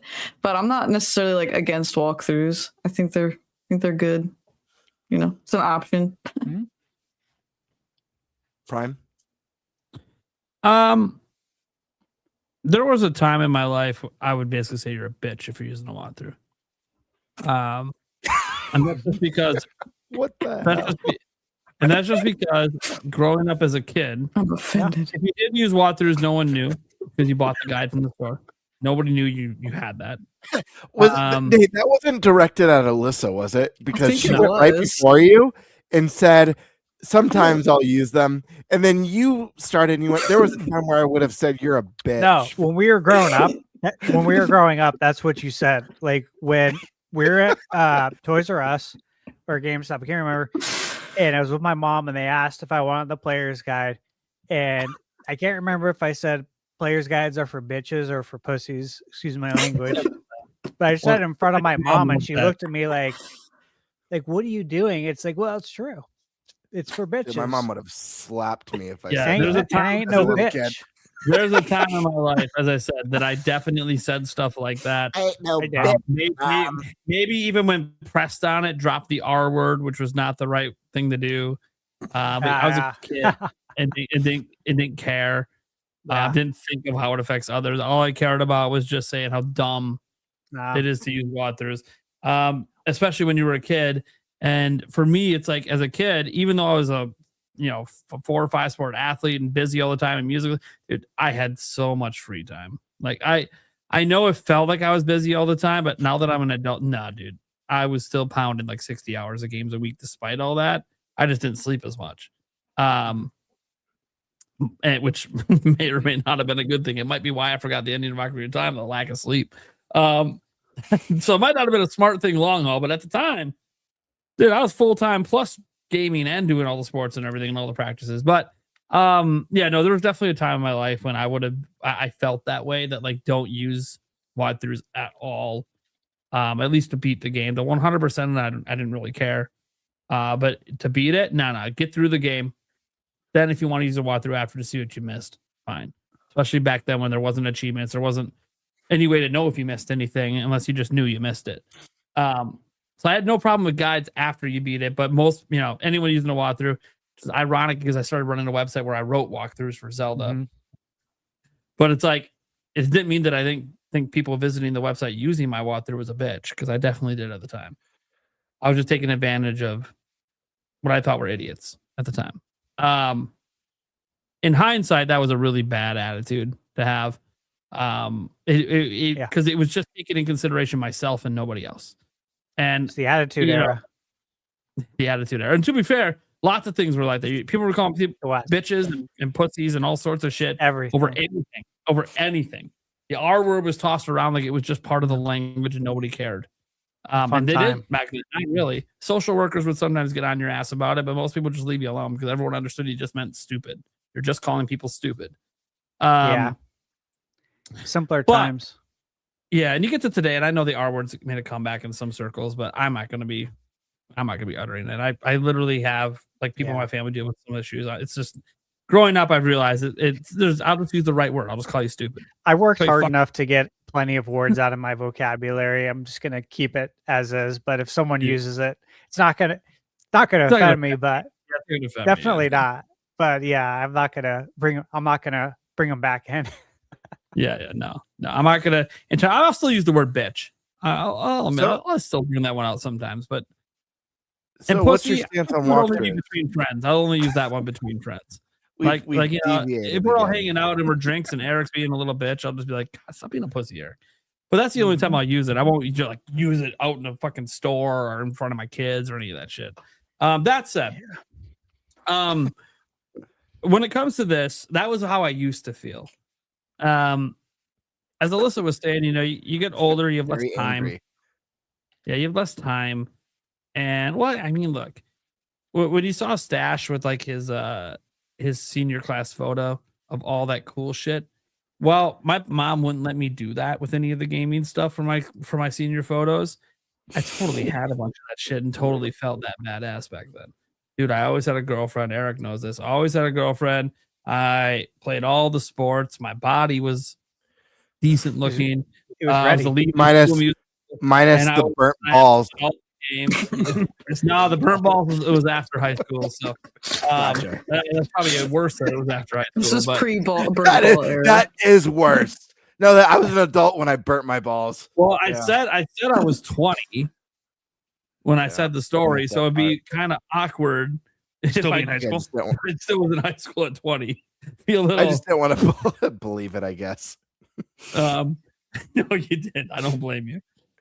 So after growing up and obviously now, especially now after I had kids and my time is more finite, the reason I play games has kind of shifted. It used to be because I like the challenge and I like that sense of discovery, and I still like the sense of discovery in some regards, and I still like the sense of challenge in so much of like when you're playing like an Elden Ring and like the boss fight's really hard. No amount of guides you look at, it's going to make that boss fight easier for you, because at some point, even if you know how to beat them, you got to actually perform it, and there's timing and there's certain skills you got to develop while you play, and that's still true of some games. No matter what you still got to develop certain skills to beat certain games, regardless if you know how to do it. But as I've gotten older, I've just realized that there's too many games coming out that I want to play, that sometimes if I'm not glancing at guides or checking out a quick video, I am gonna end up not playing and beating as many games as I want. It's just reality. And there's like that finite balance of, do I want to do it without help, or do I just not care? Because I want to get to the next game, but I still want to know what happens in this game. So like the reasons I play games have shifted a little bit. Now with Nintendo games in general, I don't really walkthroughs for most Nintendo games. Because they just don't tend to be like super, super difficult, just to be completely honest. But that doesn't mean I didn't use like a Korok guide to get all the seeds in Breath of the Wild. That's how I got the golden poop. I'm like, I got enough Korok seeds where I was satisfied, and then it started to become, okay, this is just a tedious chore. Oh, well, let me add some of that tedium and just know where they are and go take care of it. And so I've used those interactive maps they had for Breath of the Wild and Tears of the Kingdom. I use those. I honestly don't think that, like, if someone wants to use a walkthrough from start to finish, I really don't care. Like I've hit the point now where it's like, who am I to tell you how to enjoy games? Like when I was younger, I would have called you a bitch. But now I'm like, but what if you playing the game without the guide is actually extremely unenjoyable for you? Who am I to tell you you're wrong? So if you want to use a walkthrough start to finish, I don't care. You enjoy the game how you want to enjoy it. I'll never use them start to finish, but will I occasionally glance at them when I'm stuck? Especially if I've been stuck for a few days. I'm like, okay, yeah, no, I got to get past this, or I'm going to miss out on other games. Right. Now, obviously, in some cases where I get like early access codes, yeah, there is no guides, there's no help, right? I was just going to say I have no choice now. Yeah, but I am the resource, but I don't review games. So for me, I don't necessarily have to beat it by embargo. Usually, I just tell them, and every time I get a code, I let them know, well, I don't really do game reviews. You don't have to give me a code. Well, what can you do? I'm like, well, I'm not making a dedicated video without getting paid since I don't do game reviews. I'm a news channel. But here's what can happen, and here's what will probably happen. One, I'll probably bring it up on a live stream and at least mention that, hey, I'm playing this. Here's some general thoughts. Or in a tweet, I could, and I'm going to tell you right now, if I don't like it, that's, you can't buy me by giving me a review code. Like, that's just not how that works. Like, if I don't like it, that's what I'm going to say. Like, if I had a review code for Crimson Desert and I didn't like it, I would say that. Like, I'd just come out and say it. But, yeah, so I said, that's what you were basically going to get out of me. I'm probably not even going to make a preview.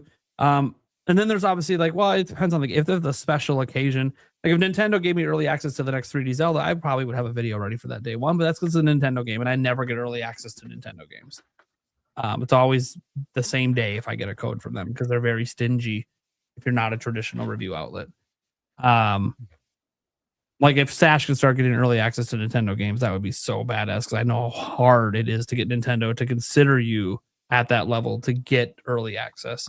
Because there's really big content creators like beat 'em ups. He can't get early access. Even when he was in the Nintendo program, he didn't get early access to any Nintendo game. He's a massive channel. I didn't know that. Yeah, so it's very difficult for content creators because we're not traditional media. That said, that doesn't mean they won't give you codes. I said I've gotten codes on day one. It just doesn't help at that point because I mean it would help me now, obviously, in my game buy-in freeze, but that would just then be a nice letting me play games.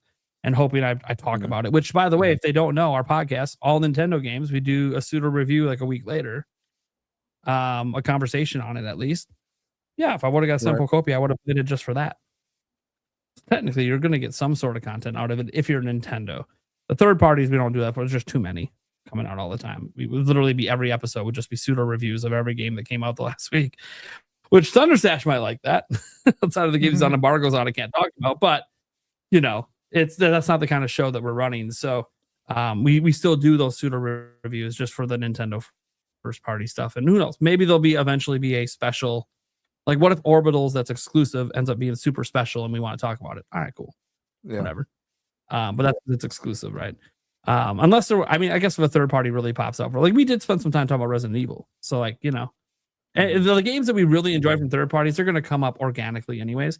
So the way I view this with walkthroughs is just play it how you want. You want to use a walkthrough start to finish. Who am I to judge you? It's just like saying if you play an easy mode versus hard mode. Why do I care? It's your experience. And I'm not. And there was a time in my life I would have looked down upon you being, you're not even playing this game the way it's intended. Why do I care if you play it the way it's intended? Why does it have to matter to me? What matters is your enjoyment of the game. If you are having a ton of fun and you use the walkthrough the whole way, who am I to tell you you're wrong? And I'd be a hypocrite because I've looked up stuff. I'm sure Stash at some point has looked up stuff for some games. mean, you can't for embargo, but what's interesting too is you end up missing a lot of stuff too, which sucks. Like if you're playing a big game, like a big RPG, you might miss like a certain weapon that you have to do like all these things for, and then when you read it, you're like, dude, how would I have known this? Yeah. You know what I mean? And that stuff's annoying. Game, you passed a certain spot, and now that you passed it, you can't go back and get it. And it's like that's why trophies help, because I can like Google stuff when I look at the trophy to get back to this spot to get this. Like this is just so I just won't do it. But so for me, I think walkthroughs are great. I actually think they're a great thing. I have no judgment at all with walkthroughs. I've only ever owned one in my life. I've shown it on this podcast before. It's the Prima guide for Majora's Mask. And to be honest with you, I wish I was more into them growing up as a kid, because I love that magazine. I'll never get rid of it. It has so much cool art and even some lore tidbits in there. I'm like, man, why wasn't I more into this as a kid? Because I did have that mentality of like, I've got to figure it out on myself. The only reason why I bought the Majora's Mask one was because my first playthrough of the game, I didn't have the Fierce Deity mask because there were so many weird stipulations for getting the mask. This is what I'm talking about. These are the things you don't want to miss.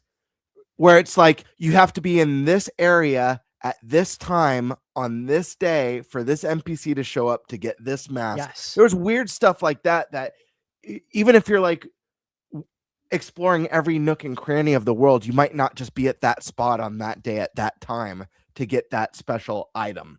So,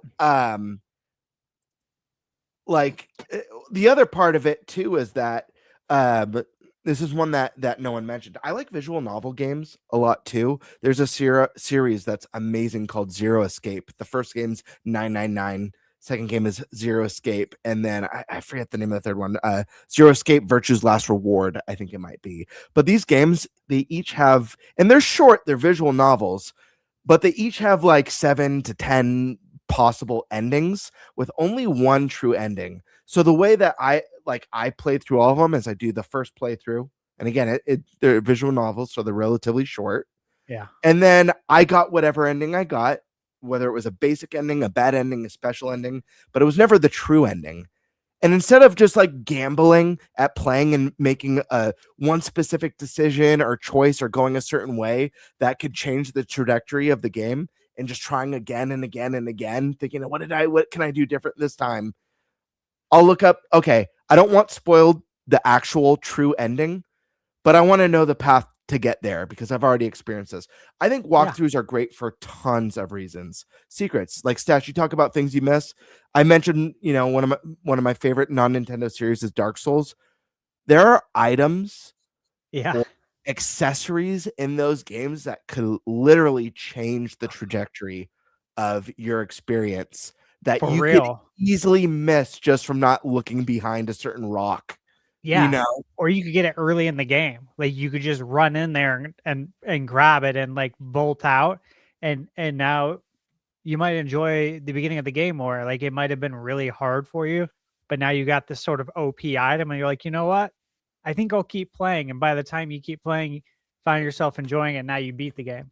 Stuff like that. Absolutely. And I'd actually even argue, even though I love accessibility and I think accessibility is good to get more people into games. The more people that are into games, like real video games, not the cell phone stuff. I'm talking like video games. The more people who are into that, the better for the industry.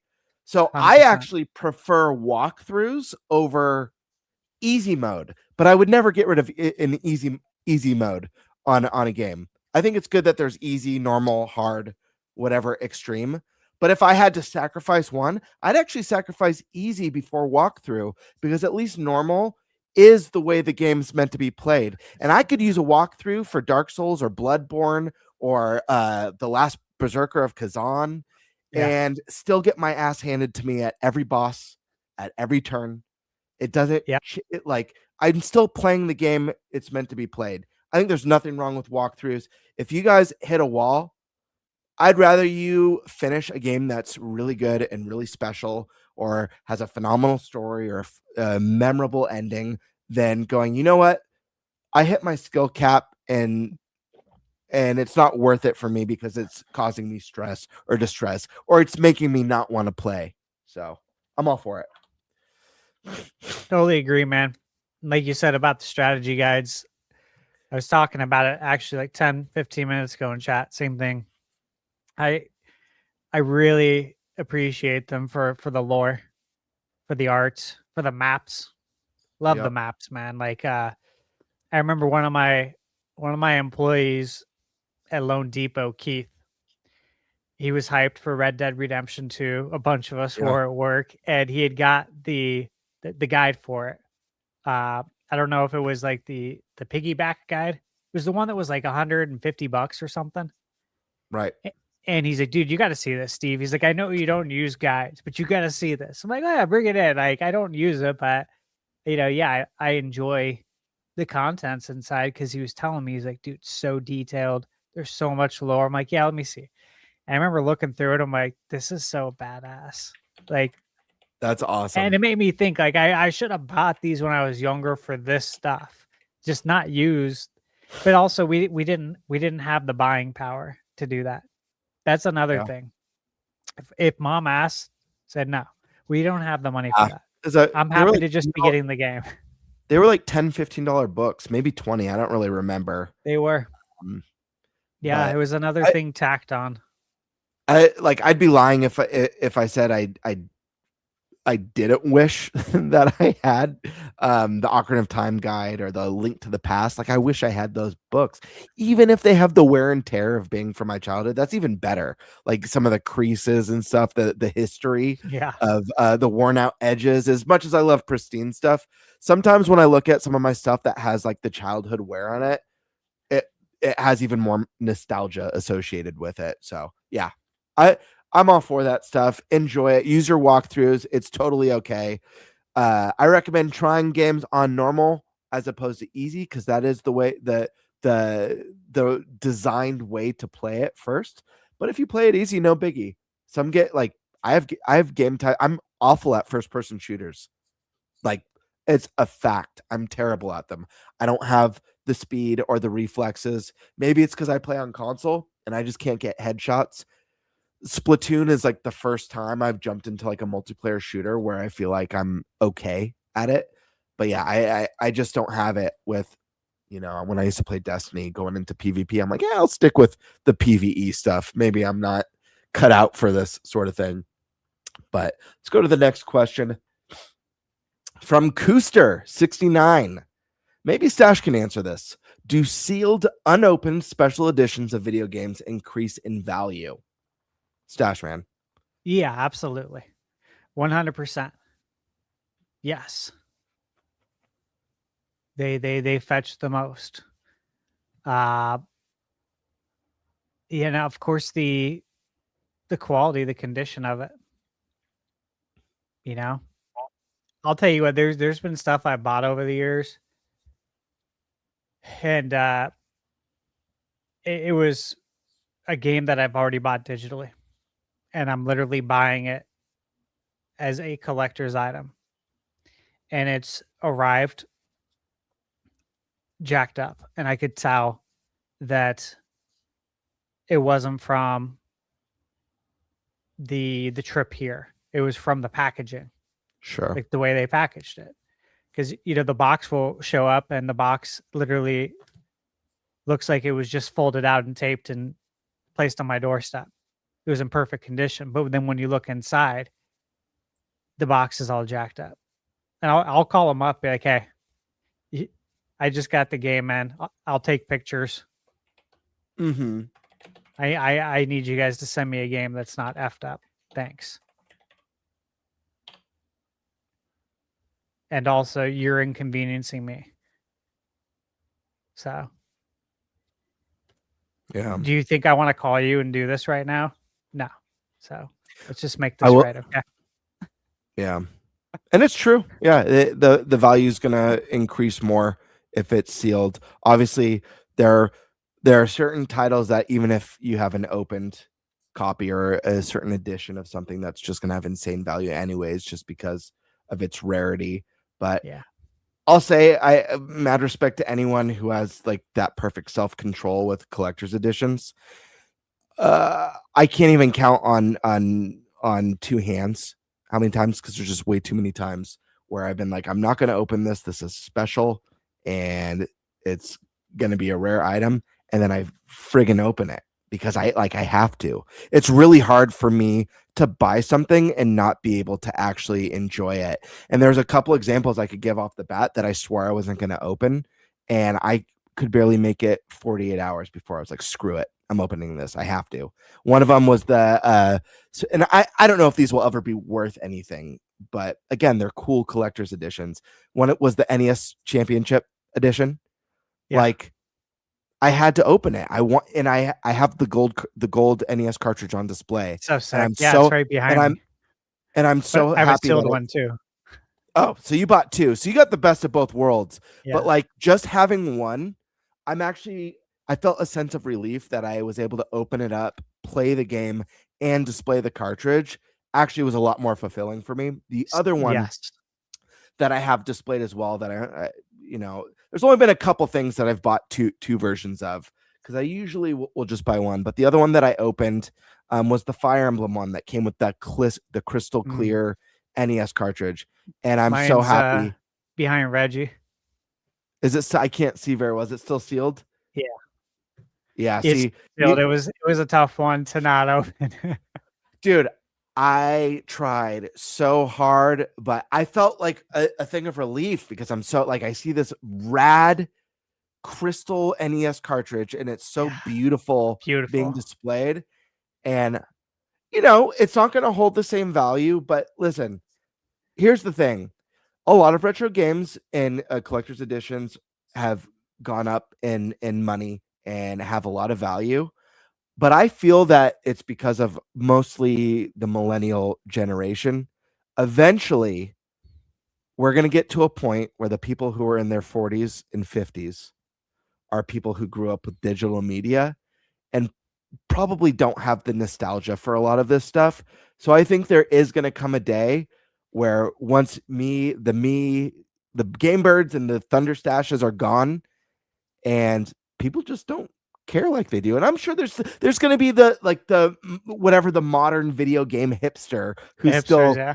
you know what I mean? But it's not I don't think it's going to be as big as it is now, in 30 years. Maybe I'm wrong, but I feel like once our generation kind of fades out and the generation after us fades out, it's kind of going to be a thing that loses that monetary value, but will still hold that special historical value for people who care about it. I don't know though. I'm not sure. Oh, what do you got there? Yeah. Mirror edition. He said unopened. I ordered this in December. I have not opened it, but I fight the urge, like he says. Hell yeah. What does that go for? No idea. Dude, I have games that are numbered, like several video games that have serial numbers on them because they were super, super limited prints and stuff like that. I will not open, but there's things like that if they're making more, maybe I'll open it. It's always tough. Right here as well, sealed still, because this thing was like 50. I forget. I think it was like $59. Yeah, insane. Steal, for one of the best modern RPGs. And I would have, I would have opened this on day one because I didn't. Oh, there you go. You got two of them. So yeah, I would have. I went all out. I would have opened it, to be honest with you, because when I drafted this game on Fantasy Critic, I knew it was going to be something special. I didn't know it was going to be as special as it was, though. And the game was on Game Pass, so I'm like, perfect. I can play it. So yeah. All right, let's move to. I think Nate's Oh no, Nate, you unfroze. You were frozen for a little bit. I think Nate. I think it was just very still. Nate, I just wasn't moving. that was like perfectly still. That was eerie almost. Nate, I know you've embraced the digital realm, and I know you still have like physical stuff. But have you kept stuff from like previous generations? Do you have anything from Switch 1 or from Wii U that's sealed still, or are you an open everything kind of person? I open most things. I have a special like collector's edition of Cassette Beast I haven't opened. Oh, cool. They sent it to me, so I was like, well, this is really cool. I'm gonna just kind of hold on to this because companies don't send me special editions of anything ever. So like, this is just really cool. I'm just gonna hold on to it. And I bought the game digitally, but I'm just gonna be frank. I ain't got the money to worry about this shit. Sure. I barely ever buy special editions. I can't afford it. It is what it is. 3 kids They're are a lot more expensive. And yeah. So like for me, like the Zelda ones, yeah, I go for those when they exist. They don't actually exist that often. If you actually go back and look at the history, they're actually not that normal with releases. Like Echoes of Wisdom had nothing. But I go for the special editions with Zelda. I probably would with Mario if they ever did one. That's their crazy God, that they they've never do done one. Yeah, Yeah, that They is just wild. Really do anything with Mario? It's weird with special editions with that. There's no collector combo thing. I don't understand it. So I probably would for Mario as well. But Still got mine too. The thing is, like, if Expedition 33 comes to Switch 2, like, I'm gonna want the version like she just showed of it. But it's like, am I really gonna shell out the extra dough? Well, the thing is that like I hear you, Nate, because I buy way less now than I used to because of the cost. But like a lot of the ones that I've gotten in recent years, like Expedition, this was like $59.99 for what the most nominated game ever at the Game Awards. I mentioned the Fire Emblem one, I think was only like $70. I think the NES one, the NES Championship one was like $50. I don't really buy because so many of them now, even for games that aren't even AAA, are like $200 or $250, or I've even seen $299.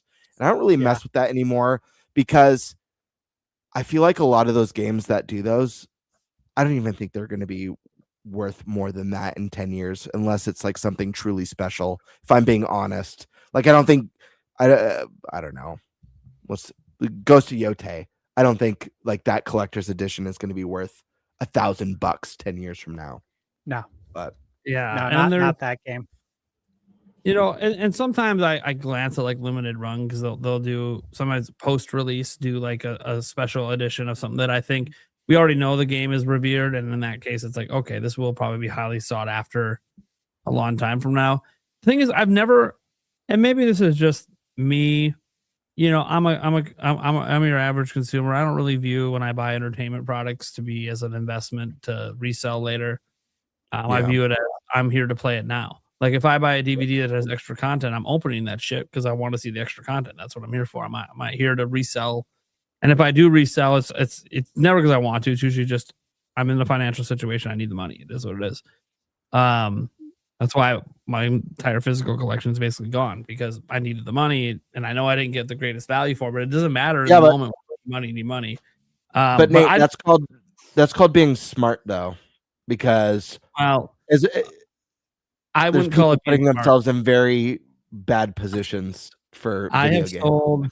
I have rebought Breath of the Wild like 10 times. I wouldn't call it smart. Okay. Fair enough. At some point, I would have realized, don't resell this. I did. I bought it digitally finally, and I'm like, all right, I can't sell the digital copy, so I'm good. There's not the temptation when I need money is gone. But no, for the most part, I don't do that. That's Zelda. I should have never sold the original copy. That was your first mistake.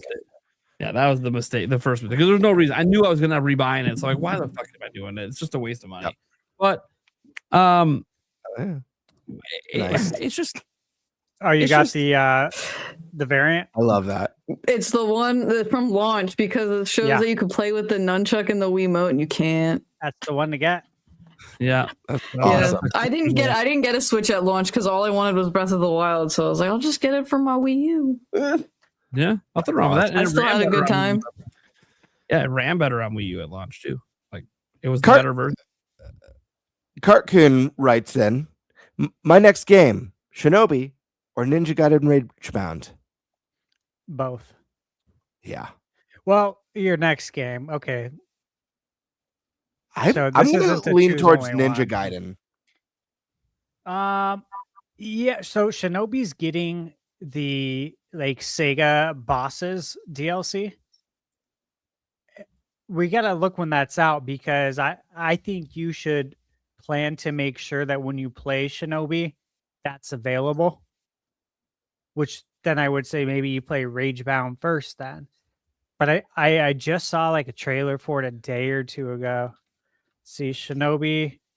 April 3rd. I meant to Sega say DLC. Shinobi. It's April 3rd. It's April 3rd. There you go. So Yeah. plan around that. You can beat Ragebound in a day or two. Yeah. I mean, the thing depends is, like, on how much you play. what are you currently playing, and is it going to take you to the end of the month? If it's going to take you to the end of the month, then get Shinobi with the DLC. But if you're talking like, hey, I'm wrapping up a game this week, what's my next one? Get Ragebound. You'll be go. easily done with that before the end of the month.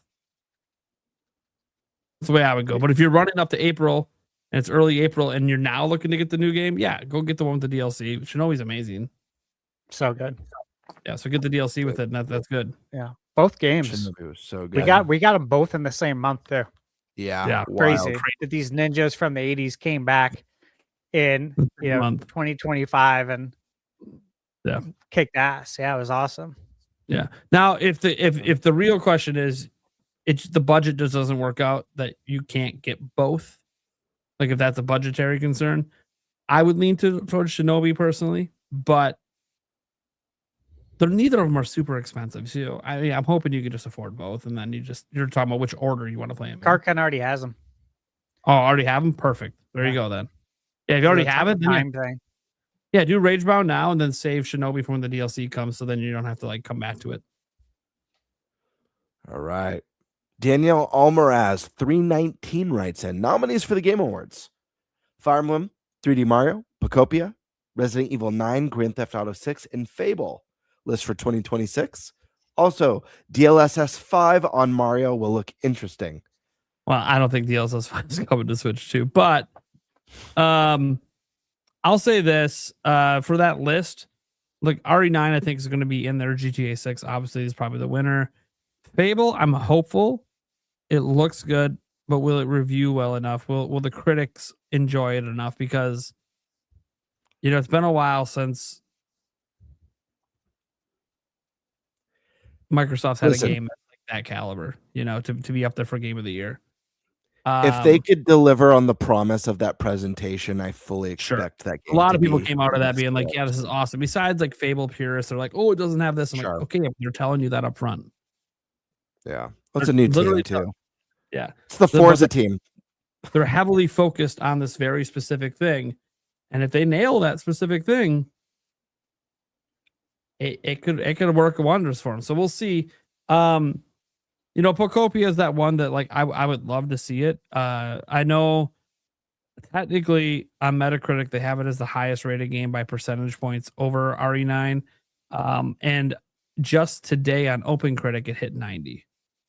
Yep. So like it would feel weird to not have it there, but then again, we just gave an example of a game last year that definitely should have been on some of the awards and didn't happen. I think Pocopia is more popular than that, and obviously Pokemon's a bigger franchise. So I think that alone is going to make people consider it, especially the voting panel, because they're the ones that did the reviews. But obviously, as been proven, the voting panel doesn't always go with the highest review games. But I think enough of them play Pocopia probably that it has a chance. 3D Mario, if that is this year, I think largely it depends on when it comes out. I doubt. Yeah. I have significant doubts Nintendo's dropping a 3D Mario that doesn't rate in the 90s. If that happens, I would be shocked. I'm not saying it's going to be as high as Odyssey. That was a 97. But it not being somewhere in the 90s, the low to mid 90s would shock me because of just the consistent quality of that team. They just had kind of like their youngins put out DK Bonanza and it was a 91. So now you're going to have your best of the best and they're not going to outdo Bonanza. Get out of here. got to be higher rated than Bonanza. I just can't believe that would happen. It would have to be a massive misstep for that to happen, like a Metroid Prime 4 level misstep, and I just don't see the Mario team doing that. So, and they know there's a lot of so if Mario's out in time, that would definitely be there. If it's some crazy 97 and so is GTA, or GTA is like 95, it'll be a very interesting debate between those two, even though I still think GTA would take it. So it'll be interesting to know if there's a game that does get rated like a 97, because then it's like, oh, this isn't such an easy debate anymore. Especially if it's an IP like Mario who's never won a GOTY. Yeah, that's crazy. And that would be insane if it's like a 95 for GTA, but a 97 for Mario. It's like, okay, it's not such a shoo-in for GTA at that point. That's got to be a serious debate with the voters on if they want to hand Mario its first win, or if they're just going to hand it to GTA because it took so long. We also got that Echo the Dolphin remaster that definitely entered the game of the year. It's definitely possible.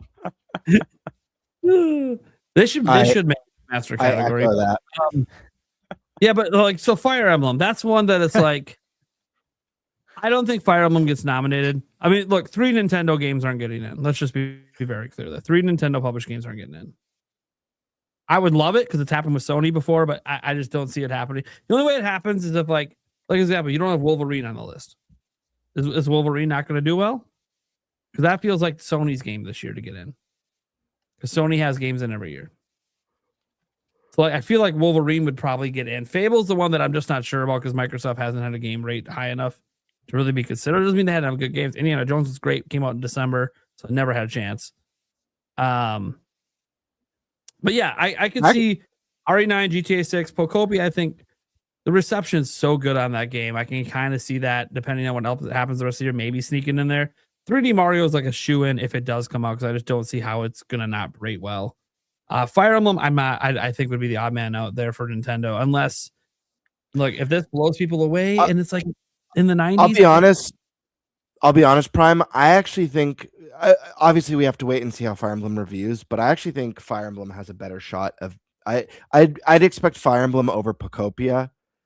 As crazy as that sounds, because Pocopia's at a 9, I could see this Fire Emblem. You know, we haven't seen enough of it. It looks incredible. 3 Houses was a critical darling. It was the fan choice game of the year that year. Yeah, it was. Yeah. This game lands an 88 or higher, which I think it stands a very strong chance of doing if it has the quality of 3 Houses.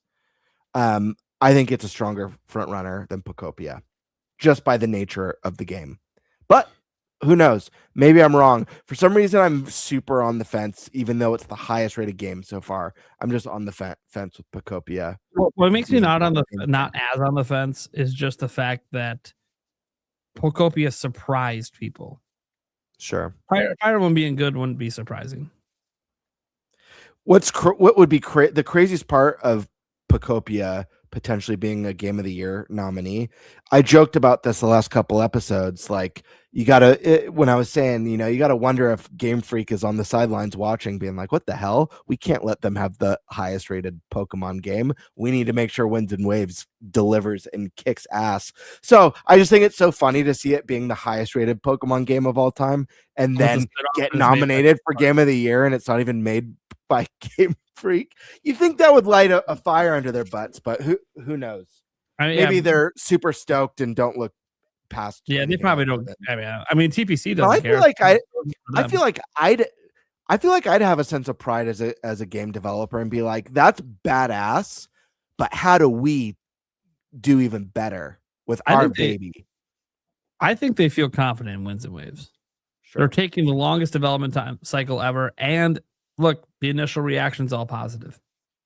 For once, they revealed a mainline new gen Pokemon game, and nobody really has anything negative to say about it so far.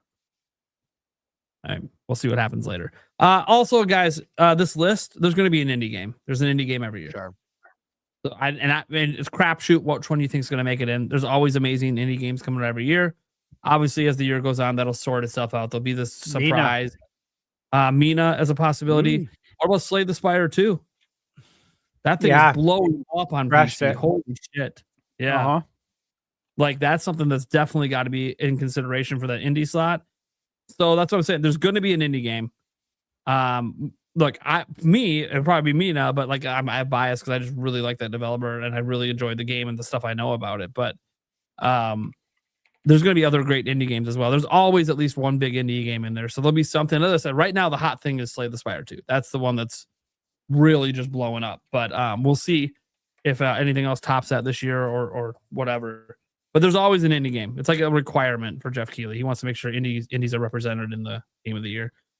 Yeah, and we're so early in the year too. There's so many games that are yet to come out. It's so hard to give a definitive list. I don't know if Stash or Alyssa, if you have any predictions for this, but guys, we're at month 3. Think about that. Well, yeah.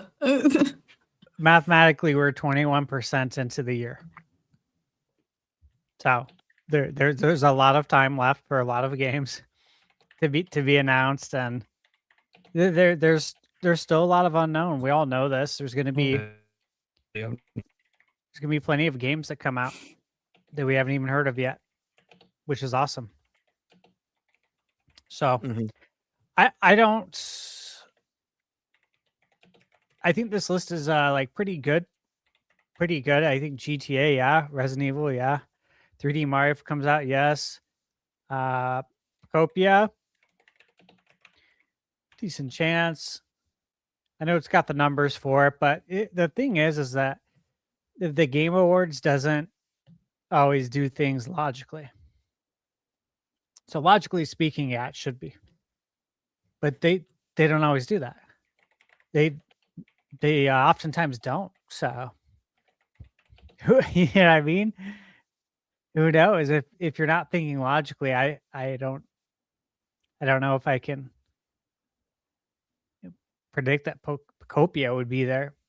Fire Emblem, it's never been nominated for a Game of the Year. I think that says something because there's been some great Fire Emblem games, and those weren't good enough based on Game Awards standards. So, yeah, Fable, crapshoot, man. For me with Fable, it's more or less, will this generation of journalists like the game or not? This is what's going to come down to. If they don't like it, that's it. Right? Party's over. If they don't get it, it could be just as magical as the original on Xbox for us. But if they just don't get that, it's toast, man. People look at the numbers. If the number doesn't hit, they won't buy it. Doesn't matter if they know anything about the reviewer. This is why Metacritic sucks.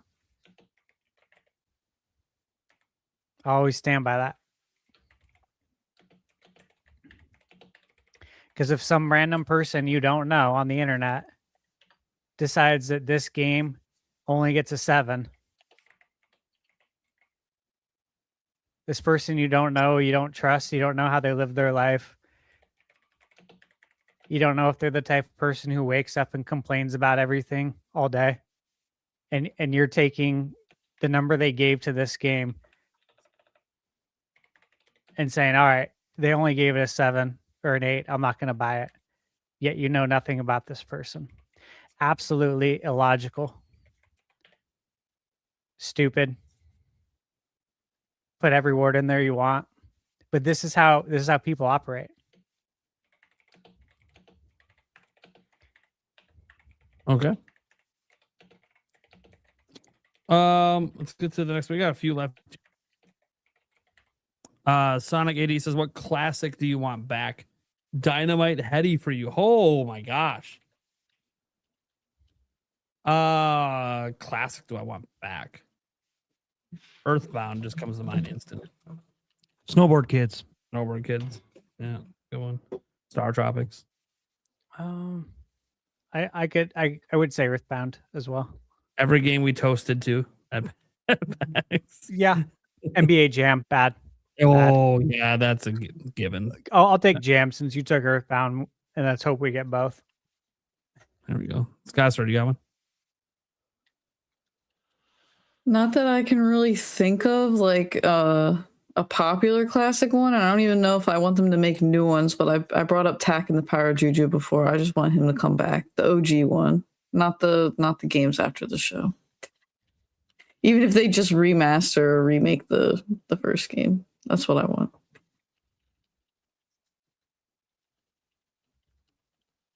All right. Bird, did you say one? I can't remember. No, but I'll go a little bit more broad. There's so many great games that I would love to see come back. I'm going to say the age of mascot games. There's so many dead, forgotten mascots I would love to see make a return across all platforms. You know, obviously Banjo's a big one for me, but what about Gex and Earthworm Jim and so many great iconic characters over the years? We got to see Crash come back. We got to see Spyro, but there's a lot of great characters Bubsy's across back, baby. all platforms. Booger Man. Bubsy's back. If Bubsy's back, why can't we get? Yeah. So let's get what's his? Let's get a Vector Man. Vector Man. Vector Man. Sega. A great one. Pepsi Man. I'll do you one better though. Yeah. Oh yeah. Who wouldn't want him back? Now, I don't know if people consider this a mascot, but Captain N. Yeah, I always wanted Captain N. Yeah. Yonoid. Yeah, Yonoid. Yonoid. Hey, I'm so glad that Domino's just brought him back a couple of years ago, just as a tribute. I'm like, hell yeah, dude! You should do this like every 10 years. Yeah, that shit made my day. Bring the Noid back every 10 years, man. I'll buy any of the merch and T-shirts. I don't give a shit, dude. I love the Noid. Yeah, me too. This is from Michael, ThunderStash Gaming. I have a question for the Q&A. What does everyone think of the Resident Evil 9 Pro controller? You have it, Stash? I don't have it. Yeah, I have it right on the table. I think it looks sick. I think it looks absolutely sick. Where it's staying. Yeah, I figured you weren't going to For open the 30th anniversary. Yeah, I don't need to. I mean, you know, got my Pro controller here. I got my one that I kitted out with Extreme Rate, and I don't need another one. It's just there for the 30th anniversary, in celebration, in remembrance of 1996 to 2026. Good memories. I'll be the odd man out. You other two got any thoughts on it? Yeah, I would have liked them to do a little bit better with it. I'll be the odd man out. Listen, I think it looks nice. Don't get me wrong. I do think it looks nice. But at first glance, like, since it's like just like a black controller with like in the same color, like the newspaper articles with like the Resident Evil throwbacks, it's a little bit bland to me. I think the concept is cool. I would have loved if they did like a really cool 30th anniversary like umbrella corp themed like Pro controller. I feel like in the Switch 1 age, the Splatoon controller was really epic, and the Xenoblade controller was really epic because it had a lot of color.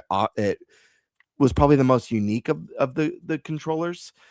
I wish it was just something that made the controller really pop. Like if I'm looking at it from 10 feet away, I wish I could be like, oh snap, what controller is that? And maybe it does in person.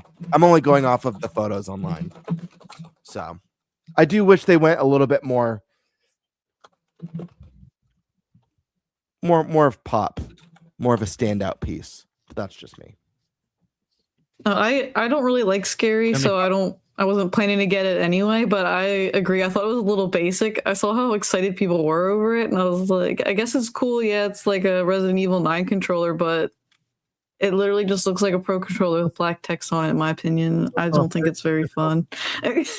So I'm with you, GameBird. You're not odd. The first official themed Nintendo Switch 2 device. That's true. But I know a topic that you're going to be really into, your own. Yeah. Do any of you have video game tattoos? And if not, what would you get if you had to? Remember, you're forced to get one. Eric, think about this one. So you didn't want one. And I will be right back because I think my main internet might be back, but I'm going to go check. So who wants to go first? Talk about tattoos. I don't have a video game tattoo. I have a Phoenix Suns tattoo That's it. I got it when I was 18. I was happy to get it. I still am. I seriously considered getting a half sleeve, and I had a whole tattoo like sketch drawn up, and it was obviously it was a Nintendo like not what do you call it when it's just a smorgasbord of Nintendo stuff. Like a collage. Yeah, it was really cool. It was really cool. I still think about it sometimes because this was years ago, but I can visualize exactly what it looked like, and I still think about that because I always said, from I don't know, decades ago that I'd get a Suns tattoo, and I would get a Nintendo tattoo. I would totally be down to do that. But yeah, it was really cool. So I did seriously consider it. Very cool. I don't have any tattoos. I don't have a single tattoo. Yeah, a lot of people are surprised when they hear that. I've never gotten one for a number of reasons. The main one is that sometimes I could be a little bit indecisive, and it's very hard for me to just like pick something that I think I'm always going to be happy with and not feel like I wish I would have done this instead. And then the other part is like, does that way of thinking lead to like, it's just like never ending, which I know some people don't have a problem with that, but I could see myself being like, it just being like spiraling to where they're addicting. Yeah, to where it's like I can't control it. But it is something I have thought about, and I have thought about video game related ones. If I ever got a video game related tattoo, what would it be? And there was kind of two things that my mind would always go to. One was the Super Nintendo or the Super Famicom, because even though I started with the Gold Zelda cartridge and a hand-me-down NES, Super Nintendo was truly the console that I believe that turned me into a lifelong gamer. And if you watch the collab that I did with or when I joined N64 Josh on his live stream, he does like a deep dive interview throughout my like game history and my Nintendo history. I get to share a lot about myself and why that console was so significant in my life. But SNES or the Super Famicom, like anything, there were like a few designs. And I had a buddy who he is the lead art designer. He's the art director at Insomniac. He drew me. I've shown it on the podcast, a Ganondorf for me as a gift. He also made my logo for me when I was like, oh, make me a Super Famicom controller with wings for the grips. But he actually did a really cool doodle for me that I was like this close to getting my first tattoo. And what it was a SNES controller, but on the controller was like moss and like light rays on it. And it on the center of the SNES controller was like the pedestal that the Master Sword from A Link to the Past was in. And it was like a SNES controller with the Link to the Past sword coming out of it. And like I started with the first Zelda, but again, I talk about it in detail on N64 Josh's video that he had me on. But that jump from the original Legend of Zelda to A Link to the Past was, I don't know, as a kid, I just like couldn't believe it. By the way, fun GameBird fact, that snack stash, I haven't had the hot honey, but Cheez-Its is like, it's like one of, if not my favorite snack of all time. It's like I have a weird Cheez-It addiction. Dude, I love Cheez-Its. And I can't have them in the house because I can't eat it without finishing a box. Yeah, it's dangerous. And I remember you talking about that. Did I? Yeah. Even when my wife used to pick up. You said you'd have like crumbs all over your shirt? All over my chest, yeah. But Yeah. she used to pick up the Costco box. That's 2 large bags in the box. Yeah. I could just sit there all day and just eat and be happy. Yeah, these are limited time only hot honey. Do you like it? Dude, I love honey hot. Like we Sure. have hot honey. I love it on my pizza. So yes, I was obviously very excited for hot honey Cheez-Its. Nate, Oh, you'd yeah? like these. I would Mhm. destroy that box. Mhm. Yeah. I would absolutely destroy. I love hot honey. I would. Dude, I got these Is that- hot honey peanuts still. They're so good. Oh my god. Does anyone here not like Cheez-Its? What the hell? Alyssa. Yeah. The one who's asking the I like tattoo. goldfish though. See, that's what. Goldfish are It's a different saltier. kind of cheese. Like I don't know what it is. It's some kind like the hot honey sounds really interesting though because I do like hot honey, but There you go. whatever Mine- kind of cheddar they put in the cheeses is not the same as the goldfish. See, I am a sucker for the extra toasty Cheez-Its. I Yeah, love them. those are good. Those are really good. Addicted. And I love that they literally spawned from like it used to be waste. Those were the ones that Yeah. were like Yeah. semi burnt from the oven. Like let's Yep. just Yeah. see how this works, and people loved it. Yeah, Yeah. dude. Yeah. They're so good. Okay. I was like, salivating a little bit. That's effed up. I was in the middle of my internet came out in the middle of switching. Is there anyone who hasn't gone on the tattoos besides me and Eric? Alyssa, You guys can go first if you want. Yeah, she should go last because it was her topic technically. Eric, I know you unless something happened, I know you don't have any tattoos, don't. but if not, what would you get because you had to get it? Okay. The funny answer: the frying pan from Conker's Bad Fur Day. just the frying pan. Just the frying pan. Just cause it's funny. An actual thing, either a jiggy or the I like that. company of Jinjos Yeah, I like that. from Behold the power of the Jiggy Wiggy. Yeah. Yep. Otherwise, this one is pretty cool too. I just happened to just search some Nintendo tattoos, and this one is kind of cool. Someone needs to get that is awesome. Yeah. I love that. Yeah. Someone needs to get Sexy Gruntilda. Do you guys remember Yes. Sexy Gruntilda? Oh, yeah. Someone needs to get that. My first video game crush. Just kidding. Seriously. So for me, I don't have any tattoos. But there's been conversations between me and my fiance about one, especially once the weight is off, because she's really wanted me to get like one that goes around my upper arm up here. So one, it's hidden if I don't want to show it, right? Just put a t-shirt on. Or if I don't care, then just let it be out, playing ball or whatever. Just wear a tank top and play, right? Just let it flow. Just depending on how I feel, because I'm a little. Sometimes you feel like in some situations you need to hide the tats, and some people don't. And if you really love tattoos, then you just don't give a shit.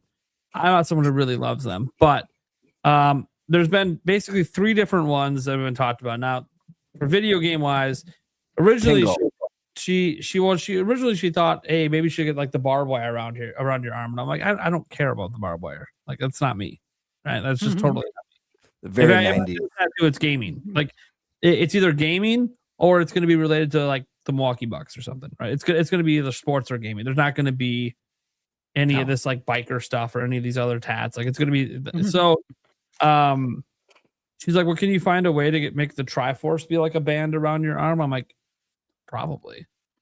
I haven't seen anyone have that tattoo, but it would just be like repeated, some sort of unique path. I'd probably get it custom designed. And there'd probably be some other neat nuggets in there, like maybe like some of the sage coins or some other stuff in between them. Like I think you could do a really cool, unique design. I've tried looking online. No one has a tattoo like that. So it's like, that would be really cool. And then I told her the other one that only makes sense to Zelda fans is you get come on, right here, baby. And I decide if it's power, courage, or wisdom. Just saying. Like, makes a lot of sense. Or you get this one. And you go old school and go, there you go. Looks like a patch. Yeah. That looks kind of cool. Then it's like, do I go right hand or left hand? Because Link was originally left-handed. So What about Bowsette? no. Oh, one I had thought about was this one here too. I told Yulia, I'm like, there is part of me that wants me to make the unsheath the Master Sword joke. And so I kind of want a Master Sword. But I want it like on my back. Groin.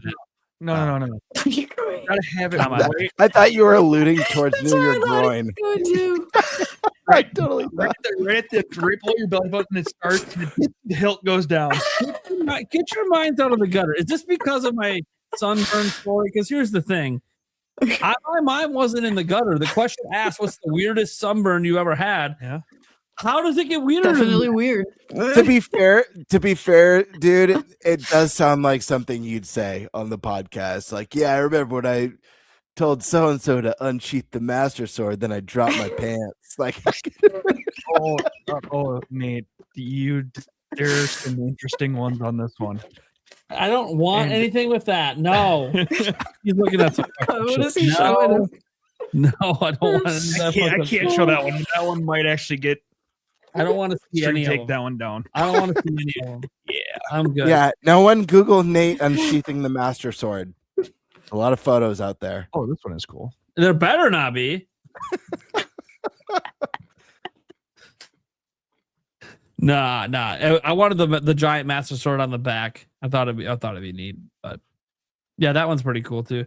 So basically, the bottom line is, if it's video game, it's going to end up being Zelda because it's my favorite franchise. Mm-hmm. I'm not saying that I haven't considered other ones like Mario and stuff, but it's like, come on, I can't have that before Zelda. Like, it's got to be a Zelda tat first. And trust me, it's like, I always thought, like, if I finally do the tattoo, is it just my beginning journey to?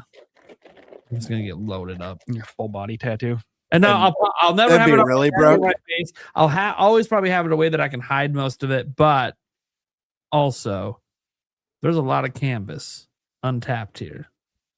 Get Like, the stay hidden under shirts and pants. I'm you just gotta saying. get the in the lip. and just Yeah. Get tingle. That No. was so epic. on the inside, so no one knows. Yeah. What's going on. No. I got it. You got any tattoos? You just go. And it just says, well, Yeah. they have no context. Done. They don't know about Zelda or anything. They're all, what They don't the know anything. fuck? Why the fuck are you tingling in your mouth? No. I That's got what it. she said. I got it. I'm telling you. The greatest tattoo ever. I have a nice gut, so I get that tattooed as Kirby with something in its mouth. Oh, yep. I've seen some. I think I saw someone who actually did that. They just conceded, I'm never losing weight. Get right. We're doing fat Kirby. Fat Kirby. on my belly eating shit. Do Kirby facing the other way. Yeah. With the belly button being the. Make sure you get it colored. People might think it's Pac-Man. I know exactly where you're going with that, GameBird. I don't want to know. I'm good. All But no, there's a lot. I've looked up Zelda tattoos before, like a bunch. There's so many cool designs people have Yeah. got. Dude, Mhm. this is sick. You ever, Yeah. as someone who's never had a tattoo, though, I'll be honest, because sometimes I do overthink things. I do have like a fear of like, what if I'm that person who goes for my first tattoo and I get like the fucked up botched one, you know, like because you do see them out there. Yeah. Like, what if I'm that person? You do your homework on the tattoo artist, and you really Yeah. on the I live money. in California, dude. What if I get a phenomenal artist and there's a major earthquake mid tattoo, or he sneezes, and farts from his Okay. sneeze, I and then would I'm give really fucked. love for this tattoo, but this is sick. Where is this thing? Oh my gosh! I tried to load the page, and now it's just gonna take forever to find it. You There's could so many. You could just do this, GameBird. Hold on, let me get it up Oh God. here. Whoa.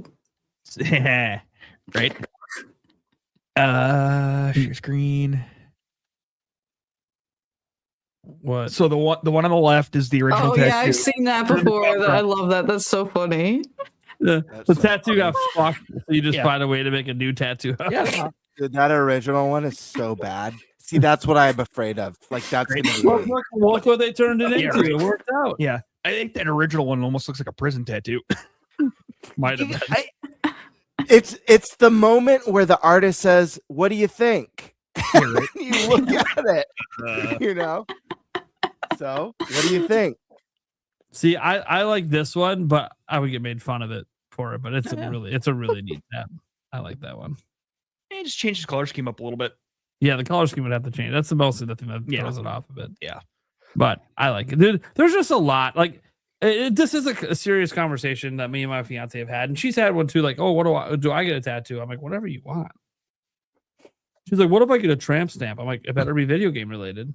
That's all I care about. Press start. Yeah, hey, that's fine with me. If it's video game related, get what you want, baby. I don't care. Wow, dude. There's some interesting tattoos there. I said the only other tattoo you can get that I won't complain about. What Like, the look, if you hell? want to get like tattoos of the kids or something, I'll never say no to that. It is what it is. That's a personal thing. But please don't put their faces on your body. Just don't. No, do no, that. no, no, like, no, no. like, please, No. just like their names somewhere. No, Don't fucking no, put their yeah. face. But don't do what my friend's mom did. Oh no. She got his name tattooed on her foot and then his birth year. So it looks like it's halfway to he's dying. They just need to finish the year off of when he dies. What? I can't even imagine how that looks. Yeah. Like it sounds like it's fucked up, but then I'm not really sure because like, okay, it's tattooed on the bottom of the foot. What's the big deal? No, it's not on the bottom of the foot, just on her foot. That has his name and then his birth year, but it looks like it, all you need to do is just add The dash. the dash and the other date. It's the just- way they put it's it an on in it. memoriam type tattoo. Oh, it looks like a memoriam. Yeah, tattoo. kinda. Oh no. Yeah. No, no, no. Oh. Oh no. I'm so sad. That's not good. All right, Alyssa. Enough of us reminiscing on the tattoos we would get. What's going on over there? What's going on over there? The suspense is killing us. So I have 10 tattoos. They're not all the tattoos though, but 7 of them are. Damn! Yeah. Well, I got Wolf Link here. Yep, I knew I can about show you that. the ones that I can show you. Yeah, the Wolf Link. Yeah, I've seen that I one. don't think my sleeve's gonna come up all the way, but I Yeah, got I the haven't- I mask haven't back seen one. here. This was my first tattoo, so it's just like little Triforce with little things there. And then this one was my most recent one. We'll just say it's a dragon with the Master Sword. Hmm. I have a Be wolf something howling specific. with. That's what she was Um, laughing about the bad artist stuff because she's like my most recent one got fucked. No, it's so good. It's so good. I wish I'll have to wear like a tank top next time I Yeah, come on. tank It's been too cold here, but No, it's all good. I have the 3 fairies here. The side boob tat Oh, with Navi Tattletale. Hey, that's Which- good. That's good for the man, baby. Or Fair, if, you, wait, or if you just go out to the beach and you like to wear bikinis, I guess then people. Wait. when you say 3 fairies, you mean like Navi, Tattle, or do you mean like Great Fairies? Yeah, Navi Tattletale. Yeah, Nice. It would be hilarious if it Cool. was the Great Fairies right by the boob. It's like that would be funny. she knows what she's doing.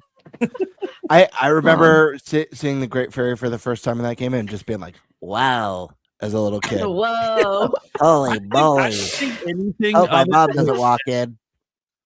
I didn't think anything of it as a kid, but it was God. What other games are the Great Fairies in for the 3D ones? Wind Waker Yeah, and Breath They're of the not very Wild. sexualized in Wind Waker, though. No, Yeah. they're super sexualized in the new games. Oh, Dude. yeah. oh no, okay. Oh. I was playing it back in. Oh, She pops out, and Yulia. This is probably why I took Yulia so long to try Breath of the Wild. Literally playing it on the TV in the living room. The first frame, oh, and she's just full bosom and everything. And Yulia's like, "What's this game rated, Nate?" I'm like, "E forever." Yeah. Nate Yeah. busted out that Labo VR faster than you could say pizza. Labo VR didn't exist back then. Yeah. My I'm like- half sister's convinced that Zelda's like not E for everyone. She's like, I hear the noises they make in those games you play. Oh, And she's just like, "Am I gonna have to ban you from playing this in front of the kids?" I'm like, "I hope not." I promise this is probably the most sexualized thing in the whole game. There's a history with the Great Fairy. Just let it be.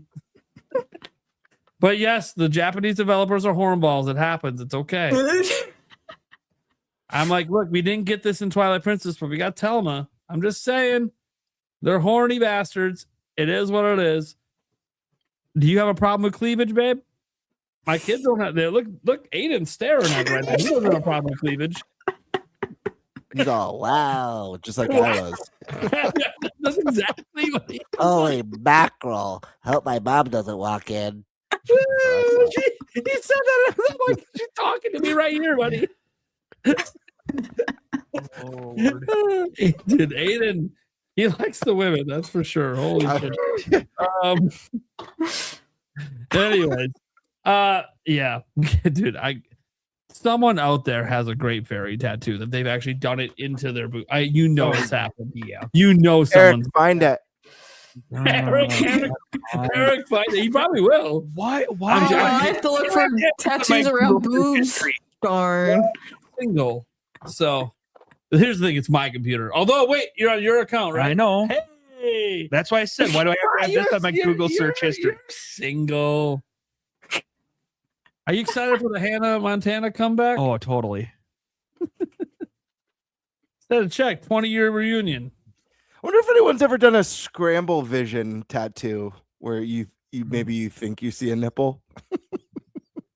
I don't know. Do you have search on that? Might be the oldies will understand that reference. Oh yeah. I think I see a nipple.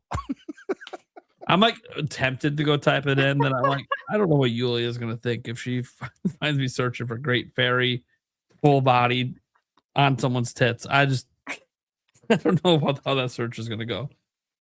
I mean, there are some cool ones I'm seeing there, but not exactly what I was referencing. No. I'm sure someone's done it. It might just not be pictured online because obviously you got to expose yourself a little to do that. And whoever got it might not have been comfortable with that, which is fine. But yeah, you just know someone's done it. You know, it is what it is. But yeah, no, for tattoos for me, it's once the weight's off, it's one of those. Okay, I'm probably gonna get one, at least one before I die. But I always know how it goes. You get one, Yeah. the next, and the next. One turns into 10. Once you get over that initial fear of the needle and it's gonna hurt, and you realize okay, it does, but it's not so bad. And then it depends on what part of the body you get it on for the pain. It's the Great Dairy. It's the Great Dairy. Dairy. Yeah. So no, it's a good question though, just because I've actually had conversations about it, and Yulia has too about it. You know, she's had conversation about certain piercings and stuff as well. That I'm like, get what you want. What do I care? Like, well, you have to look and deal with my body. I'm like, and that's a problem. Why? Exactly. Do what you want. I'm gonna be here either way. Do what you want. Yeah, and she had right now it's the belly button that she wants to get pierced. And you know why she really wants to get it pierced? Someone on Etsy, back when I worked at Zelda Informer, sent me like one of every piece of jewelry they had, and it included some like Zelda ones for belly button piercings. And every time she comes into my office, she walks right over to the box, opens it up, stares at it, and goes, "Man, I should get my belly button pierced so I can wear this." And I'm like, "So do it then. I'm not stopping you." Word, right? Just go do it if you want to wear the Zelda. I'm like, did I just make you into a Zelda fan? You're staring at a Zelda piercing and you want to get it just because I have it? Well, didn't you buy it for that? Sure. Yep, that's what I bought it. I didn't buy shit. It was said to me. I didn't even ask for it. But no, yeah. So it's kind of that was a neat topic. I like that. Yeah, we'll leave it at that. All right, guys. Let's go around the room, let people know what we got going on, where they can find us. Obviously, big shout out to ProfNoctis, because he was here earlier. Professor, obviously, he had to dip out. He's got probably teach a class or some shit tomorrow. So, let's start with our guest. Obviously, SkySwordsAlisa. Hi, I'm SkySwordsAlisa, if you didn't know already. I stream games here on YouTube on Tuesdays and Thursdays. I play on everything, so I stream all games, not just Nintendo. I am planning to do a Crimson Desert stream. I have it's shipping, so there was a demand for it, so we're going to try it out, see how it goes. I did just hit 600 subscribers recently, so we'll be doing a Lego build this bad boy in the upcoming weeks. Oh yeah, I'm excited. So, right there, so in like the next couple of weeks, you can afford that. Right, I finally got caught up on all my celebrations, so I just dropped a Q&A video. I did my entire playthrough of Majora's Mask. I did find all the masks. I actually had a lot of fun playing through Majora's Mask in one sitting. I was kind of nervous. I didn't know how it was going to go because of how challenging that one is compared to some of the other games.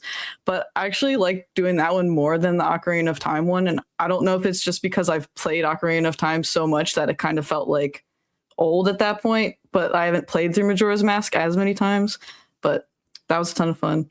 Ocarina of Time is not the best Zelda. Got it.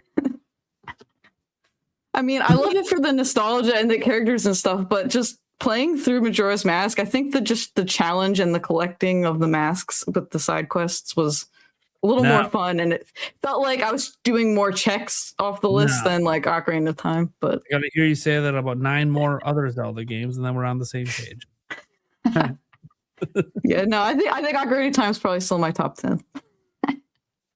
But I did, speaking of Zelda, I did drop a Zelda video. I'm trying new stuff. So I dropped the Zelda video. It's like a movie, basically. So if you like long content, I got you. But yeah. That's what I did. They're reminiscing on the Zelda game. And hey, I got 311 views for you. That's awesome. Yeah. Thank you. Thank you. I like that. I'll have to check that out. Put it in the background tomorrow when I'm working. Yeah, go subscribe to her channel. I would love to see her by proxy of appear on our show, suddenly get to 1,000 subscribers this year. That would be sick. Let's get her there. Triforce of Burn Ball. Were you the one that put it up or GameBird? GameBird likes to feature random Well, ones. it would be the Biforce, right? Because there's only 2.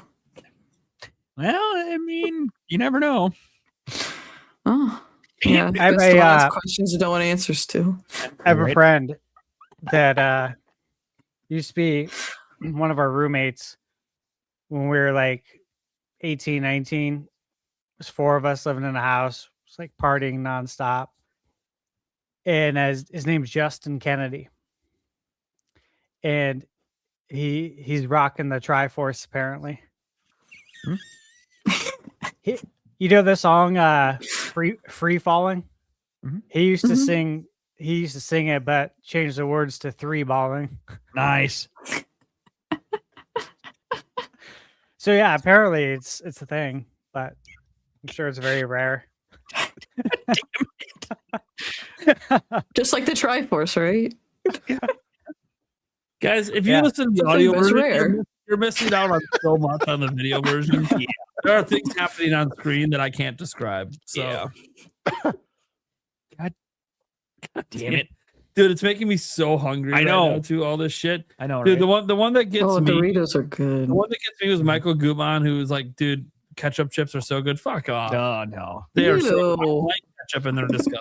Yeah. I still have a bag sitting in this back room that was sent to me by Corey Bohm. I'm never opening.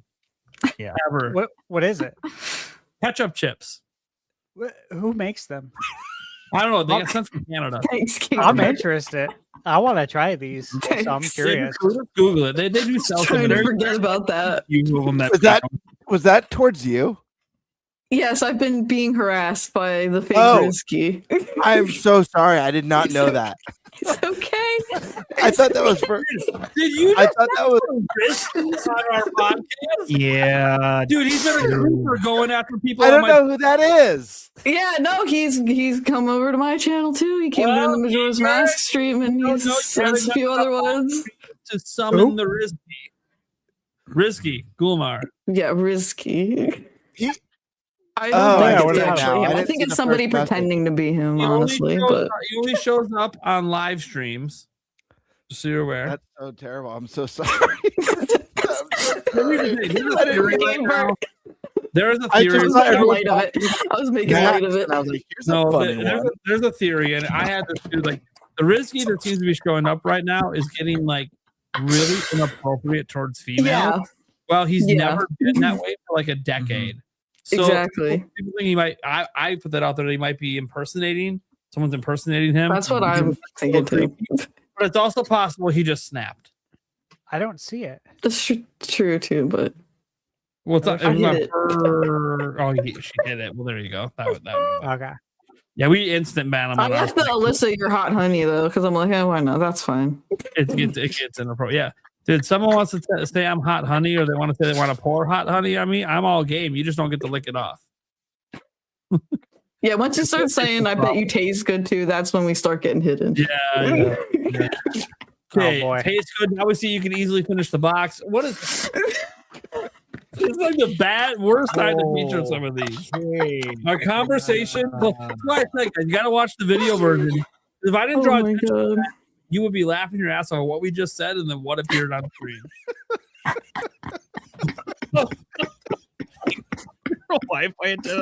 What the hell is going on here? Dude, there's weird shit going on in the chat that I don't understand. Yep.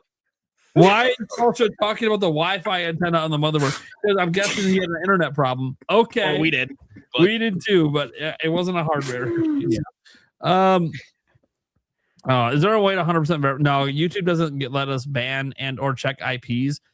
It's stupid because most other platforms let you do it. Yeah. Especially when you want to permanently ban someone. It doesn't even technically permanently ban. Anyone can use proxies or change their IPs. I just want to know how the hell he changes email so goddamn fast. He doesn't. You know you can use one email on YouTube and make unlimited accounts. Why? It literally takes like 2 seconds. Why? How do you think I have all those channels under my one account? Did you ever notice that? They're all under the same account? No, dumb. YouTube's always been that way.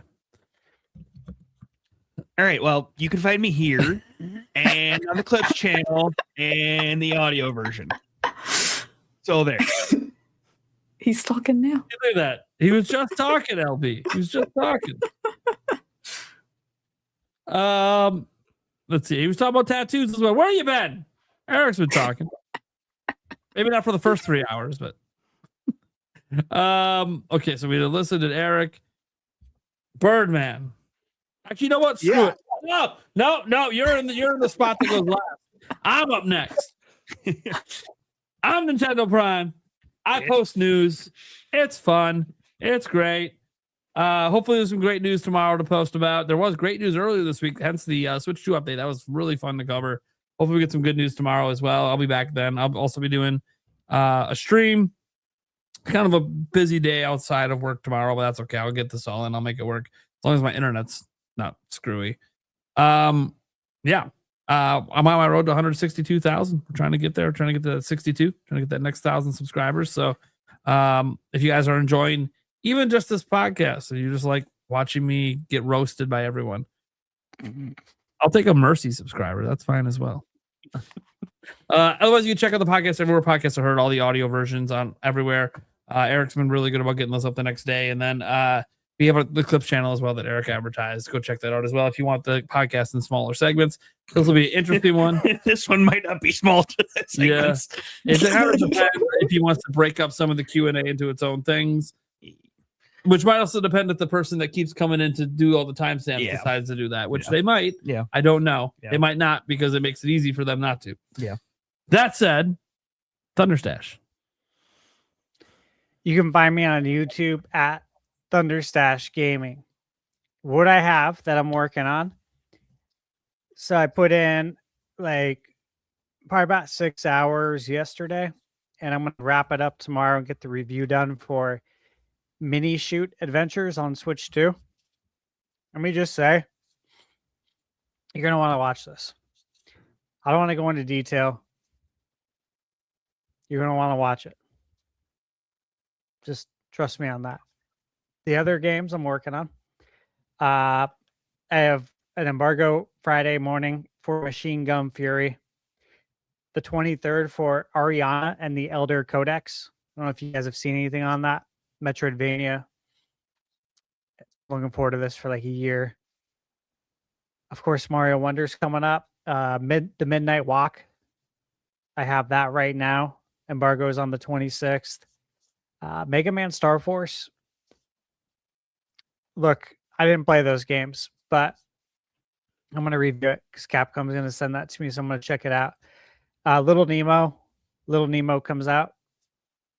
So that's the 31st. That's kind of what I have coming up. I'm going to fill in some games in between there because there are some other games I'm working on that I haven't talked about. So yeah, it's going to be a busy end to the month. And then I got that 10K on Sunday. So I hope I'm not exhausted after. It's going to be hot as balls, dude. Hey, dude, at least the 10K wasn't tomorrow. Dude, I literally just saw on X that if we hit 107, which it looks like we might this weekend, we're going to break a record from 1895 by 44 days, meaning it got that hot 44 days later, like in May. Yeah. Not. This is insane. This is insanity. It sucks. I do want to mention one thing I just saw on X. Dr. Sircon Toto. Mm. Good old Dr. Sircon. He said Crimson Desert reviews apparently not good enough for investors. Stock price for publisher Pearl Abyss in Korea, where it is Thursday afternoon, is currently down 29.88%. That is this is what I'm talking about. What did I say earlier, though? People are going to lose jobs over this. Yeah. Because you were tired, or because you didn't want to put in the effort to learn this shit, or because you weren't up to the challenge. It could be a variety of reasons, right? I'm not pointing. I'm just saying, like, you got to be in the right mindset, the right frame of mind. You need to assign people to review this game that are going to be not that love the genre, but like you should assign people that understand these games, you know? Yeah.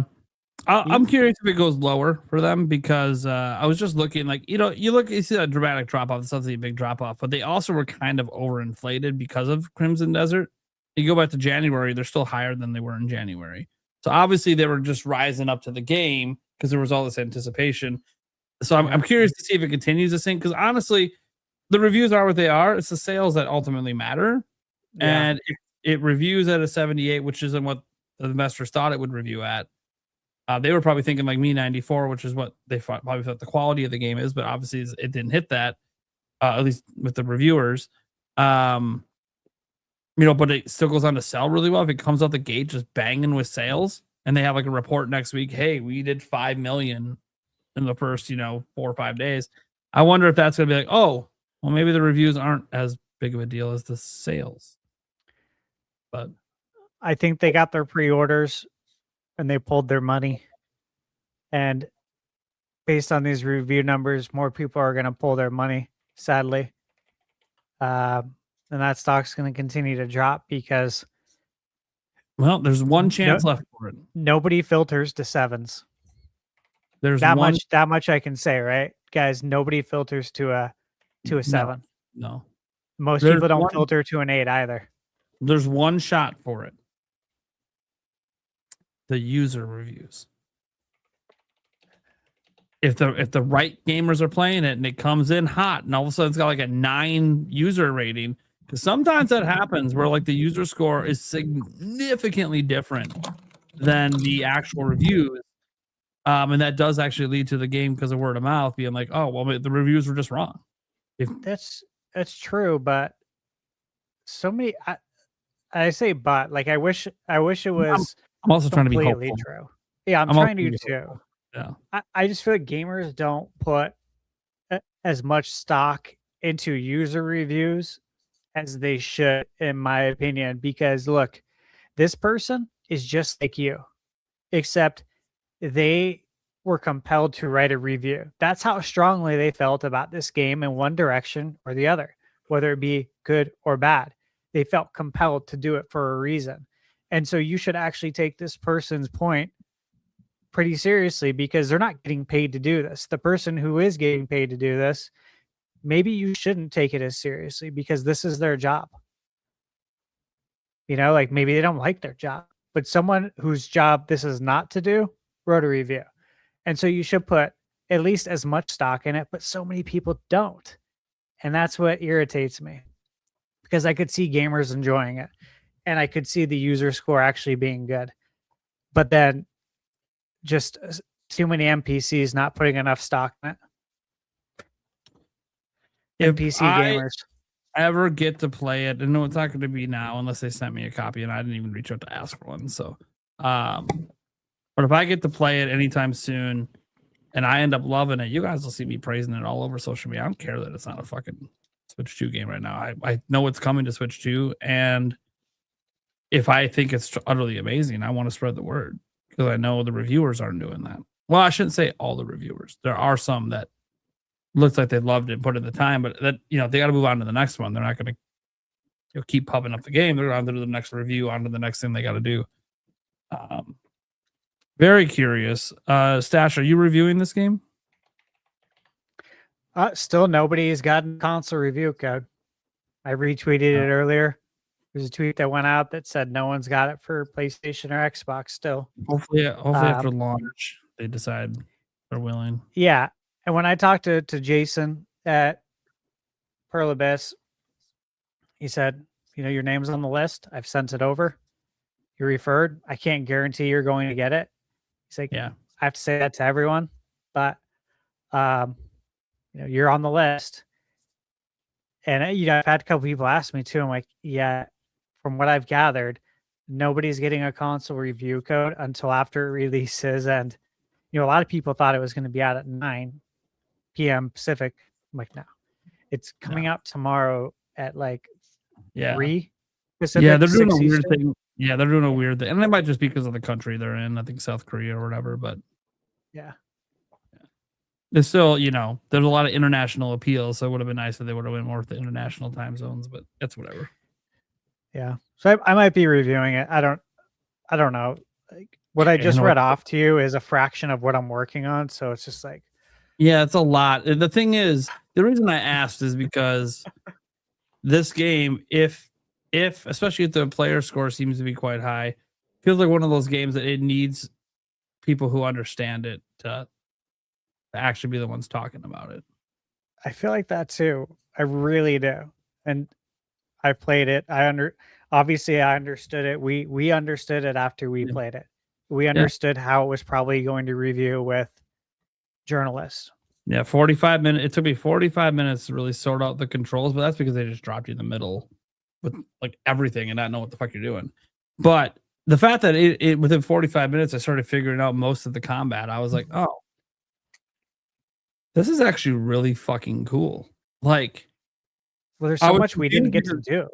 Because because most of the time I spent just trying to figure out the controls because it is so different. Yeah. Like it didn't play like anything I played before. But then once I had some of it down, I'm like, you know what? This is actually, why has no one done this? This is actually kind of fucking cool. It's like a catch-all game. Yeah. There's like everything in it. And the thing is we only got to play that part. Yeah. Like it took me a bit to figure out how to ride the horse. I'm like, okay, it is a little weird. This shouldn't be this difficult to ride a horse. But that was one of the things I told them, that there are certain things where the controls are a little too complex for, like, almost complex to be complex, not because it's actually fun. Pick up the flag. But like picking up the flag, yeah. it did not need to be the way it was. And I don't know if they cleaned any of that up or not based on suggestions. It sounds like they haven't. But based on some things I've read. But the combat, every time I see people mention, like the negative reviews mention how bad the combat is, I'm like, I already know you're wrong. The combat is amazing in this game, but it's complicated. Yeah. You have to learn it.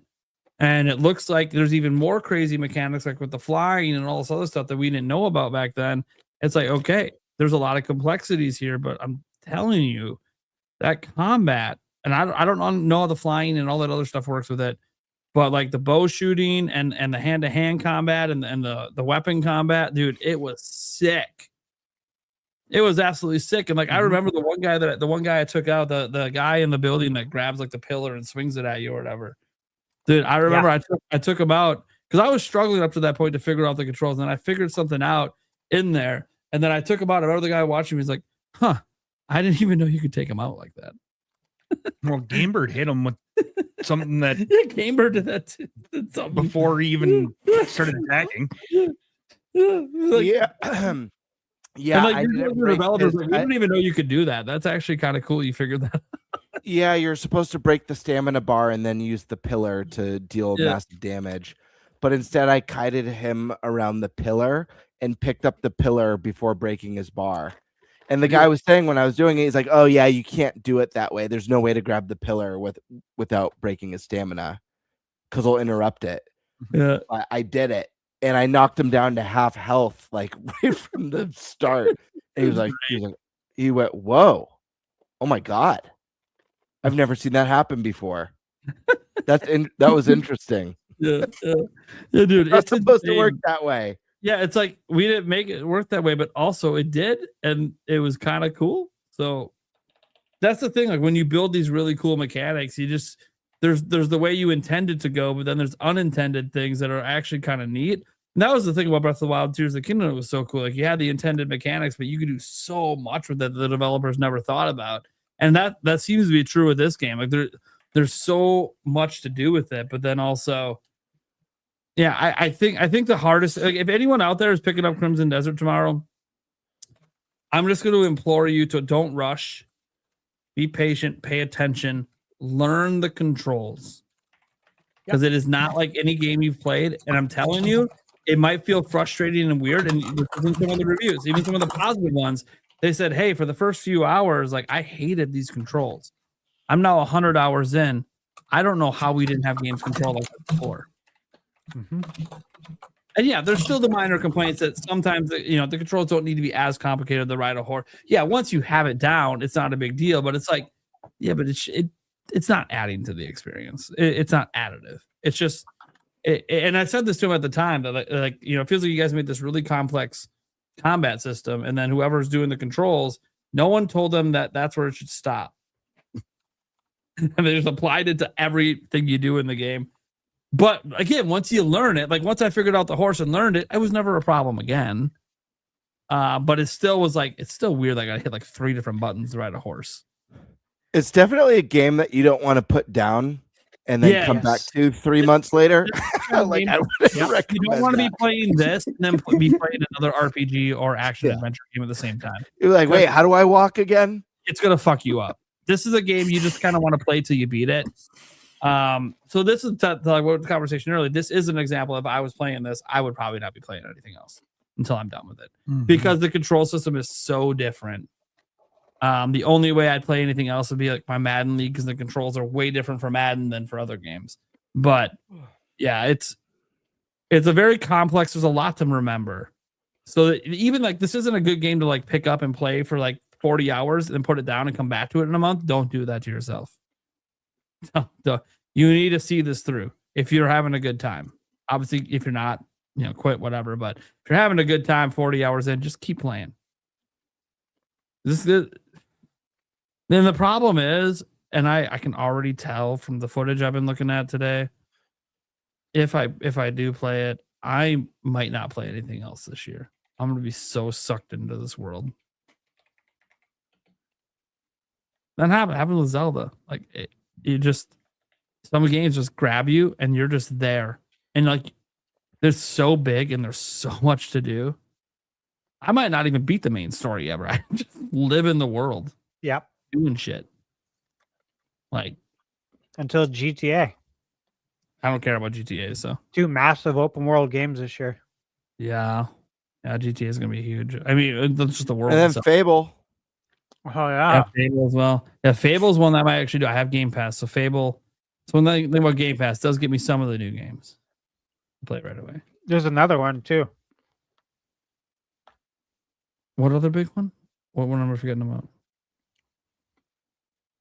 Can't I mean, there's say. Rebirth, but that's not really open world. Well, it's more open than the first one. Can't say. It's one that you're under embargo for. Is it a game that's been announced? Oh no, I know.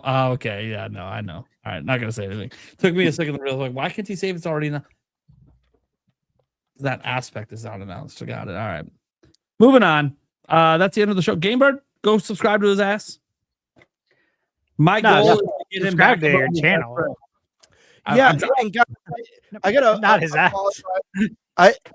Yeah, leave my ass out of this, dude. What the hell? Anyways, sorry, that's right. You're more the pelvic thrust type. Got it. That's true. No, guys, I'm sorry. I've been so insanely busy. I said last time I have a number of videos that I've either started or have outlined. They're all coming. My work-life balance has been brutal over the last I want to say at least 2 months, to be honest, but more than that, like two to 4 months. But I have 2 different jobs. One job is a Monday through Friday that I work 8 a.m. till 5 p.m. But I am the last person in my department, and so almost every single day I'm working overtime. My other job, I work every other month, but only on the weekends because I have a full-time job. This March is one of those months where I work 30 days straight. I work every day of the month. Next month, I won't work weekends. The following month, I'll work weekends. So every other month, I work 30 days straight. It's been very challenging to keep up, but I'm making changes, and I am freeing up time so that I can at least have one video out every single week, as well as I am clearing the path. And this is either going to start this coming week or the following week.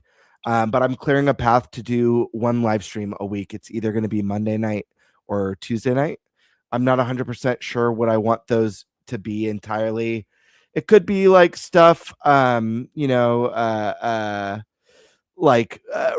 game related or collection related. It might be unboxing stuff because I do buy a lot of stuff. It could just be hanging out, answering questions and answers.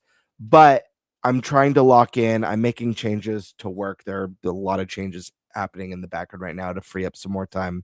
But the goal right now is to get myself to where I can comfortably, I have a family too. So it's a lot to juggle for me. I'm very tired. Very, very tired. But, I live my life with no sleep. Sucks. Yeah, it's just been really challenging, and I feel bad because YouTube is something that I have so much fun doing. The podcast, this was locked in before I joined in, so I have a default chunk. But even having this Wednesday night free, if I wasn't doing the podcast, would be dedicated to my channel. But the podcast is one of, if not my favorite things that I do. So I'm making adjustments and making swivels, and I'm gonna get there to where it's consistent every week. But the first thing that's gonna come with consistency is gonna be the live stream. And I haven't locked in the Monday or Tuesday, but that's gonna be the first one that comes. And then videos, at least for the rest of this month, I'm gonna try and get it out before the end of the month. But the goal in the very, very near future with the shifts that I'm making, work in my life, is to have at least one video a week. So Good goal. Good things to come. And apologize for the slow drip, and I apologize for saying stuff is coming. And I know people have been waiting. Where's the content? Where's the next skit? Believe me, if you guys only knew the skits that have been stewing in the brain, but they do take a lot of time. And I don't when I made the intro or when I made the merch commercial, work was a different place for me, and I had a lot less responsibility. I wasn't doing all the almost 5 days a week of overtime. So it's just, things have been a little bit different lately, but we're going to get back in a groove. And yeah, so I hope you guys stick around for that. And if you do enjoy the stuff, that I make, or you want to support the channel, as the channel grows, I'm far off. I'm nowhere near, the caliber of Nintendo Prime or ThunderStash Gaming. But the hope is, if the more the channel grows, the more I'm able to turn this into a little bit of a side income. Maybe that eliminates the side job. And then I could dedicate, every other weekend to recording 3 videos. So I have stuff, or 4 videos. So I have stuff to release every single week. It's, I don't know. I've got to find the groove. It's been very hard. I'm already not sleeping that much to begin with, and I haven't quite figured out the balance yet. If anyone has any tips, I'm all for it. But I have struggled with that between family, work, and other stuff. I also had a lot of stuff I don't really get personal on the channel. I keep my private life pretty damn private, to be honest. But I also had a loss in the family this month that was a very tough one. And I had a loss of my pet, and that a pet that I had super. There's just been a lot this year. It started with a bang, but we're gonna get there, folks. And I hope you're excited, because I'm excited, and I've got a very good feeling about this year for not just my channel, but also for Stash and Prime and Eric and the podcast. I know, Eric, you don't have your own channel, and Alyssa too. You're growing, which is awesome. Yeah. So good things to come. Sorry that was super long-winded, but It's all right, man. Super long show. All right, guys. Thank you so much for tuning in. We will catch you next week. Hold on here. I'll just tell you who the guests are quick. People like to be teased a little bit. Next week we have on Special Nick and Andres Restart. Yeah. Nice. Yeah. That should be a good show. Special Nick, Yeah. good to pick his brain. He's another person who tends to know a little bit of stuff going on at Nintendo. So you never know. He wanted to come on. So we'll see what happens. And he obviously knows a lot about Xbox. If you don't know, he's the co-host of the Xbox Era podcast. He's done some other stuff, but that's what most people know him from. Or if you know him around my channel, it's because he pops up in my chat every now and then because he likes my content. So, and Andres Restart, you guys know.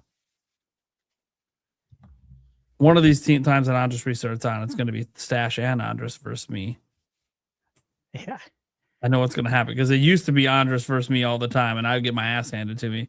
And now Stash hands my ass to me. And now one of these days, they both will hand their ass to me. And then GameBird will get involved. He'll hand it. GameBird's already handed my ass to me once. And Eric's just going to sit back and wait for the right time to throw in the killing blow. Just twist the knife just enough that maybe I'm waiting for the moment that you guys get me so good that I'm like, you know what? I think I'm done today. And I actually walk out. I've never done it. I've jokingly left, but I've never actually just straight up like, you know what? I can't deal with this shit right now. I'm getting the fuck out. Guys, no drama. I know this feels dramatic, but honestly, it's a mental thing. I got to get out of here. I actually really love the podcast and I love the banter, but you never know. I try to come in when the show starts, I feel like my mind resets a little bit. Like it kind of lets go of all the day's shit, you know? So I like that. But if there's ever a time that it doesn't, I would probably warn people behind the scenes and be like, hey, just so you know, I'm a little on edge right now with some shit going on. Like was understandable when I came back after my son's stuff in January. Like I was obviously not going to be, fully me, even though I tried. All right, guys. Yeah. We'll catch you the same time next week. Big show. One of these days we'll get the Fantasy Critic. I promise. One of these days. Bye, everyone. Night.